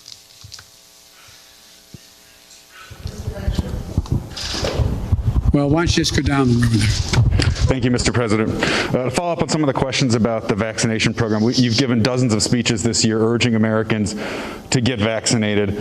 You've talked to reluctant Republicans. You've said it's people's patriotic duty. There have been very few mentions of the fact that young children under the age of 5, still in the third year of this pandemic in this country, don't have access to the vaccine. Can you speak to frustrated parents a little bit about why that continues to be the case and when that might change? Because the science hasn't reached the point where they're convinced that, in fact, it is safe. So that's what they're doing now. You could have asked me that. I got asked that question about 3 months ago about people between the ages of 7 and 12. Well, they've got to the point where they felt secure in the number of tests they had done and the tests they had run, that it was safe. So it will come. It will come. But I'm not a scientist. I can't tell you when, but it is really very important that we get down to that next piece. One more follow-up on Build Back Better. When you said it's going to likely be broken up into chunks, you mentioned that the climate pieces seem to have broad support. You mentioned that Senator Manchin is a supporter of early child care. You left out the child tax credit, and I wonder if it's fair to read between the lines and assume that that is a piece, given Senator Manchin's opposition to it, that the extension of that is likely one of those components that may have to wait until sometime down the line. There's two really big components that I feel strongly about that I'm not sure I can get in the package. One is the child care tax credit, and the other is help for cost of community colleges. They are massive things that I've run on, I care a great deal about, and I'm going to keep coming back at whatever floor I get to be able to try to get chunks or all of that done. Yes, sir. Next man next to your left. Thank you, Mr. President. My name is Pedro Rojas. I'm with Univision National News. This is actually my first press conference here. It's good to meet you in person. We always have long press conferences. Awesome. Awesome. I got a couple of questions for you. Number one, you said that you want to convey your message by getting out there in the country. I wonder if you're planning on traveling also to South America and other countries in the Western Hemisphere, given the fact that China has gained a lot of influence in the region. And the second question is, what will be your message for residents in this country that are struggling every time they go to the gas station, every time they go to the grocery store and see the prices going high, and the pharmacy? I happen to come from South Texas, where I saw a lot of people struggling financially in the last few months. And so I I wonder what is the message you want to spread to them? Well, I try to express, I've tried to answer that 7 different ways today about how to deal with inflation. But let me answer the first question. I spent a lot of time in South America and in Latin America. When I was vice president, I spent the bulk of my 8 years basically in Europe and or in Latin America. I'm in contact with the leaders of the countries in South America. We're working closely with making sure that we do everything, for example, with to deal with helping the countries in question, particularly those in Central America, to be able to help them with their ability to deal with the people don't sit around in Guatemala and say, I got a great idea. Let's sell everything we have, give the money to a coyote, take us across a terribly dangerous trip up through Central America and up through Mexico and sneak us across the border, drop us in the desert. Won't that be fun? People leave because they have real problems. And one of the things I've done when I was a vice president, got support with, although I don't have much Republican support anymore, is provide billions of dollars to be able to say to those countries, why are people leaving and how are you going to reform your own system? And that's what we've worked on a long time. It still needs a lot more work, and we're focusing on that. I also believe I've spent a lot of time talking about and dealing with policy having to do with Maduro, who is a little more than a dictator right now. And the same thing in Chile and not the same thing, but with Chile as well as Argentina. So look, I made a speech a while ago when I was vice president saying that if we were smart, we have an opportunity to make the Western Hemisphere a a democratic hemisphere. And we were moving in the right direction under the last administration, the Obama-Biden administration. But so much damage was done as a consequence of the foreign policy decisions the last president made in Latin America, Central America, and South America, that we now have, when I call for a summit of the democracies, I call that, and a number of nations showed up for this summit of democracy. What is it that's going to allow us to generate? We've actually had a reduction in the number of democracies in the world. And it seems to me there's nothing more important. We used to talk about, when I was a kid in college, about America's backyard. It's not America's backyard. Everything south of the Mexican border is America's front yard.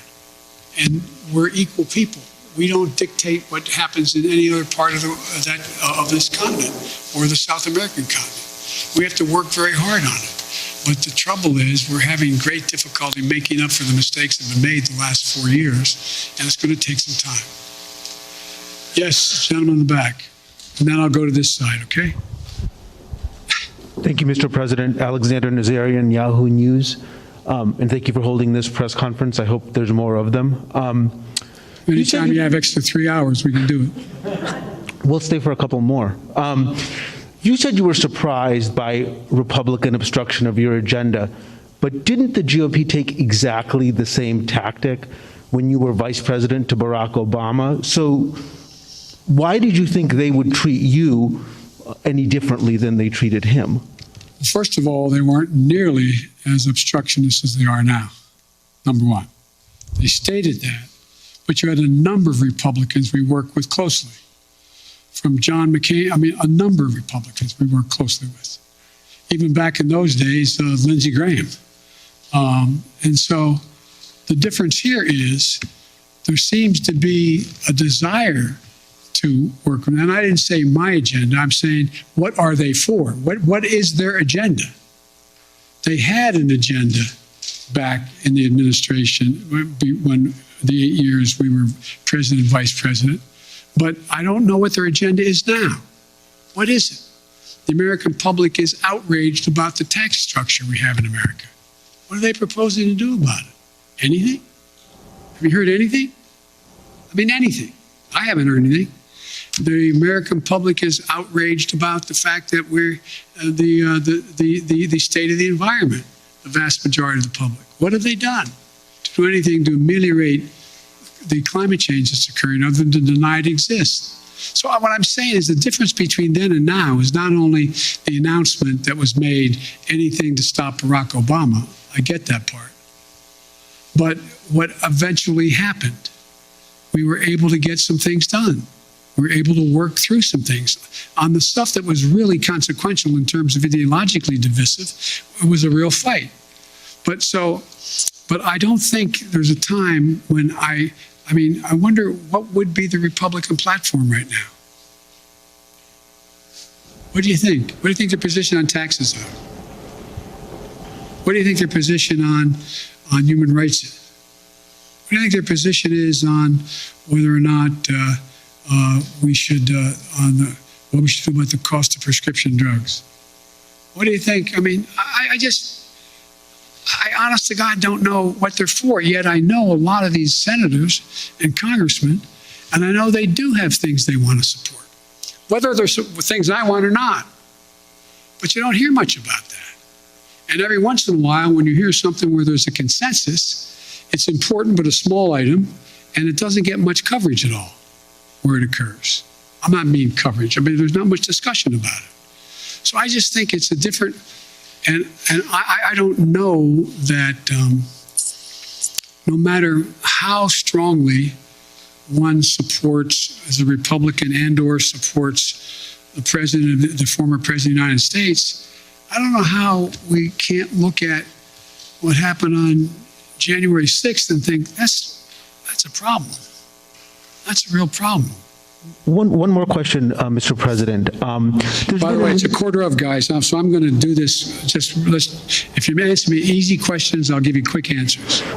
There's an increasing concern, I think, among some Democrats that even if schools do continue to open, and I get that most of them are now open, Republicans will weaponize this narrative of you and other leading Democrats, allowing them to stay closed in the midterms next year. Obviously that issue has a lot of traction with suburban parents, as I think we saw in Virginia. I'm confused by the question. I'm sorry. Well, could school reopenings or closures become a potent midterm issue for Republicans to win back the suburbs? Oh, I think it could be, but I hope with God that look, maybe I'm kidding myself, but as time goes on, the voter who is just trying to figure out, as I said, how to take care of their family, put 3 squares on the table, stay safe, be able to pay their mortgage or their rent, etc., is becoming much more informed on the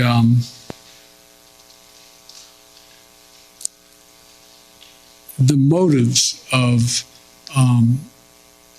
some of the political players and some of the political parties. And I think that they are not going to be as susceptible to believing some of the outlandish things that have been said and continue to be said. You know, every president, not necessarily in the first 12 months, but every president the first couple of years, every president, of the last presidents, at least 4 of them, have had polling numbers that are 44% favorable. So it's this idea that, but you all, not you all, but now it is, well, Biden's at, one poll showed him at 33%. The average is 44, 45%. One poll him at 49%. I mean, the idea that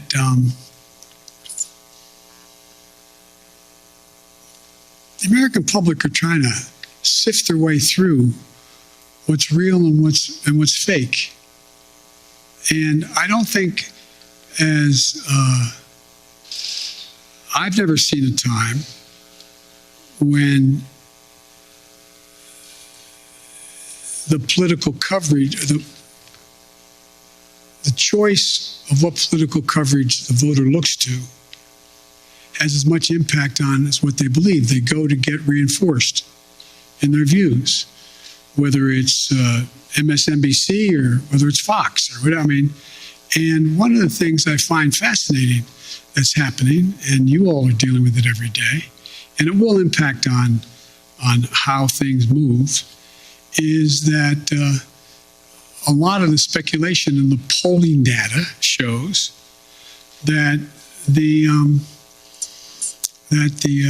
cables are heading south. They're losing viewership. No? Well, Fox is okay for a while, but it's not gaining. And a lot of the rest are predicted to be not very much in the mix in the next 4 to 5 years. I don't know whether that's true or not. But I do know that we have sort of put themselves in certain alleys. And they've decided that, you know, how many people who watch MSNBC also watch Fox, other than they're a politician trying to find out what's going on in both places? How many people, again, I'm no expert in any of this, but the fact is I think you have to acknowledge that what gets covered now is necessarily a little bit different than what gets covered in the past. I've had a couple, well, I shouldn't get into this, but the nature of the way things get covered has, in my observation over the years I've been involved in public life, changed. And it's changed because of everything from a thing called the internet. It's changed because of the way in which we have self-identified perspectives based on what channel you turn on, what network you look at, not network, what cable you look at. And it's never quite been like that. Anyway.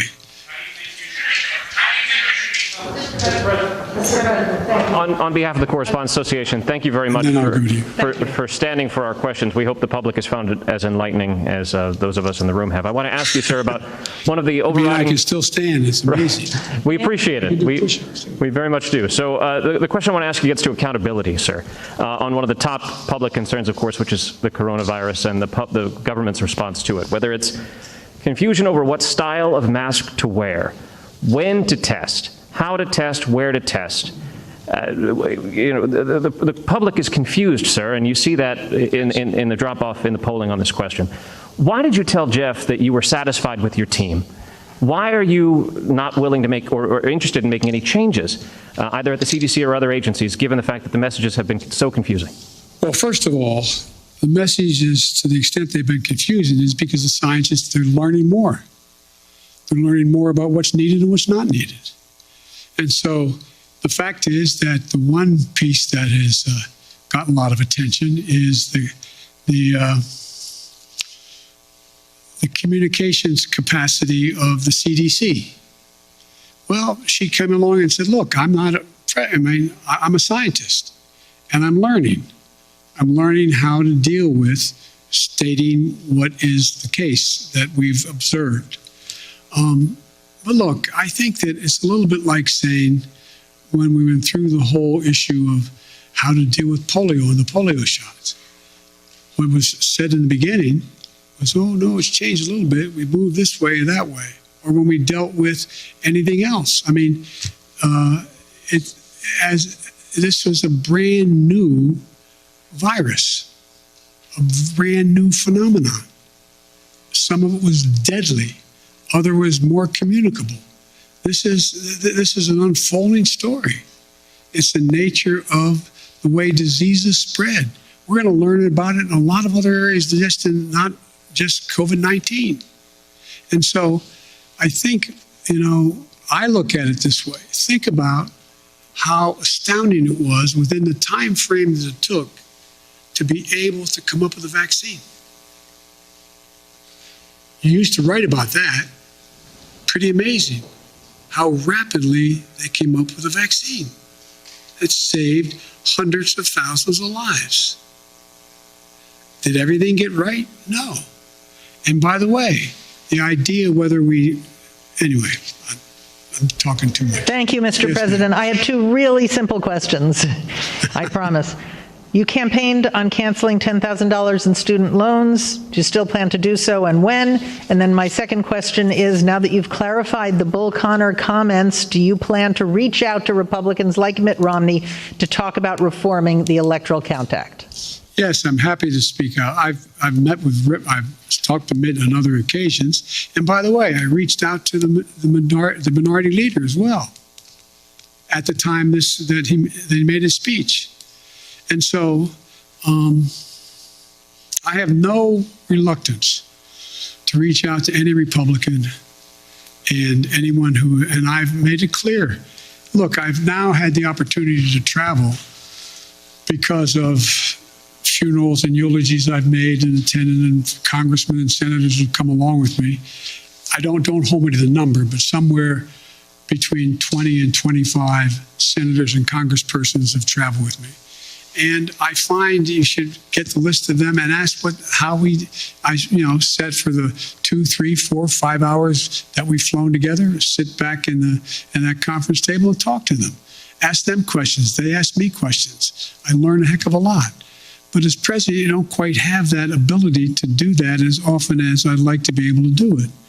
And one of the things that I do think that has been made clear to me, speaking of polling, is the public doesn't want me to be the president's senator. They want me to be the president and let senators be senators. And so if I've made many mistakes, I'm sure. If I've made a mistake, I'm used to negotiating to get things done, and I've been, in the past, relatively successful at it in the United States Senate, even as vice president. But I think that role as president is a different role. Folks, it is now almost 6. With all due respect, I'm going to see you next conference, okay? Thank you. Well, a few more questions shouted, but after almost 2 hours, President Biden concluding a wide-ranging news conference in which he took credit for many things, the accomplishments of the last year. Tomorrow is the 1-year anniversary of his time in the White House. The president also acknowledging some things that haven't gone well, some of his domestic agenda, the testing rollout early on in the pandemic. He also had sharp words for Vladimir Putin as he tried to get in his mind and predict whether there will be an invasion of Ukraine. A lot to cover here. NBC News political director and moderator of Meet the Press, Chuck Todd, watching along with me. Chuck, I'm fascinated to hear your thoughts. Well, let me start with two biggest pieces of news that I think came out of this press conference. Number one, Build Back Better is going to get broken up. He knows the child care tax credit isn't going to be part of it. You're going to start to see this piecemeal. It had been teased a little bit in sources and this or that, but he's pretty clear here. It was followed up with a number of times. I think we know where that's headed. The other thing is he gave a pretty clear hint that the Europeans are a little more skittish about getting tough on Russia than the United States is. When he said it depends on what he does across the border, and then he was with Russia, and somebody correctly, I thought it was a terrific follow-up there, correctly said, are you basically given permission for a small incursion? And then he went in and he elaborated about the issue with, well, not every European country essentially views everything the same and keeping everybody on board. And you know what? In many ways, Lester, that was the epitome of this press conference overall, which was he should do more of these, because I have come away with a better understanding of what he's thinking, why he does what he does.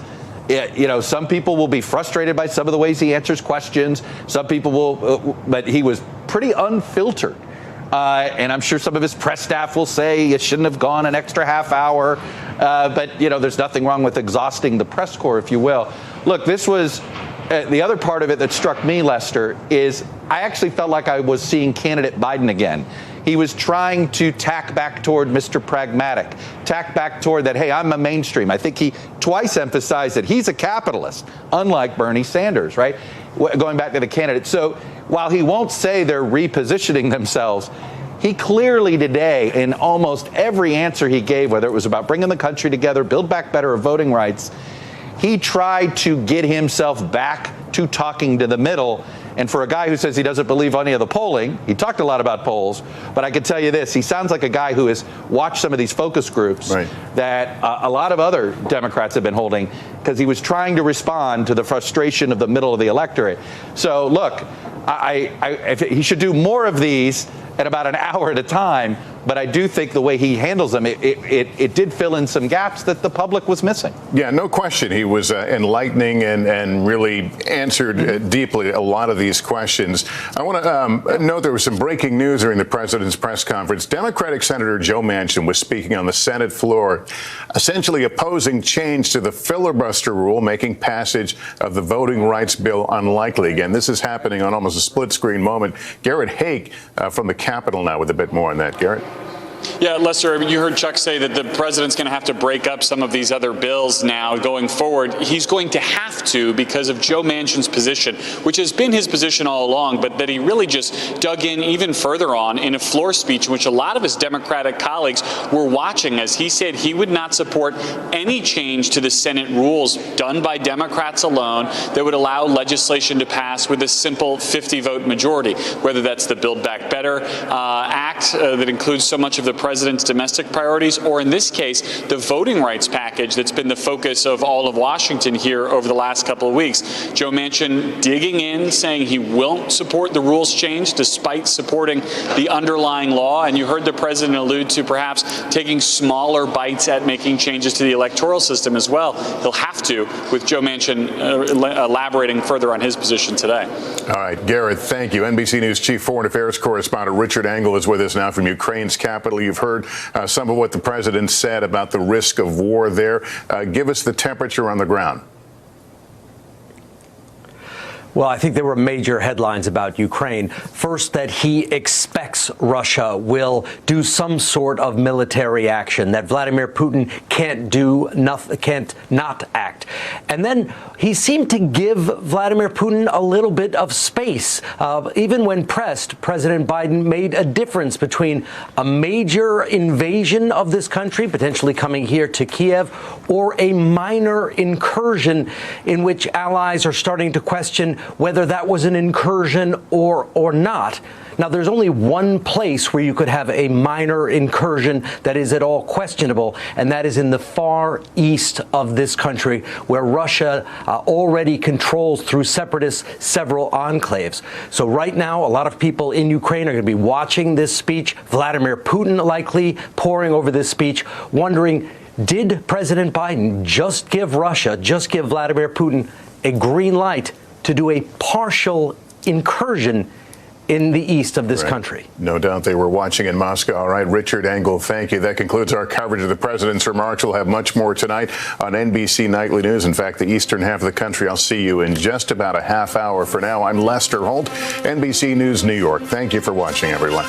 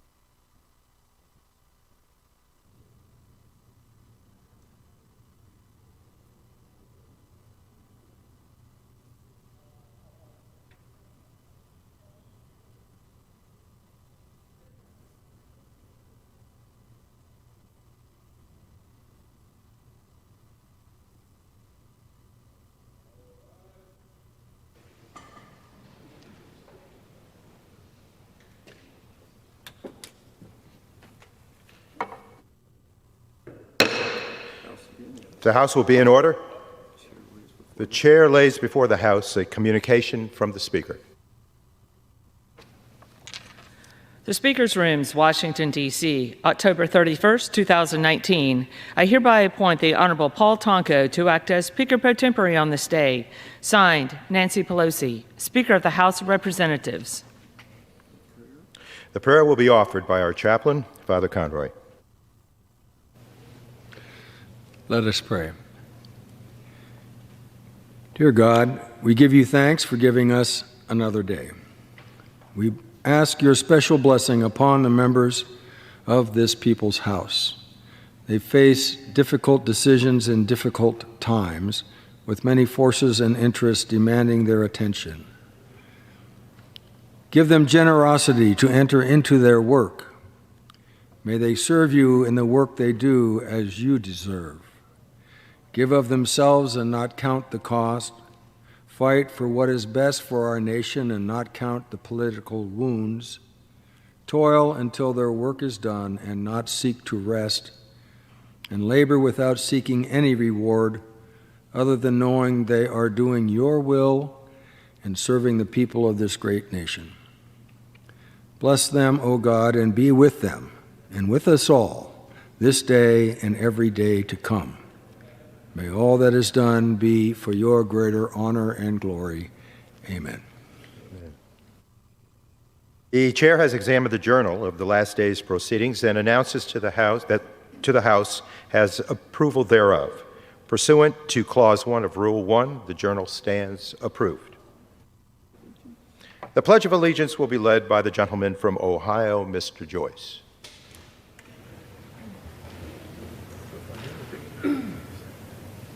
Pledge allegiance to the flag of the United States of America and to the republic for which it stands, one nation, under God, indivisible, with liberty and justice for all. The chair will entertain up to 5 requests for 1-minute speeches on each side of the aisle.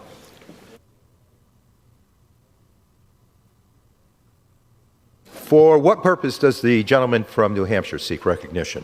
I ask unanimous consent to address the House for 1 minute and revise and extend our remarks. Without objection, the gentleman is recognized for 1 minute.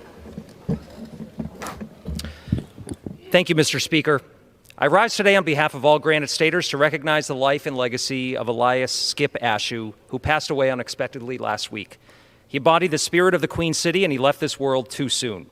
As a lifelong Manchester resident and St. Anselm College alum, Skip dedicated his career and life to bettering his community. He was a successful businessman, local leader, and philanthropist who never gave up on the potential of Manchester and all its residents. He was a community fixture who loved taking in the downtown area he helped revitalize. As chair of the Manchester Development Corporation, Skip was instrumental in making the Civic Center project a reality, one of the city's most consequential economic development projects since the Industrial Revolution. His immense impact was known by all, which is why he was named Citizen of the Year in 2000.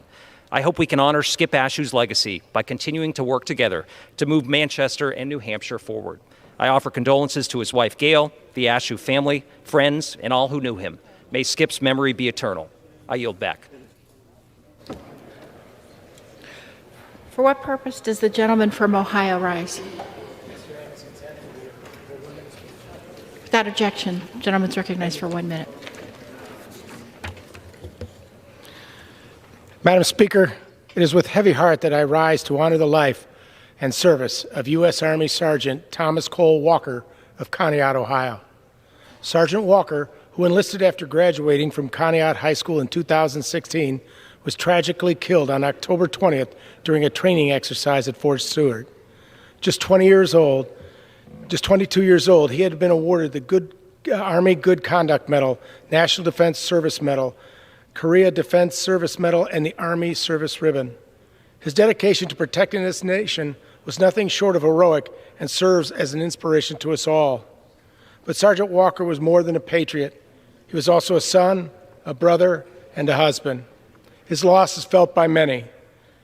Madam Speaker, please join me in extending condolences to the friends, fellow soldiers, and family of Sergeant Walker, especially his wife, Taylor, his brother, Jared, his sisters, Peyton, Whitney, and Wendy, and his father, Thomas. I pray that the outpouring of support from the Conneaut community will help ease their sorrow during this difficult time. I know this entire chamber joins me in thanking Sergeant Walker for his service, honoring his life, and praying for his family. I yield back. For what purpose is the gentleman from New York rise? Without objection, the gentleman is recognized for 1 minute. Thank you, Madam Speaker. This month marked a painful anniversary of one fateful afternoon in Schoharie, New York, when 20 precious souls were lost in the preventable crash of a limousine that should never have been allowed on the road. The families of those lost, many from my hometown of Amsterdam, New York, the families of 8 young people devastated by the Kachog crash on Long Island in 2015, and countless others touched by these preventable tragedies have raised their voices to demand action. Last week, we introduced bipartisan legislation that answers their call. It is important, I believe, to respond to that call, to that request. The Safe Limos Act, the Take Unsafe Limos Off the Road Act, and the End the Limo Loophole Act have responded to them with great sensitivity. Thank you to my friend, Representative Antonio Delgado, for joining me in sponsoring this life-saving legislation, and to our colleagues on both sides of the aisle who have signed on in support. These common-sense measures will save lives and ensure that this never happens to another family. With that, I urge this body to raise our nation's limousine safety standards without delay, and I yield back, Madam Speaker. For what purpose is the gentleman from West Virginia rise? Unanimous consent to address the House for 1 minute. Without objection, the gentleman is recognized for 1 minute. Madam Speaker, I rise today to commend the House for passing H.R. 728, the bipartisan Title VIII Nursing Workforce Reauthorization Act. My wife, Mary, was a critical care nurse for over 45 years, and we can tell you firsthand the role that nurses play in patient care. But America is facing a shortage of skilled nurses. Our nursing workforce in America is aging, and the average age is 50 years old. By 2022, there will be 1 million nursing jobs open and available. We must find a way to encourage people to go into nursing. This bill helps not only to recruit nurses, but provide rural and underserved communities a competitive way to attract and keep talent. H.R. 728 is a step forward in addressing our nation's growing need for nurses. Madam Speaker, thank you, and I yield back the balance of my time. For what purpose does the gentleman from California rise? Unanimous consent to address the House for 1 minute to revise and extend my remarks. Without objection, the gentleman is recognized. Madam Speaker, I rise today to congratulate a group of talented students from my district who recently earned the title of Mock Trial World Champions. The Venture Academy's mock trial team was one of 38 teams that traveled to New York to compete for this honor in the Empire Mock Trial World Champion. They successfully argued a fictional case involving a construction company that was accused of failing to take proper safety precautions by portraying the prosecutors and the defendants as well as the witnesses in this case. They ended up bringing back the top prize to Stockton, but this isn't the Venture Academy's first big success. Last year, the team placed 5th in the Empire contest, and for the past 6 years, they've won first place in the San Joaquin County mock trial competition. One day, some of these students could come here and stand in this podium, putting their debate skills to work while arguing for or against important legislation. So please join me in congratulating the Venture Academy's mock trial team, mock trial world champions, and I yield back. For what purpose does the gentleman from California rise? Seek unanimous consent to address the House 1 minute and revise and extend remarks. Without objection, the gentleman is recognized for 1 minute. Thank you, Madam Speaker. Well, today we will vote on a resolution that will somehow try to legitimize the last 5 weeks' worth of phony impeachment inquiries going on downstairs in a secure room. Instead of voting on and taking up the issues that matter to the American people, we continue to chase this witch hunt, trying to take down the accomplishments of our President Donald J. Trump. Indeed, the economy we have, the unemployment we have, the success we're having in the Middle East and other areas around the world aren't good enough. When my colleagues on the other side, I'll admit that they probably won't win another election. They have to use the impeachment process to try and take the president down. That shows how phony this process is. So to try today to pass a resolution to somehow legitimize the last 5+ weeks worth of work, and indeed really 2.5 years worth of attacking this president, shows that this place has a misplaced set of priorities. Instead of doing the work for the American people, using this as a political process to attack what we've all been able to accomplish. I yield back. For what purpose does the gentleman from California rise? Madam Speaker, I ask unanimous consent to address the House for 1 minute and to revise and accept. Without objection, gentleman is recognized. Madam Speaker, I rise on behalf of the people of my district, California Central Coast, who are worried about health care and the high cost of prescription drugs. Earlier this month at home, I spoke with people at retirement communities, town halls, and at their doorsteps, delivering food for Meals on Wheels. Throughout these conversations, one thing was made clear. We need to lower the cost of prescription drugs. I'm proud the House passed H.R. 987 to strengthen health protections and bring down drug costs. I'm excited that we're looking ahead to do more to ensure people never have to choose between life-saving medicine and putting food on the table. That's why I co-sponsored H.R. 3, the Lower Drug Costs Now Act. When we give the power to Medicare to negotiate prices directly with drug companies and make lower prices available to everyone, we all win. H.R. 3 gives power back to the patients. It is what people in my district are asking for, and I'm proud to support it. Madam Speaker, I yield back.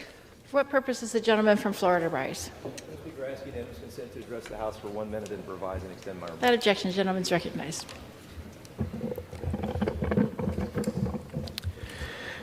Madam Speaker, I rise in strong opposition to the resolution that attempts to justify the sham impeachment process that I've personally witnessed. The majority claims this resolution will ensure a, quote, fair, open, and transparent process. You want to know how fair this process is? The resolution names the Financial Services Committee as part of the investigation.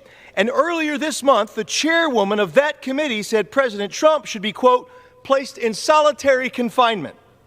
Further, Republicans will only be allowed to subpoena witnesses with Chairman Schiff's approval, as deemed necessary to the investigation. If we've learned anything from the investigation so far, we know the majority does not think due process is necessary. They don't even think basic fairness is necessary. A yes vote on this resolution today gives a stamp of approval to a process that has been damaged beyond all repair in a blatant and obvious coup to unseat a sitting president of the United States. I will not support a resolution that promises an open and fair process without the basic fundamental procedures necessary to ensure it. I yield back. For what purpose does the gentlelady from California rise? Ask for unanimous consent to address the House for 1 minute and to revise it. Without objection, gentlelady is recognized. Thank you, Madam Speaker. I rise today in strong support of HRS 296, which is an important resolution affirming the United States record on the Armenian genocide that the House overwhelmingly passed on Tuesday. This historic resolution makes clear that our nation unequivocally recognizes the Armenian genocide and encourages education and understanding of these tragic events. Madam Speaker, as you know, the Armenian genocide, the first genocide in the 20th century, took place from 1915 to 1923. During this tragedy in history, 1.5 Armenians were killed, men, women, and children. Now, I was privileged to visit Armenia earlier this year and talk to many Armenians about this tragic history. We must remember and acknowledge the lives that were taken and the pain that was inflicted. We can never forget the atrocities that took place then or other examples of ethnic cleansing, nor allow them to continue. So I am pleased that this body passed this critical resolution on Tuesday for the constituents in my district, across the nation, and the world. Thank you, and I yield the balance of my time.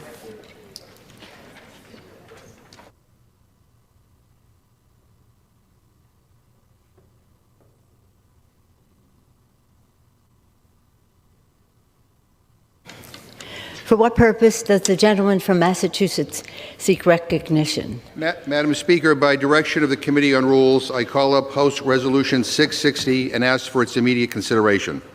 The clerk will report the resolution. House Calendar number 52, House Resolution 660. Resolved that the Permanent Select Committee on Intelligence, the Committees on Financial Services, Foreign Affairs, the Judiciary, Oversight and Reform, and Ways and Means are directed to continue their ongoing investigations as part of the existing House of Representatives inquiry into whether sufficient grounds exist for the House of Representatives to exercise its constitutional power to impeach Donald John Trump, President of the United States of America. Section 2. Open and transparent investigative proceedings by the Permanent Select Committee on Intelligence. For the purpose of continuing the investigation described in the first section of this resolution, the Permanent Select Committee on Intelligence, referred to in this resolution as the Permanent Select Committee, is authorized to conduct proceedings pursuant to this resolution as follows.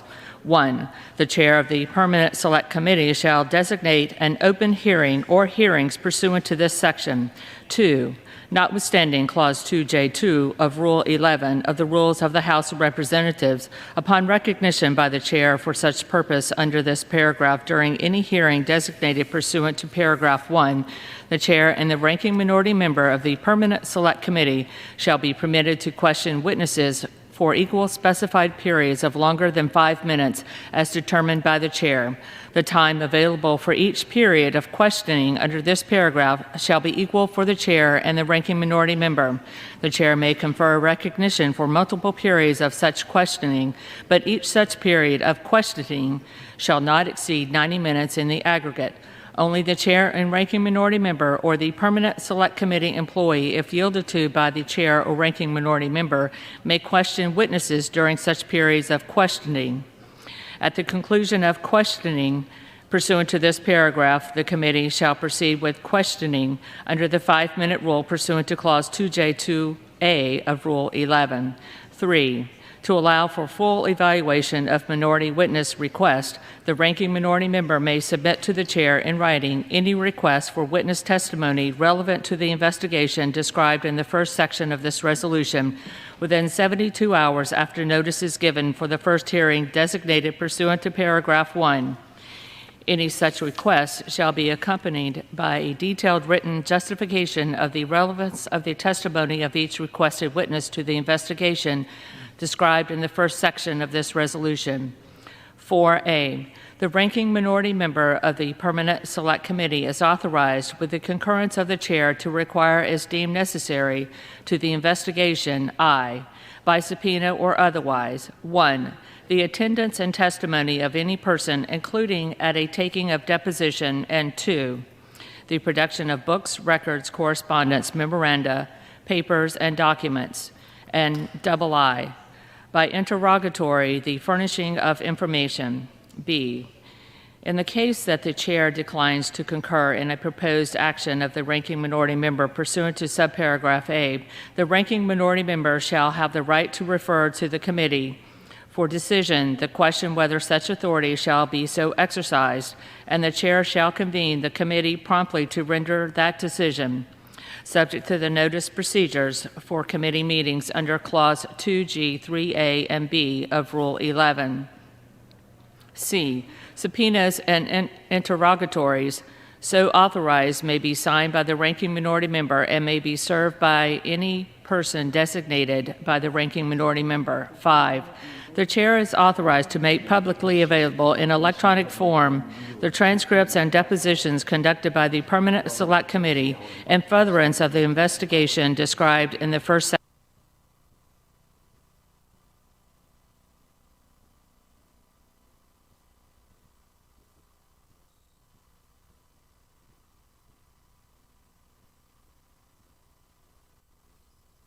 Any information and materials the Permanent Select Committee may deem appropriate with respect to the investigation described in the first section of this resolution.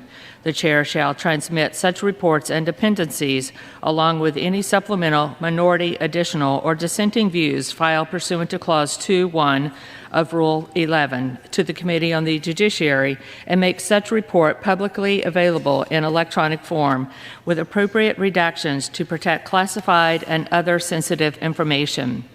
The report required by this paragraph shall be prepared in consultation with the chairs of the Committee on Foreign Affairs and the Committee on Oversight and Reform. Section 3. Transmission of additional materials. The chair of the Permanent Select Committee or the chair of any other committee having custody of records or other materials relating to the inquiry referenced in the first section of this resolution is authorized, in consultation with the ranking minority member, to transfer such records or materials to the Committee on the Judiciary. Section 4. Impeachment inquiry procedures in the Committee on the Judiciary. A. The House authorizes the Committee on the Judiciary to conduct proceedings relating to the impeachment inquiry referenced in the first section of this resolution pursuant to the procedures submitted for printing in the Congressional Record by the Chair of the Committee on Rules, including such procedures as to follow the participation of the President and his counsel. B.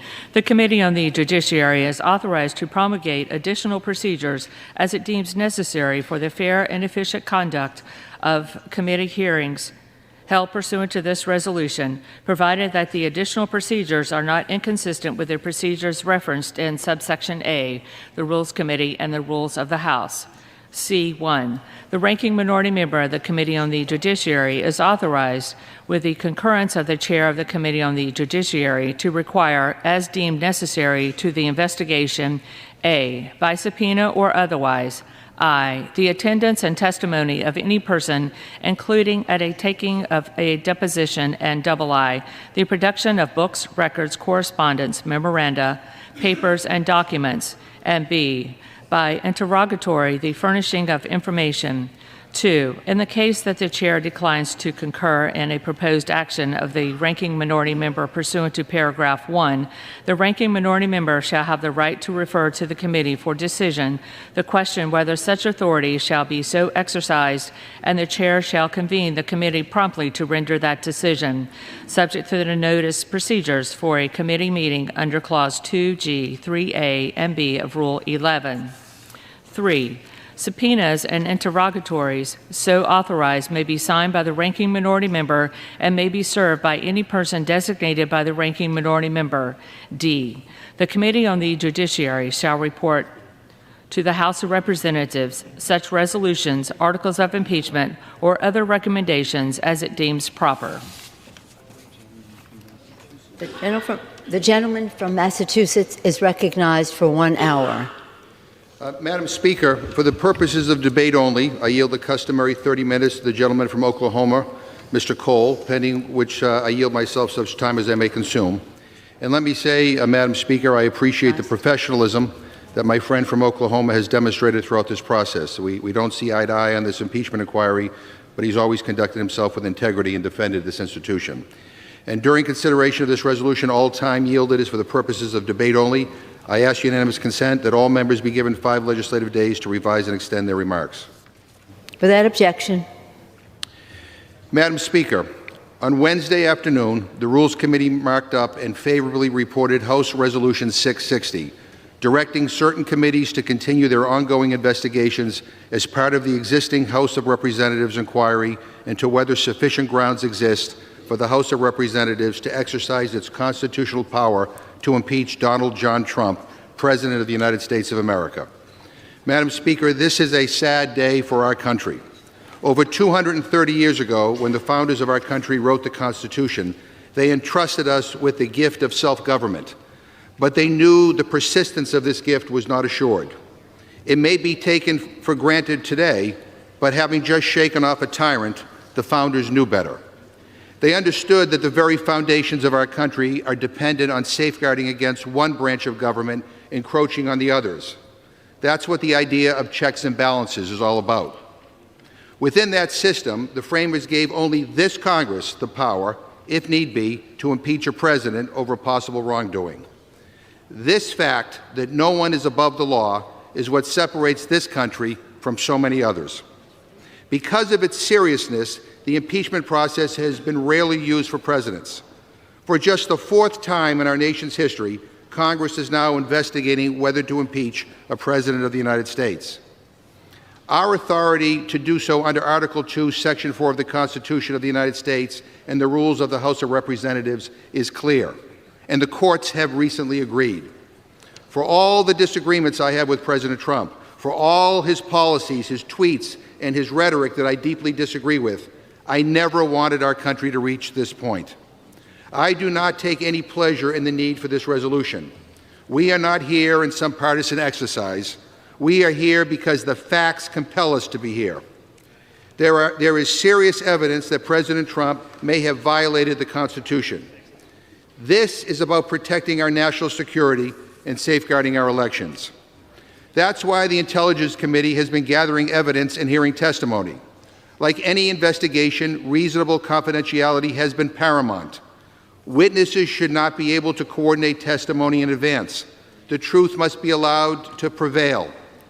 Republicans have been a part of every single proceeding conducted so far. Republicans conducting these depositions, along with their staffs, have had an opportunity to question each and every witness. Now, Madam Speaker, we are entering the public-facing phase of this process, and I commend the investigative committees and their staffs for the professional manner which they have conducted themselves. I'd also like to commend the courageous public servants that have bravely come forward to tell the truth. Without their courage, this possible wrongdoing would never have seen the light of day. The public should not be left in the dark. They should see the facts about the President's conduct firsthand. That's why I introduced this resolution. It establishes the next steps of this inquiry, including establishing the procedure for public-facing hearings conducted by the Intelligence Committee and the process for transferring evidence to the Judiciary Committee. It's about transparency, and it's about due process for the President. Some on the other side will never be satisfied with any process that uncovers the truth of what the President did. Madam Speaker, none of us knows whether or not President Trump will be impeached or convicted. Only the facts and how we respond to them will dictate the outcome. But I truly believe that 100 years from now, historians will look back at this moment and judge us by the decisions we make here today. This moment calls for more than politics. It calls for people concerned not about the reactions of partisans today, but of the consequences of an action decades from now. If we don't hold this president accountable, we could be ceding our ability to hold any president accountable. And at the end of the day, this resolution isn't about Donald Trump. It isn't about any of us. It's about our Constitution. It's about our country. And so I urge my colleagues to not just think about the political pressures of the moment. These will pass. Please consider the heavy responsibility you have today to this institution, the Constitution, and to our country. I reserve the balance of my time. Gentleman reserves. For what purpose does the gentleman from Oklahoma rise?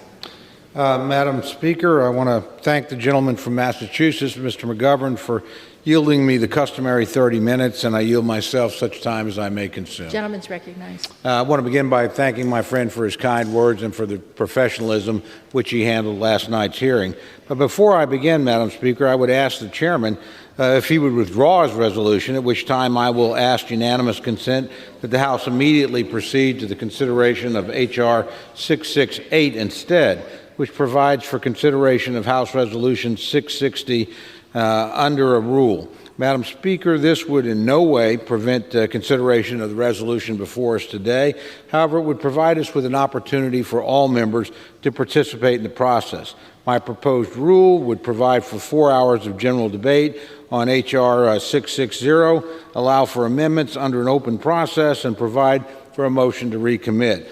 On an issue as important as this, Madam Speaker, 1 hour of debate on a resolution written in the dark of night and marked up in a process where no Republican amendments were accepted is simply insufficient. Additionally, it would allow all members to offer amendments to improve the process to get to the truth, which I'm sure is the goal of all my colleagues on both sides of the aisle. And with that, I would ask the chairman to accept my request. Gentleman yield. I'd certainly yield to my friend. Gentleman's recognized. No, I do not.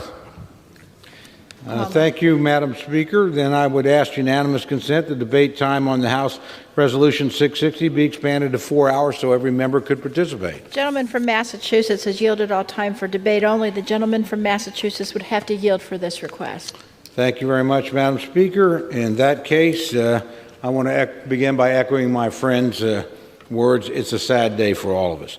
For me personally, I'm sure for all of my colleagues on the Rules Committee, and for the institution as a whole. Today's resolution sets forth a process for impeaching the President of the United States. It's not a fair process, it's not an open process, it's not a transparent process, but instead it's limited and a closed process with a preordained outcome. Impeachment of the President is one of the most consequential acts that the House of Representatives can do, and it should only be done after the fullest consideration. And yet, over the last month, without a vote and with only the Speaker's say-so, committees have been engaged in a closed impeachment inquiry on what amounts to nothing more than a partisan fishing expedition. At least today, the majority is admitting what we have known all along, that the House was not following an appropriate process for impeachment. But I do not think the process we're setting forward in this resolution is a fair one either. It's not fair to the President of the United States. It's not fair to the House of Representatives, and it's not fair to the American people. The process laid out in the resolution before us is different from the process used for both President Nixon in 1974 and President Clinton in 1998. Today's resolution provides fewer process protections and fewer protections for minority rights than what we've seen in previous impeachment efforts. At our markup yesterday, Republicans tried to change that. We tried to offer constructive amendments that made the process more fair, that would give rights to the minority, that would give rights to the accused, and that would ensure due process for everyone.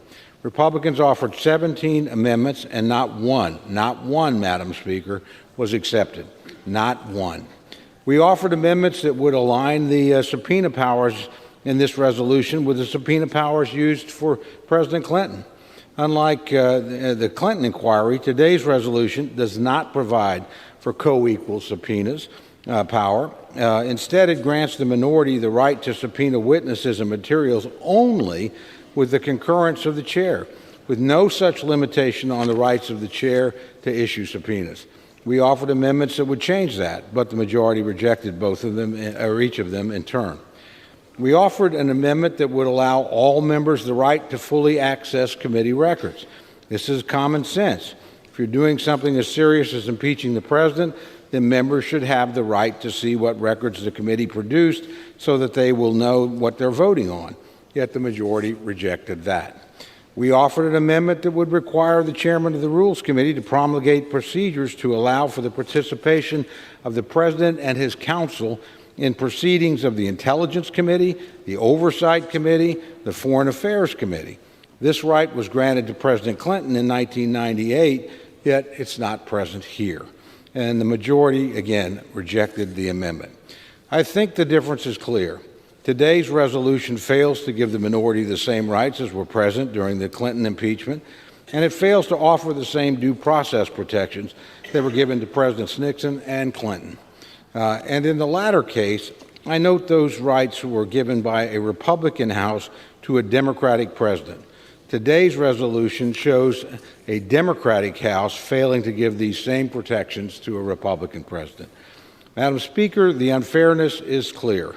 This is not a fair process, nor was it ever intended to be. It was preordained from the beginning. Without due process and without a fair process that respects minority rights, I do not believe the American people will regard this process as legitimate. A legitimate process is one that offers protections for everyone involved. And without those protections, this will be seen as just another partisan exercise, one the majority has been pushing since the very first days of the 116th Congress. We can do better than that, Madam Speaker. The Rules Committee should have done better than this. But since the Rules Committee didn't, the House must. And with that, Madam Speaker, I urge opposition to the measure and reserve the balance of my time. Gentleman reserves. Gentleman from Massachusetts.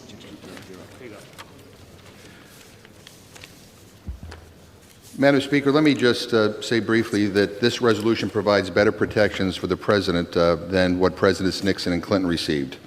And just like under Nixon and Clinton in the Judiciary Committee, the President's counsel can submit additional testimony or evidence for the committee to consider. The President and his counsel can attend all hearings and raise objections. They can question any witness.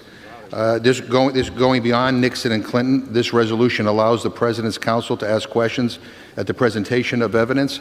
Under our procedures, the ranking minority members of the Judiciary Committee and the Intelligence Committee may issue subpoenas if authorized by a committee vote.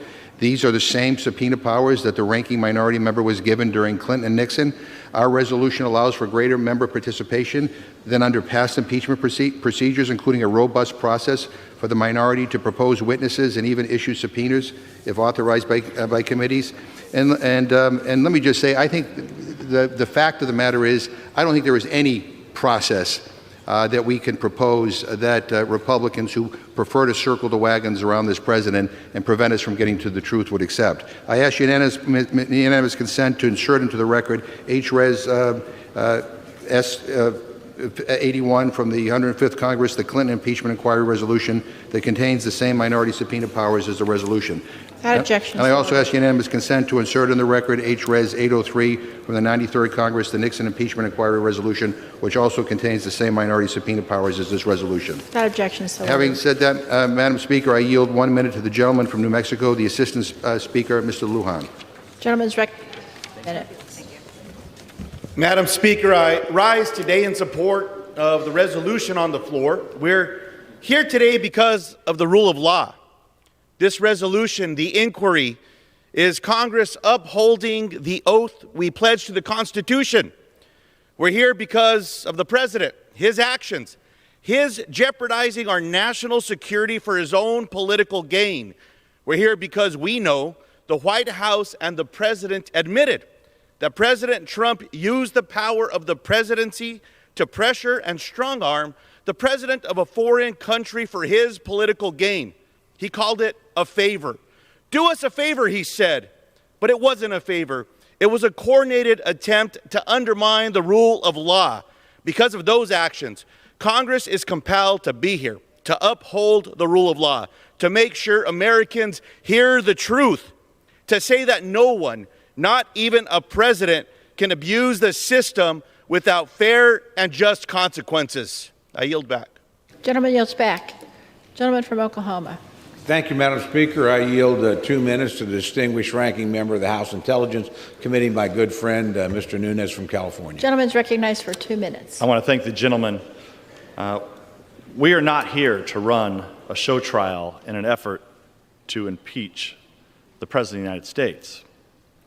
It's clear that since the Democrats took control of the House of Representatives, they have always intended to transform the Intelligence Committee into the Impeachment Committee. Every one of their actions, from the staff they hire to the Trump conspiracy theories they investigate, their willful neglect of our basic oversight duties, demonstrates that this has been their plan from day one. And now this is further confirmed by the adoption of these rules, which simply gives the House approval for the Intelligence Committee Democrats to continue pursuing their bizarre obsession with overturning the results of the last presidential election.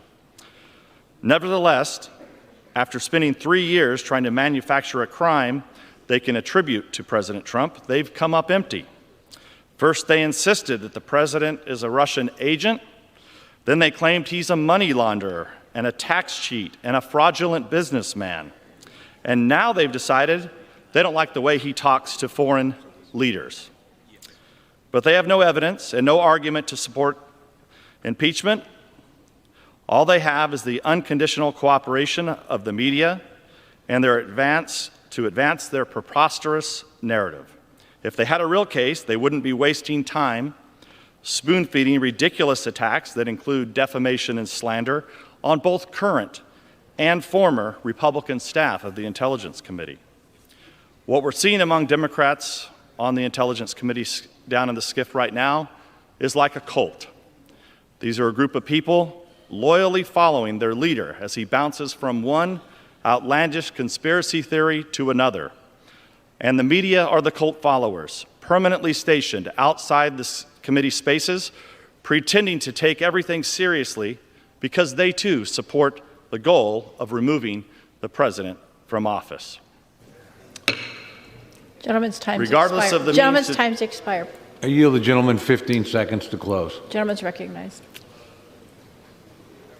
After today, the House Intelligence Committee ceases to exist. Oversight is not being done. And we now have a full-fledged impeachment committee in the basement of the Capitol. Think about that, America. And I yield back the balance of my time. Gentleman yields back. Gentleman from Massachusetts. Madam Speaker, I'm proud to yield 1 minute to the gentleman from Maryland, a distinguished member of the Rules Committee, Mr. Raskin. Gentleman's recognized for 1 minute. Thank you, Madam Speaker. The House impeachment inquiry has discovered a substantial body of evidence that the President of the United States has violated the Constitution by placing his political interests above the interests of the country, thereby putting both our democracy and the nation's security in jeopardy. In light of this evidence, the House of Representatives must fully investigate. We have sworn a sacred oath to uphold and defend the Constitution of the United States against all enemies, foreign and domestic.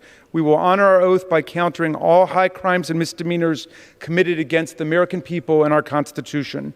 Today's resolution sets the table for the next phase of the inquiry. This phase includes open hearings led by the Intelligence Committee to allow the American people to hear from witnesses who have personal knowledge of the President's actions. Relevant materials will then be transferred to the Judiciary Committee so we may fulfill our solemn and time-honored duty to determine whether to recommend articles of impeachment. The majority has conducted hearings up to this point in a scrupulously bipartisan way, giving professional staff counsel for both the majority and the minority precisely equal time to question witnesses and equal opportunities for members of the majority and the minority to question them too. Despite... Fire. Gentleman. I yield the gentleman additional 20 seconds. Gentleman's recognized. We will afford the President all the due process protections that were afforded to his predecessors in a similar situation. That includes the ability to attend hearings, question witnesses, and submit evidence. As recently as Friday, the federal courts have reaffirmed that the House is the sole judge of impeachment, and we set the rules here. These rules are fair and strong, and will make sure that we can and we will defend the Constitution of the United States. I yield back. Gentleman from Oklahoma. Thank you, Madam Speaker. I yield 2 minutes to my good friend, the distinguished ranking member of the House Oversight Committee, Mr. Jordan from Ohio. The gentleman's recognized for 2 minutes. I thank the gentleman. Madam Speaker, trying to put a ribbon on a sham process doesn't make it any less of a sham. Never forget how this whole thing started. Democrats are trying to impeach the President of the United States 13 months before an election based on an anonymous whistleblower with no firsthand knowledge, who has a bias against the president, who worked with Vice President Biden. The day after the now famous phone call between President Trump and President Zelensky, the so-called whistleblower gets a readout from somebody on that call, writes a memo. In the memo, he uses terms like, this call was scary, frightening. But what does he do? Waits 18 days before he files a complaint. And who's the first person he goes to see, the first people he goes to see in that 18-day time frame? Chairman Schiff's staff. Chairman Schiff's staff, 435 members of Congress, only one individual, one member of this body knows who this person is who started this whole darn crazy process. Chairman Schiff. And what's this resolution do? Gives him even more power to run this secret proceeding in a bunker in the basement of the Capitol. This resolution continues the unfair and partisan process. Just 2 days ago, we were prevented from having the witness answer our questions in one of these depositions. And this resolution is going to give more power to the person who made that decision in the bunker in the basement of the Capitol. We are less than 13 months before the next election. Americans understand that this is unfair. Americans get fairness. They instinctively know this is an unfair and partisan process. They will see how unfair and partisan it is today when the vote happens on the floor of this House. We can do a lot better than this. We can do a lot better than this, and the American people see through it. I urge a no vote on this resolution, and I thank the gentleman on the Rules Committee for his work and his leadership. With that, I yield back. Gentleman yields back. Gentleman from Massachusetts. Yeah, Madam Speaker, I'd like to ask unanimous consent to insert into the record a New York Times article titled, Army Officer Who Heard Trump's Ukraine Call Reported Concerns, in which Colonel Alexander Vindman, an Army officer who was on the call, said, and I quote, I did not think it was proper to demand that a foreign government investigate a U.S. citizen, and quote, this would all undermine U.S. national security. I'd like to yield 1 minute to the gentleman from South Carolina, the Majority Whip, Mr. Clyburn. Gentleman's recognized for 1 minute. Thank you, Madam Speaker. I thank the gentleman for yielding me the time. Over the last month, the impeachment inquiry has built a powerful body of evidence around President Trump's call with President Zelensky of Ukraine when he told the foreign leader, "I'd like you to do us a favor, though."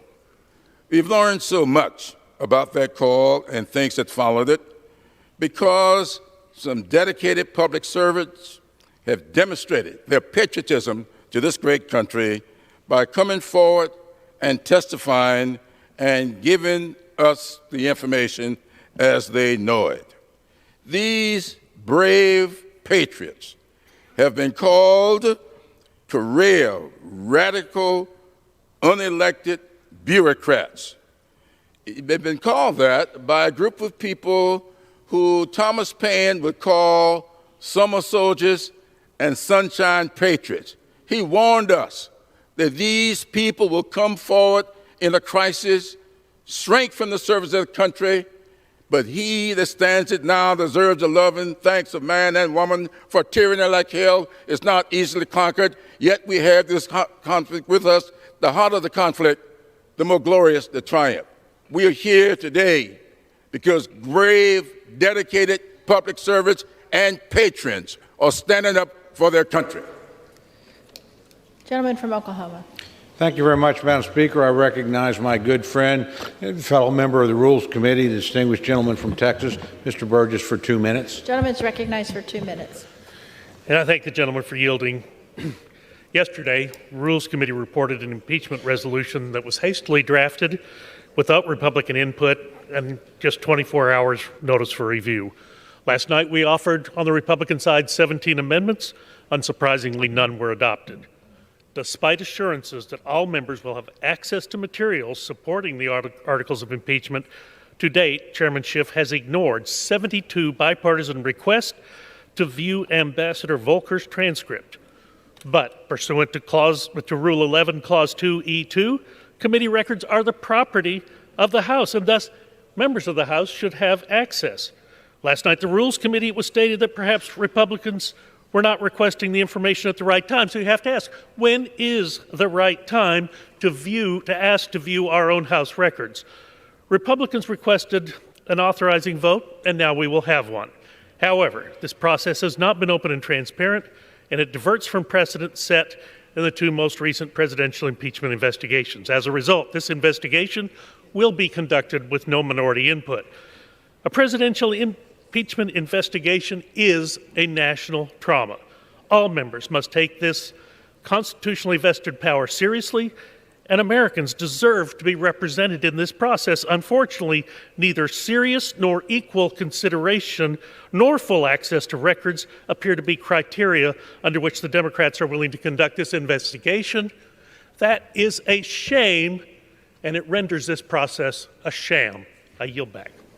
Gentleman yields back. Gentleman from Massachusetts. Madam Speaker, I'm proud to yield 1 minute to the gentlewoman from Pennsylvania, a distinguished member of the Rules Committee, Ms. Scanlon. Gentleman is recognized for 1 minute. I take no joy in contemplating the impeachment of a president because in contemplating it, we must acknowledge a threat to our Constitution and the values that bind us, not only as members of Congress, but as Americans. We've tried to work within traditional means to get to the bottom of serious allegations of misconduct so that we can deliver the truth to the American people. Committees have called witnesses and requested evidence only to be stonewalled. The president's defenders have tried to distract the American people by falsely claiming to have been excluded from the investigation, while their stunts and smears have hindered the constitutional process. This resolution outlines ground rules for the House as we move forward, granting the same or greater due process rights to the president and the minority as they themselves drafted when they were in the majority. We will have open hearings. They can question witnesses. They can propose subpoenas. They can present evidence. I am proud to sponsor this resolution. Our Constitution requires it, and our democracy depends on it. And with that, I yield back. Gentleman from Oklahoma.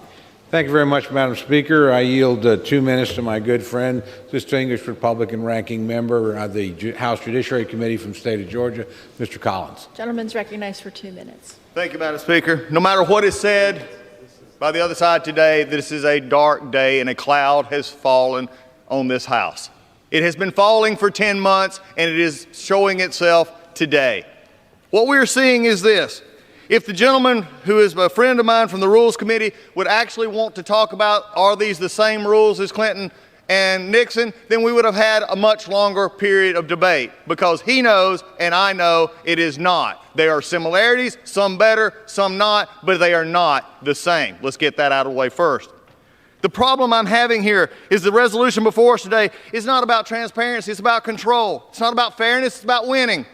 It's about following the facts. This resolution is about delivering results. You know how I know this? Because the resolution gives no proper way for how these abilities or transferring of documents from the Intel Committee to Judiciary Committee will happen. Doesn't even give a time frame. And I've heard a lot of discussion today about maybe we didn't know how to properly ask last night in Rules Committee. I'll guarantee you my staff and I know how to properly use Rule 11-2E to ask for information. And we're told yesterday by a committee, one of the committees, that we couldn't have access to it because the parliamentarians said we couldn't. That's just false and needs to stop. This House is developing and shredding procedures every day. And if members of the minority or the majority cannot have the rights that they are given, then we're in a sad situation. And in fact, the haste to put this together, they didn't even exempt, as was done in Clinton and Nixon, the Rule 11-2E. They didn't even exempt it out. Even in those two impeachments, it was known that maybe we don't let every member come see this while this is going on. We didn't even exempt it during this time. We were so hurried to impeach this president, we don't really give a darn about the rules. But here's my biggest concern. As ranking member of the Judiciary Committee, I have a question. We've been here 200 plus years as a committee, and our committee has been neutered. Our committee who handles impeachment, we're the reason in that committee, that's our jurisdiction. We have been completely sidelined. Our chairman and others have been sidelined, so I have been sidelined. It is so bad that they had to have the Rules Committee write the presidential due process and give it to us. This is not right. I wish... No, 30 seconds. Yield the gentleman an additional 15 seconds to Gentleman's recognized. I do not know what happened to our committee, but we still exist. Due process only kicks in at Judiciary for the President. It does not kick in the closed-door secret hearings of Adam Schiff. This is a travesty. No one should vote for this. This is a sad day. The curtain is coming down on this House because the majority has no idea about process and procedure. They're simply after a president. I yield back. Gentleman from Massachusetts. Madam Speaker, I get it. My friends on the other side of the aisle want to talk about process. But it's interesting that not one of them wants to talk about the president's conduct, and that speaks volumes. At this time, I would like to yield 1 minute to the gentleman from Florida, another distinguished member of the Rules Committee, Mr. Hastings. Gentleman's recognized for 1 minute. Thank you, Chairman, and I thank Ranking Member Cole for the manner in which you all are shepherding us through this difficult process. Madam Speaker, it's time for the American people to see how the administration put our national security on the auction block in exchange for political favors. At the heart of this scandal is the White House's decision to slam the brakes on nearly $400 million of military aid for Ukraine. Military aid for a vital partner. Military aid that was desperately needed to beat back Russian aggression. Military aid that was key to our own national security and essential in keeping an adversary at bay. We know what our Ukrainian friends thought about this. They were horrified. The facts are clear. Our top national security experts viewed it as a grave and dangerous mistake. And as we've seen time and time again from the Trump administration, this decision played right into Vladimir Putin's hands. I yield the gentleman additional 20 seconds. Gentleman's recognized. I support pushing ahead with this inquiry because I swore an oath to defend the Constitution against America's enemies. The American people deserve the facts about how this abuse of power betrayed our national security and put our country at risk. Gentleman yields back. Gentleman from Oklahoma. Thank you very much, Madam Speaker. Before I proceed, I yield myself such time as I may consume to quickly respond to my friend, Mr. McGovern. We're debating process here because that's what this is.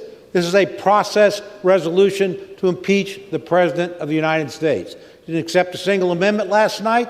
You didn't confer with us when you did it, so that's why we're talking process. It's an unfair process. With that, I yield to my good friend and fellow member of the Rules Committee, distinguished lady from Arizona, Ms. Lesko. 2 minutes. How much Madam time? Speaker. Gentlelady is recognized for 2 minutes. Thank you, Madam Speaker. I thank Representative Cole for yielding. This impeachment process is a total sham. This resolution, which seeks to legitimize it, misleads the American public. Section 2 of this bill is titled, "The Open and Transparent Investigative Proceedings by the Permanent Select Committee on Intelligence."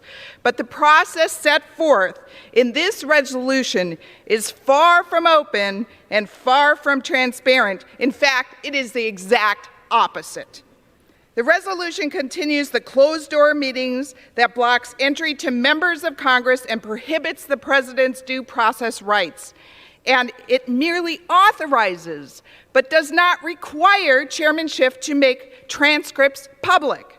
Last night, Republicans offered 17 amendments to add some fairness into the process, but Democrats rejected them all. I had an amendment to ensure minority witnesses could call an equal number of witnesses as the majority. Democrats said no. I had an amendment to require the Intel chairman to turn over exculpatory materials to the Judiciary Committee. Democrats shot it down. I had an amendment to give ranking members of the same authority as chairman to submit materials to the Judiciary Committee. Democrats rejected that too. The process set forth by this resolution violates basic standards of fairness. I urge opposition to this resolution, and I yield back the balance of my time. Gentlelady yields back. Gentleman from Massachusetts. Madam Speaker, I yield myself 10 seconds. Gentleman's recognized. The gentlelady wants to talk about a sham process. Let's talk about a sham process. Instead of respecting the constitutional authority of the House of Representatives, the White House has obstructed our investigation, ignored our duly authorized subpoenas, withheld key documents, prevented witnesses from testifying, and intimidated witnesses. They have tried to disparage members of Congress. I yield myself an additional 5 seconds. And who are trying to, they disparage members of Congress who are trying to fulfill their responsibilities under the Constitution of the United States. Article 1 of the Constitution gives the House the right to investigate the President, and we are taking our responsibility seriously. Madam Speaker, I'd like to yield 1 minute to the gentleman from New York, the chairman of the Democratic Caucus, Mr. Jeffries. Gentleman's recognized for 1 minute.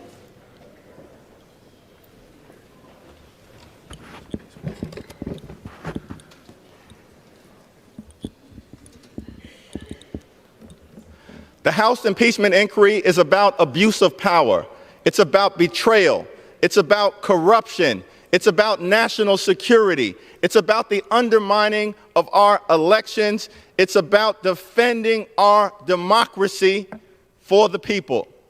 The House is a separate and co-equal branch of government. We don't work for this president or any president. We work for the American people.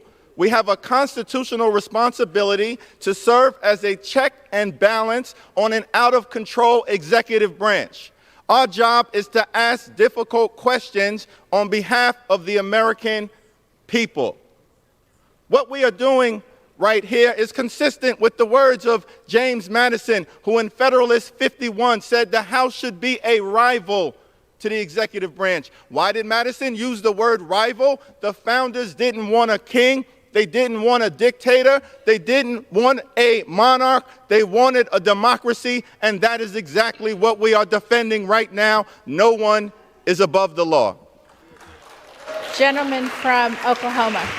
Thank you very much, Madam Speaker. I yield 2 minutes to my good friend, the distinguished conference chair for the Republican Party, Ms. Cheney from Wyoming. Gentlelady is recognized for 2 minutes. Thank you very much, and thank you to our Republican leader of the Rules Committee for yielding to me. Madam Speaker, we have heard a lot this morning already, a desire, a desperation almost on the part of my colleagues on the other side of the aisle that the nation take this body seriously. Then they need to start acting like they take themselves seriously, Madam Speaker. When we are here gathered discussing this most grave and solemn obligation we have, addressing impeachment, we know, Madam Speaker, what a serious process would look like. We have seen it before. We have seen members on both sides of this aisle in the past, when we've been engaged in the impeachment of a president, act in a way that is serious, reflects the dignity of this body, and reflects the importance of the Constitution.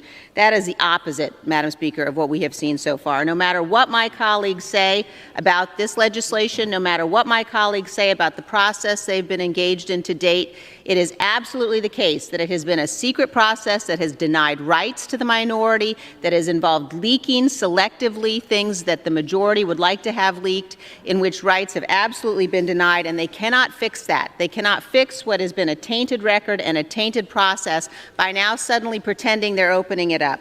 And Madam Speaker, let me say one other thing.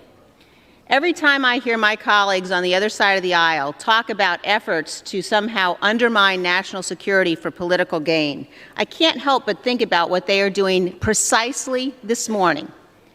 When we are facing the threats we are facing as a nation, and my colleagues on the other side of the aisle, Speaker Pelosi and Chairman Schiff and others, take what is arguably the single most important national security committee in this body, the House Intelligence Committee, and they tell the House Intelligence Committee, turn away from those threats. Do not focus on oversight. Do not focus on the challenges we face. And instead, we are going to consume you in a political, partisan process to impeach the President of the United States. Madam Speaker, my colleagues on the Democratic side of the aisle will be held accountable by history for what they are doing. Yield the gentlelady an additional 15 seconds to close, Madam Speaker. They will be held accountable by history for what they are doing. They have absolutely no right to talk about threats to this nation if they are diverting the full attention, resources, and focus of the House Intelligence Committee onto a sham political process run by Chairman Schiff and Speaker Pelosi. I urge my colleagues to oppose this resolution, and I yield back the balance of my time. Time's expired.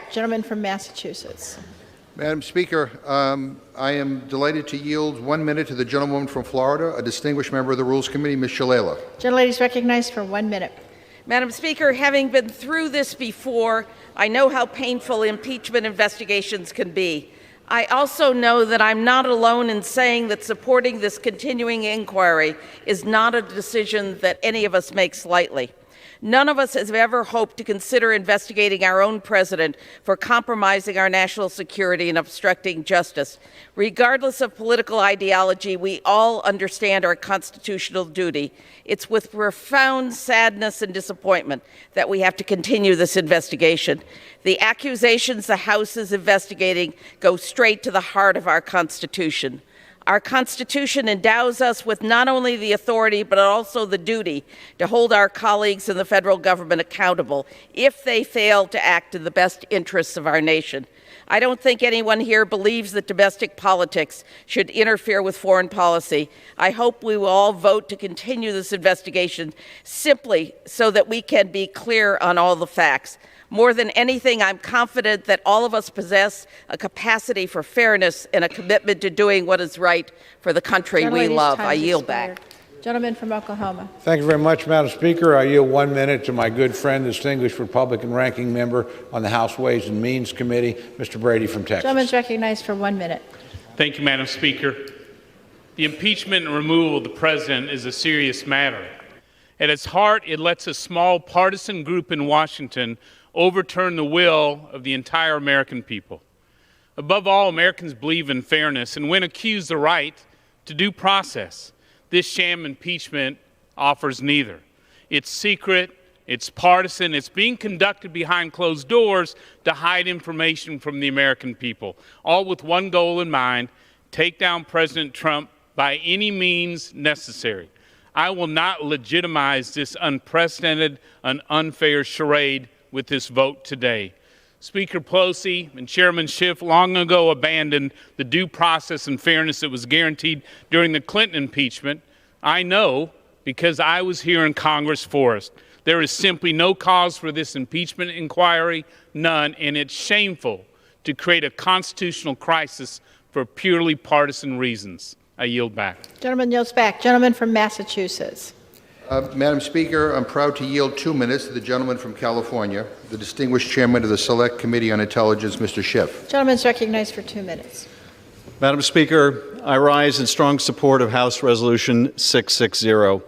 I rise in strong support, but I do not take any pleasure in the events that have made this process necessary. I rise in strong support of the resolution, but I do so with an understanding that the task before us is a solemn one. How each member of this chamber approaches the vote this morning and the days and weeks ahead may be the most important service as members of Congress we will ever pay to the country and Constitution that we all love and have pledged to defend. For the past several weeks, the Intelligence Committee, the Oversight Committee, and the Foreign Affairs Committee have engaged in an intensive investigation. That work, which has been conducted with equal opportunities for both parties to question witnesses, has added a great deal to our understanding of the President's conduct, as evident in the July 25 call record and the events that both preceded and followed that call. That work has necessarily occurred behind closed doors because we have had the task of finding the facts ourselves without the benefit of the investigation that the Justice Department declined to undertake. Despite attempts to obstruct, we have interviewed numerous witnesses. We have provided important testimony about the efforts to secure political favors from Ukraine, who have provided important testimony about the efforts to secure political favors from Ukraine. We have reviewed text messages among key players which show how securing political investigations was placed at the forefront of our foreign policy towards Ukraine. This resolution sets the stage for the next phase of our investigation, one in which the American people will have the opportunity to hear from the witnesses firsthand. We will continue to conduct this inquiry with the seriousness of purpose that our task deserves, because it is our duty and because no one is above the law. Madam Speaker, I urge passage of the resolution, and I yield back. Gentleman yields back. Gentleman from Oklahoma. Thank you, Madam Speaker. I yield 1 minute to my good friend from the great state of Texas, Mr. Babin. Gentleman's recognized for 1 minute. Thank you. What began with a rallying cry of "we're going to impeach the expletive deleted" to a crowd of liberal activists and young children by my colleague from Michigan on the very first day of this new Congress is now the majority's flagship initiative. What a shame and what a waste of time in the people's house. My view, our president was doing his job, ensuring that if taxpayer dollars from my constituents and yours was going to the other side of the world, that it would be paired with a commitment to crack down on corruption at all levels, no matter who someone's daddy is or what their political ambitions are. I think we all know that this was inevitable. From the moment Donald J. Trump was elected, the ends of harassment and impeachment have just been waiting for the means, and they think that they found them. They're wrong. There is, however, one small measure we can take as one house to bring a shred of dignity to these disgraceful proceedings. I can stand and be counted. We can stand and be counted one by one and announce our yea or nay. Madam Speaker, I have a parliamentary inquiry. Gentleman's time's expired. Gentleman from Massachusetts. Madam Speaker, I'm proud to yield 1 minute to the gentlewoman from California, the Speaker, Ms. Pelosi. Gentlelady's recognized for 1 minute.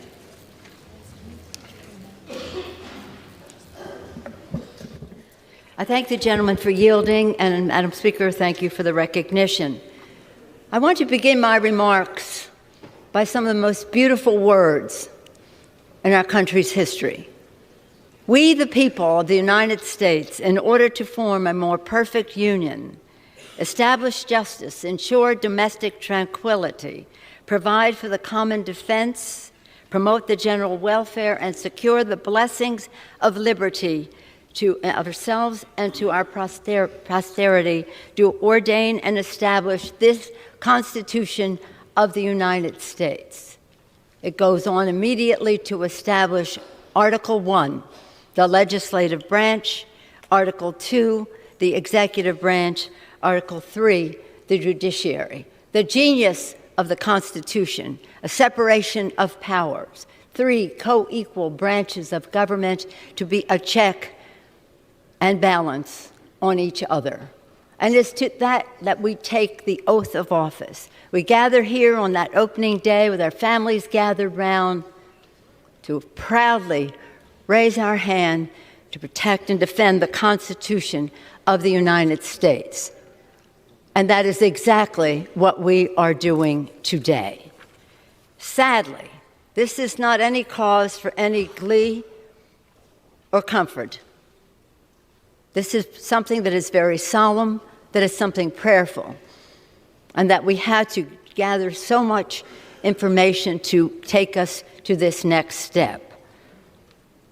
Again, this is a solemn occasion. Nobody, I doubt anybody in this place or anybody that you know comes to Congress to take the oath of office, comes to Congress to impeach the President of the United States, unless his actions are jeopardizing our honoring our oath of office.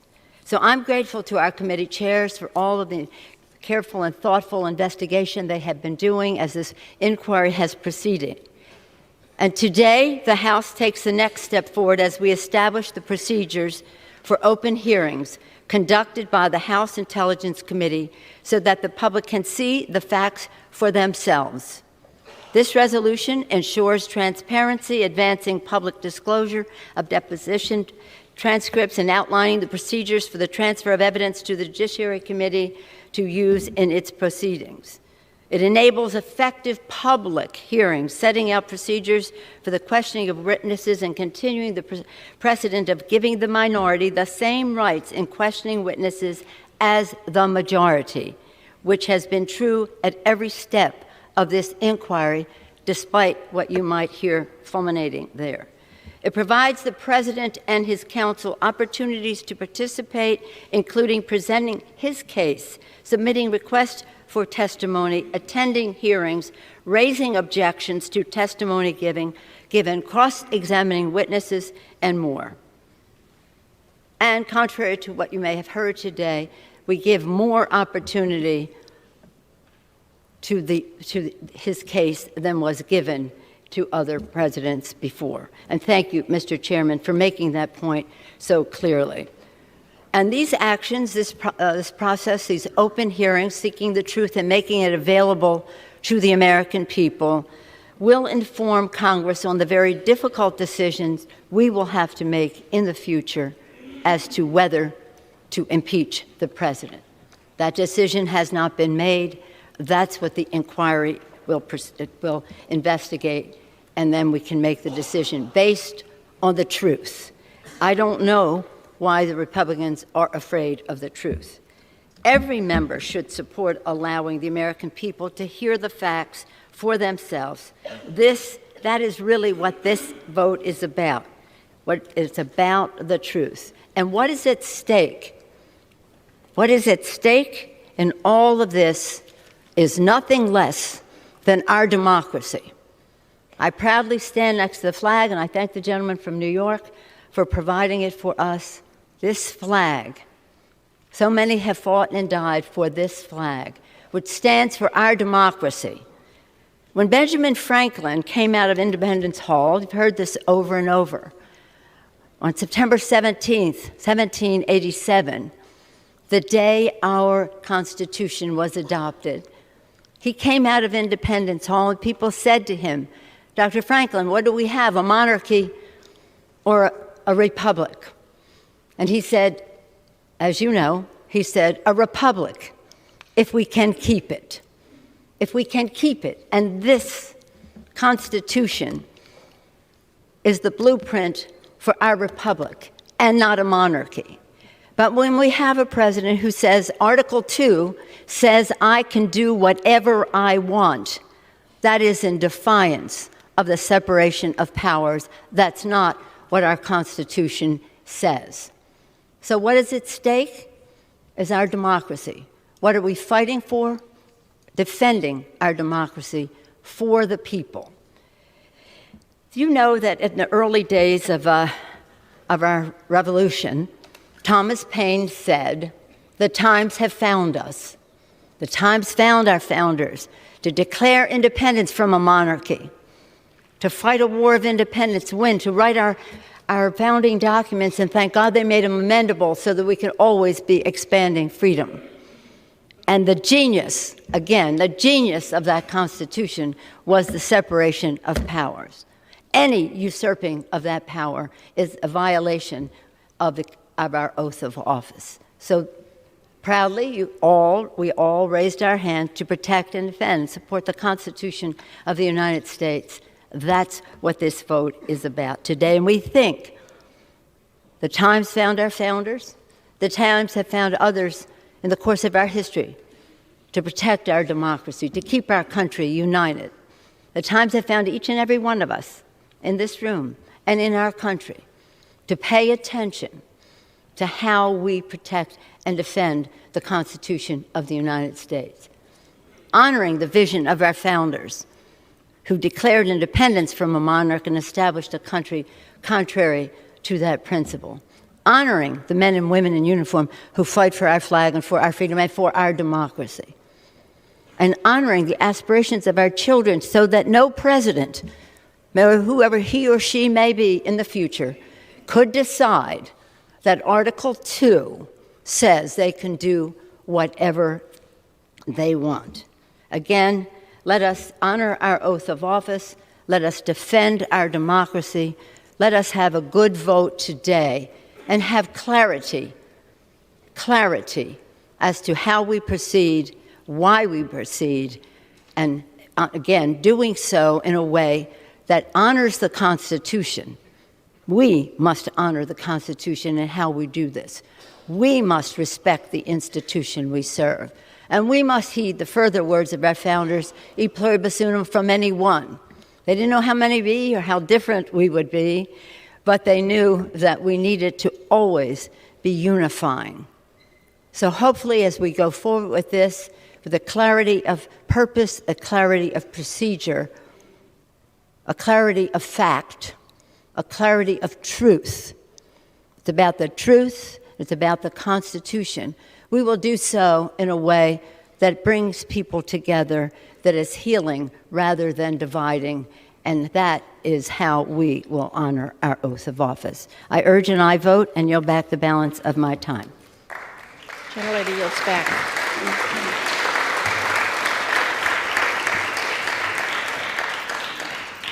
Gentleman from Oklahoma. Thank you, Madam Speaker. I yield 2 minutes to my good friend, distinguished gentleman from Texas and the ranking Republican member on the House Foreign Affairs Committee, Mr. McCall. Gentleman's recognized for 2 minutes. Thank you, Madam Speaker. I would also argue that Article 1 does not say you can do whatever you want to do. And the Constitution says that, and our founding fathers said that as well. And for 38 days, I have objected to this impeachment probe because it denies due process, fundamental transparency, and basic fairness to Republicans, the White House, and the American people. From day one, Democrats have ignored the rules and 45 years of historic impeachment precedent. Without any authorization, Adam Schiff has conducted a secret probe outside of his committee's jurisdiction. He has blocked us from calling our own witnesses. His witnesses are being interviewed behind closed doors in the most secretive room in the United States Capitol. That is not democracy.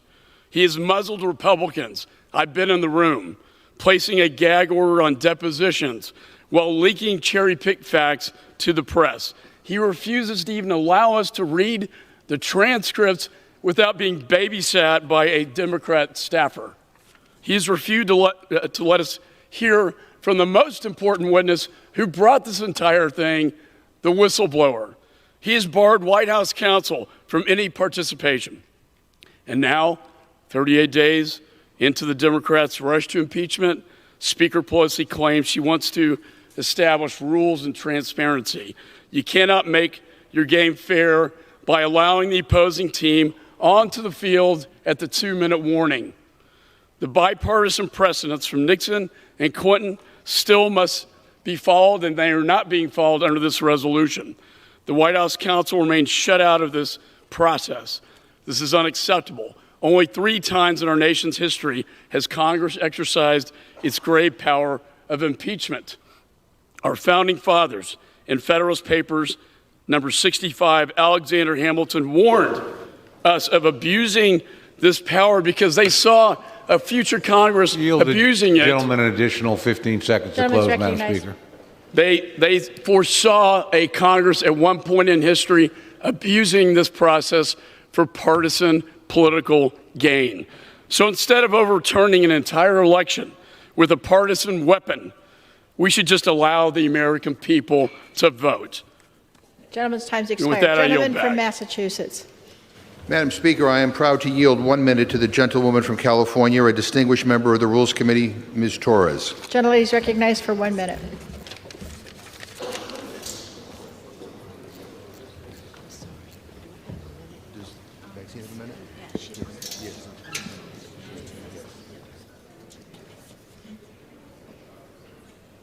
Madam Speaker, I rise in strong support of H.R. 660.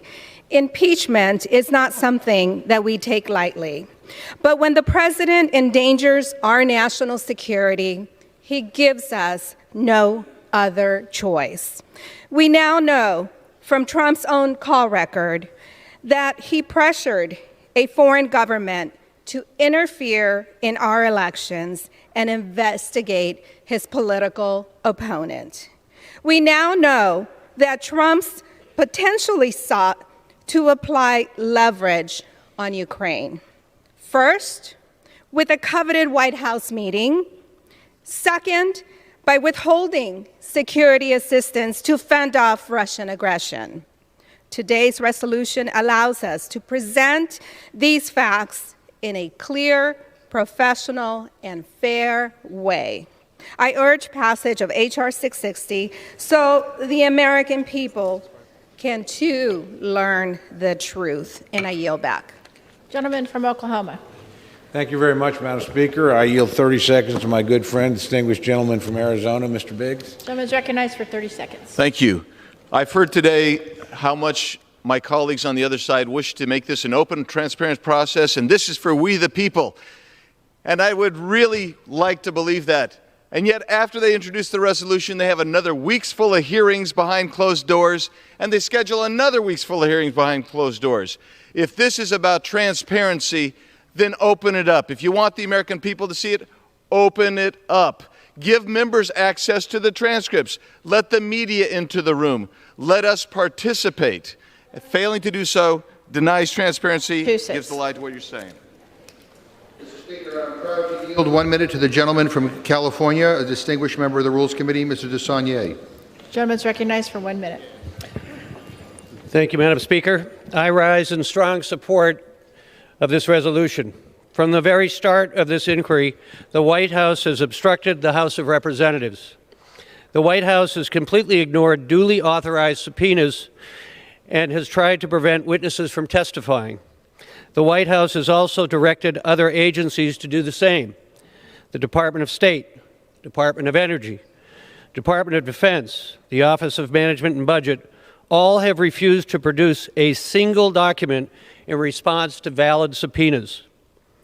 This is an unprecedented cover-up, and the White House and its defenders in Congress have tried to justify it with baseless procedural claims that contradict the Constitution and historical precedent. History will judge us all. After today, there are no more excuses for those who want to focus on process instead of substance. After today, there are no more excuses for those who want to ignore the facts and instead defending the Constitution. And there are no more excuses for those who turn a blind eye while the President pressures foreign actors to interfere with our democracy. I yield back the balance of my time. Madam Speaker, I have a speaker on the way, so I'm going to reserve for the moment, if I may. Reserves. Gentleman from Massachusetts. Madam Speaker, I yield 1 minute to the gentleman from New York, another distinguished member of the Rules Committee, Mr. Morelli. Gentleman is recognized for 1 minute. Madam Speaker, I rise today in strong support of House Resolution 660. I am deeply troubled that this process has become necessary at all. But we have no choice. We must continue to investigate alarming allegations of misconduct by the President. And we continue with a public process through which all Americans will have the ability to access and to assess the evidence. This has been and will continue to be a fair and sober inquiry. Members on both sides will continue to have the opportunity to question witnesses, seek evidence, and refute testimony presented during these proceedings. Indeed, the President will have strong protections as we weigh the evidence during our deliberations. Our only goal is uncovering the truth. Did the President pressure Ukrainian leaders with the threat of withholding critical military assistance in order to serve his political interests? Has the President endangered American interests abroad by engaging in domestic political intrigue? These are serious issues, not of politics, but of national security.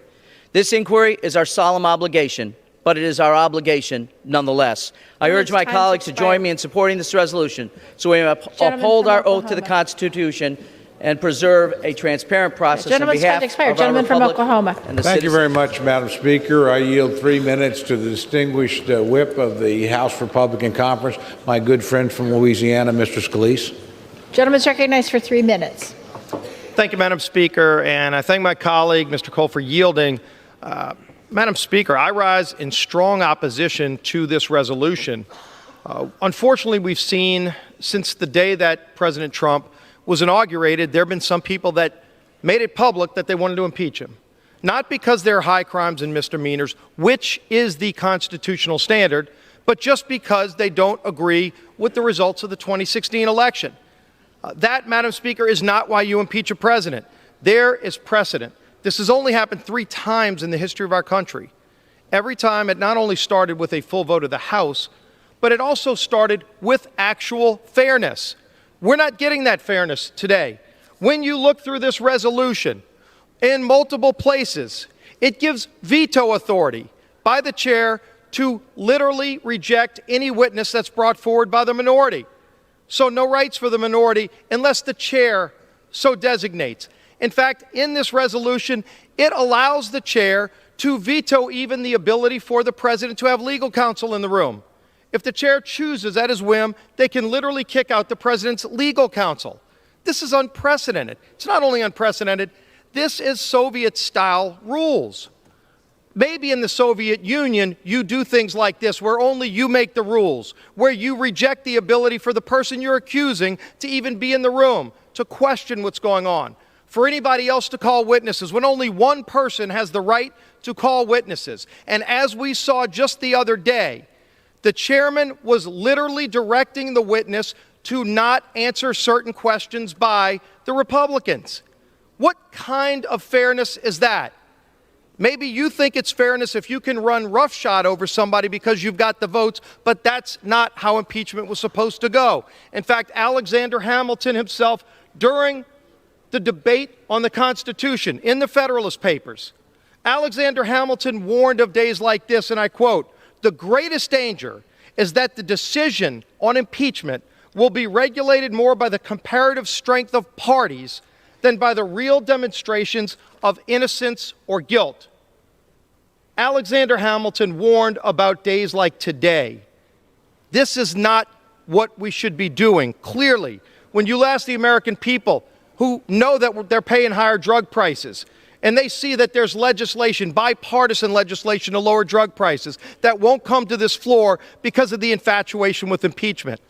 We don't even have a bill to formally pay our troops and make sure they have the tools they need to defend this country because there's such an infatuation with impeachment. Madam Speaker, when you look through this resolution and you see how one-sided, how Soviet-style this is running, this is the United States of America. Don't run a sham process, a tainted process like this resolution ensures. It ought to be rejected, and I think you'll see bipartisan rejection of this resolution, and I yield back the balance of my time. Gentleman from Massachusetts. Madam Speaker, I yield 2 minutes to the gentleman from New York, the distinguished chairman of the Committee on Judiciary, Mr. Nadler. Gentleman's recognized for 2 minutes. Yeah, but I mean, we got to.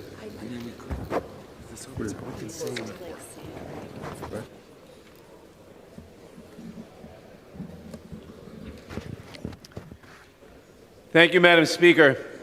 I support this resolution because it is the solemn duty of the Congress to investigate the serious allegations against the President. I support this resolution because it is indefensible for any official to demand that an ally, one depending on our support in an existential struggle with Russia, investigate his or her political adversaries. I support this resolution because no person, Republican or Democrat, should be permitted to jeopardize America's security and reputation for self-serving political purposes. I support this resolution because if, after a fair and thorough inquiry, the allegations against President Trump are found to be true, they would represent a profound offense against the Constitution and the people of this country. I support this resolution because I believe it is the duty of this House to vindicate the Constitution and to make it crystal clear to future presidents that such conduct, if proven, is an affront to the great public trust placed in him or her. I support this resolution not because I want the allegations to be true, they sadden me deeply, but because if they are true, the Constitution demands that we take action. I support this resolution because it lays the groundwork for open hearings. The House and the American public must see all of the evidence for themselves. I support this resolution because I know we must overcome this difficult moment for the nation. This resolution is necessary to ensure that our constitutional order remains intact for future generations. I support this resolution because we have no choice. I yield back. Gentleman yields back. Gentleman from Oklahoma. Thank you, Madam Speaker. I am going to reserve my time as we're waiting for a speaker or two to come. Gentleman reserves. Gentleman from Massachusetts. Madam Speaker, I am proud to yield 2 minutes to the gentleman from New York, the distinguished chairman of the Committee on Foreign Affairs, Mr. Engel. Gentleman's recognized for 2 minutes. I think you start with this, but not say it. Yeah. I think you start with this.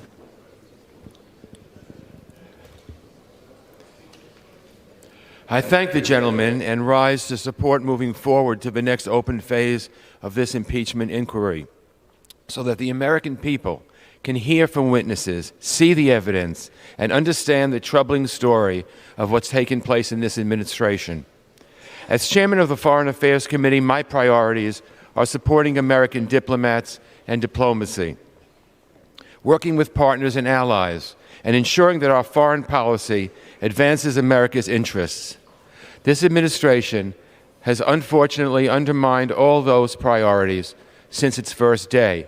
But in the last month, we've learned more and more about just how deep this goes. The facts are clear. The White House launched a shadow foreign policy that circumvented and undermined our normal diplomatic channels. A distinguished career ambassador was publicly smeared and pushed aside. Critical military aid for Ukraine, a valued partner locked in a life-or-death struggle against Russia, was blocked. The goal? Not some foreign policy priority, not an effort to make our country safer or stronger, quite the opposite, as delaying these resources hurt Ukraine and directly benefited Vladimir Putin. Why then? To pressure a foreign government to interfere in our 2020 elections. It's what the framers feared most.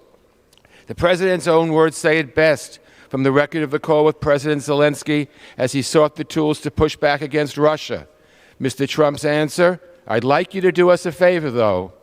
Since that first damning piece of evidence came to light, the Intelligence, Oversight, and Foreign Affairs Committees have worked to fill in the pieces of the puzzle thanks to the courage of public servants who obeyed the law and testified even in the face of bullying and intimidation from the administration, of ugly, baseless smears from the president's allies, and I condemn the shameful efforts to identify and harass the whistleblower whose life may be jeopardized for coming forward to tell the truth. Gentleman's time's expired. I salute all those patriots, and I salute my fellow committee chairs, expired. Mr. Schiff, Ms. Maloney, and the late Mr. Cummings for their I yield the gentleman additional. Gentleman from Oklahoma.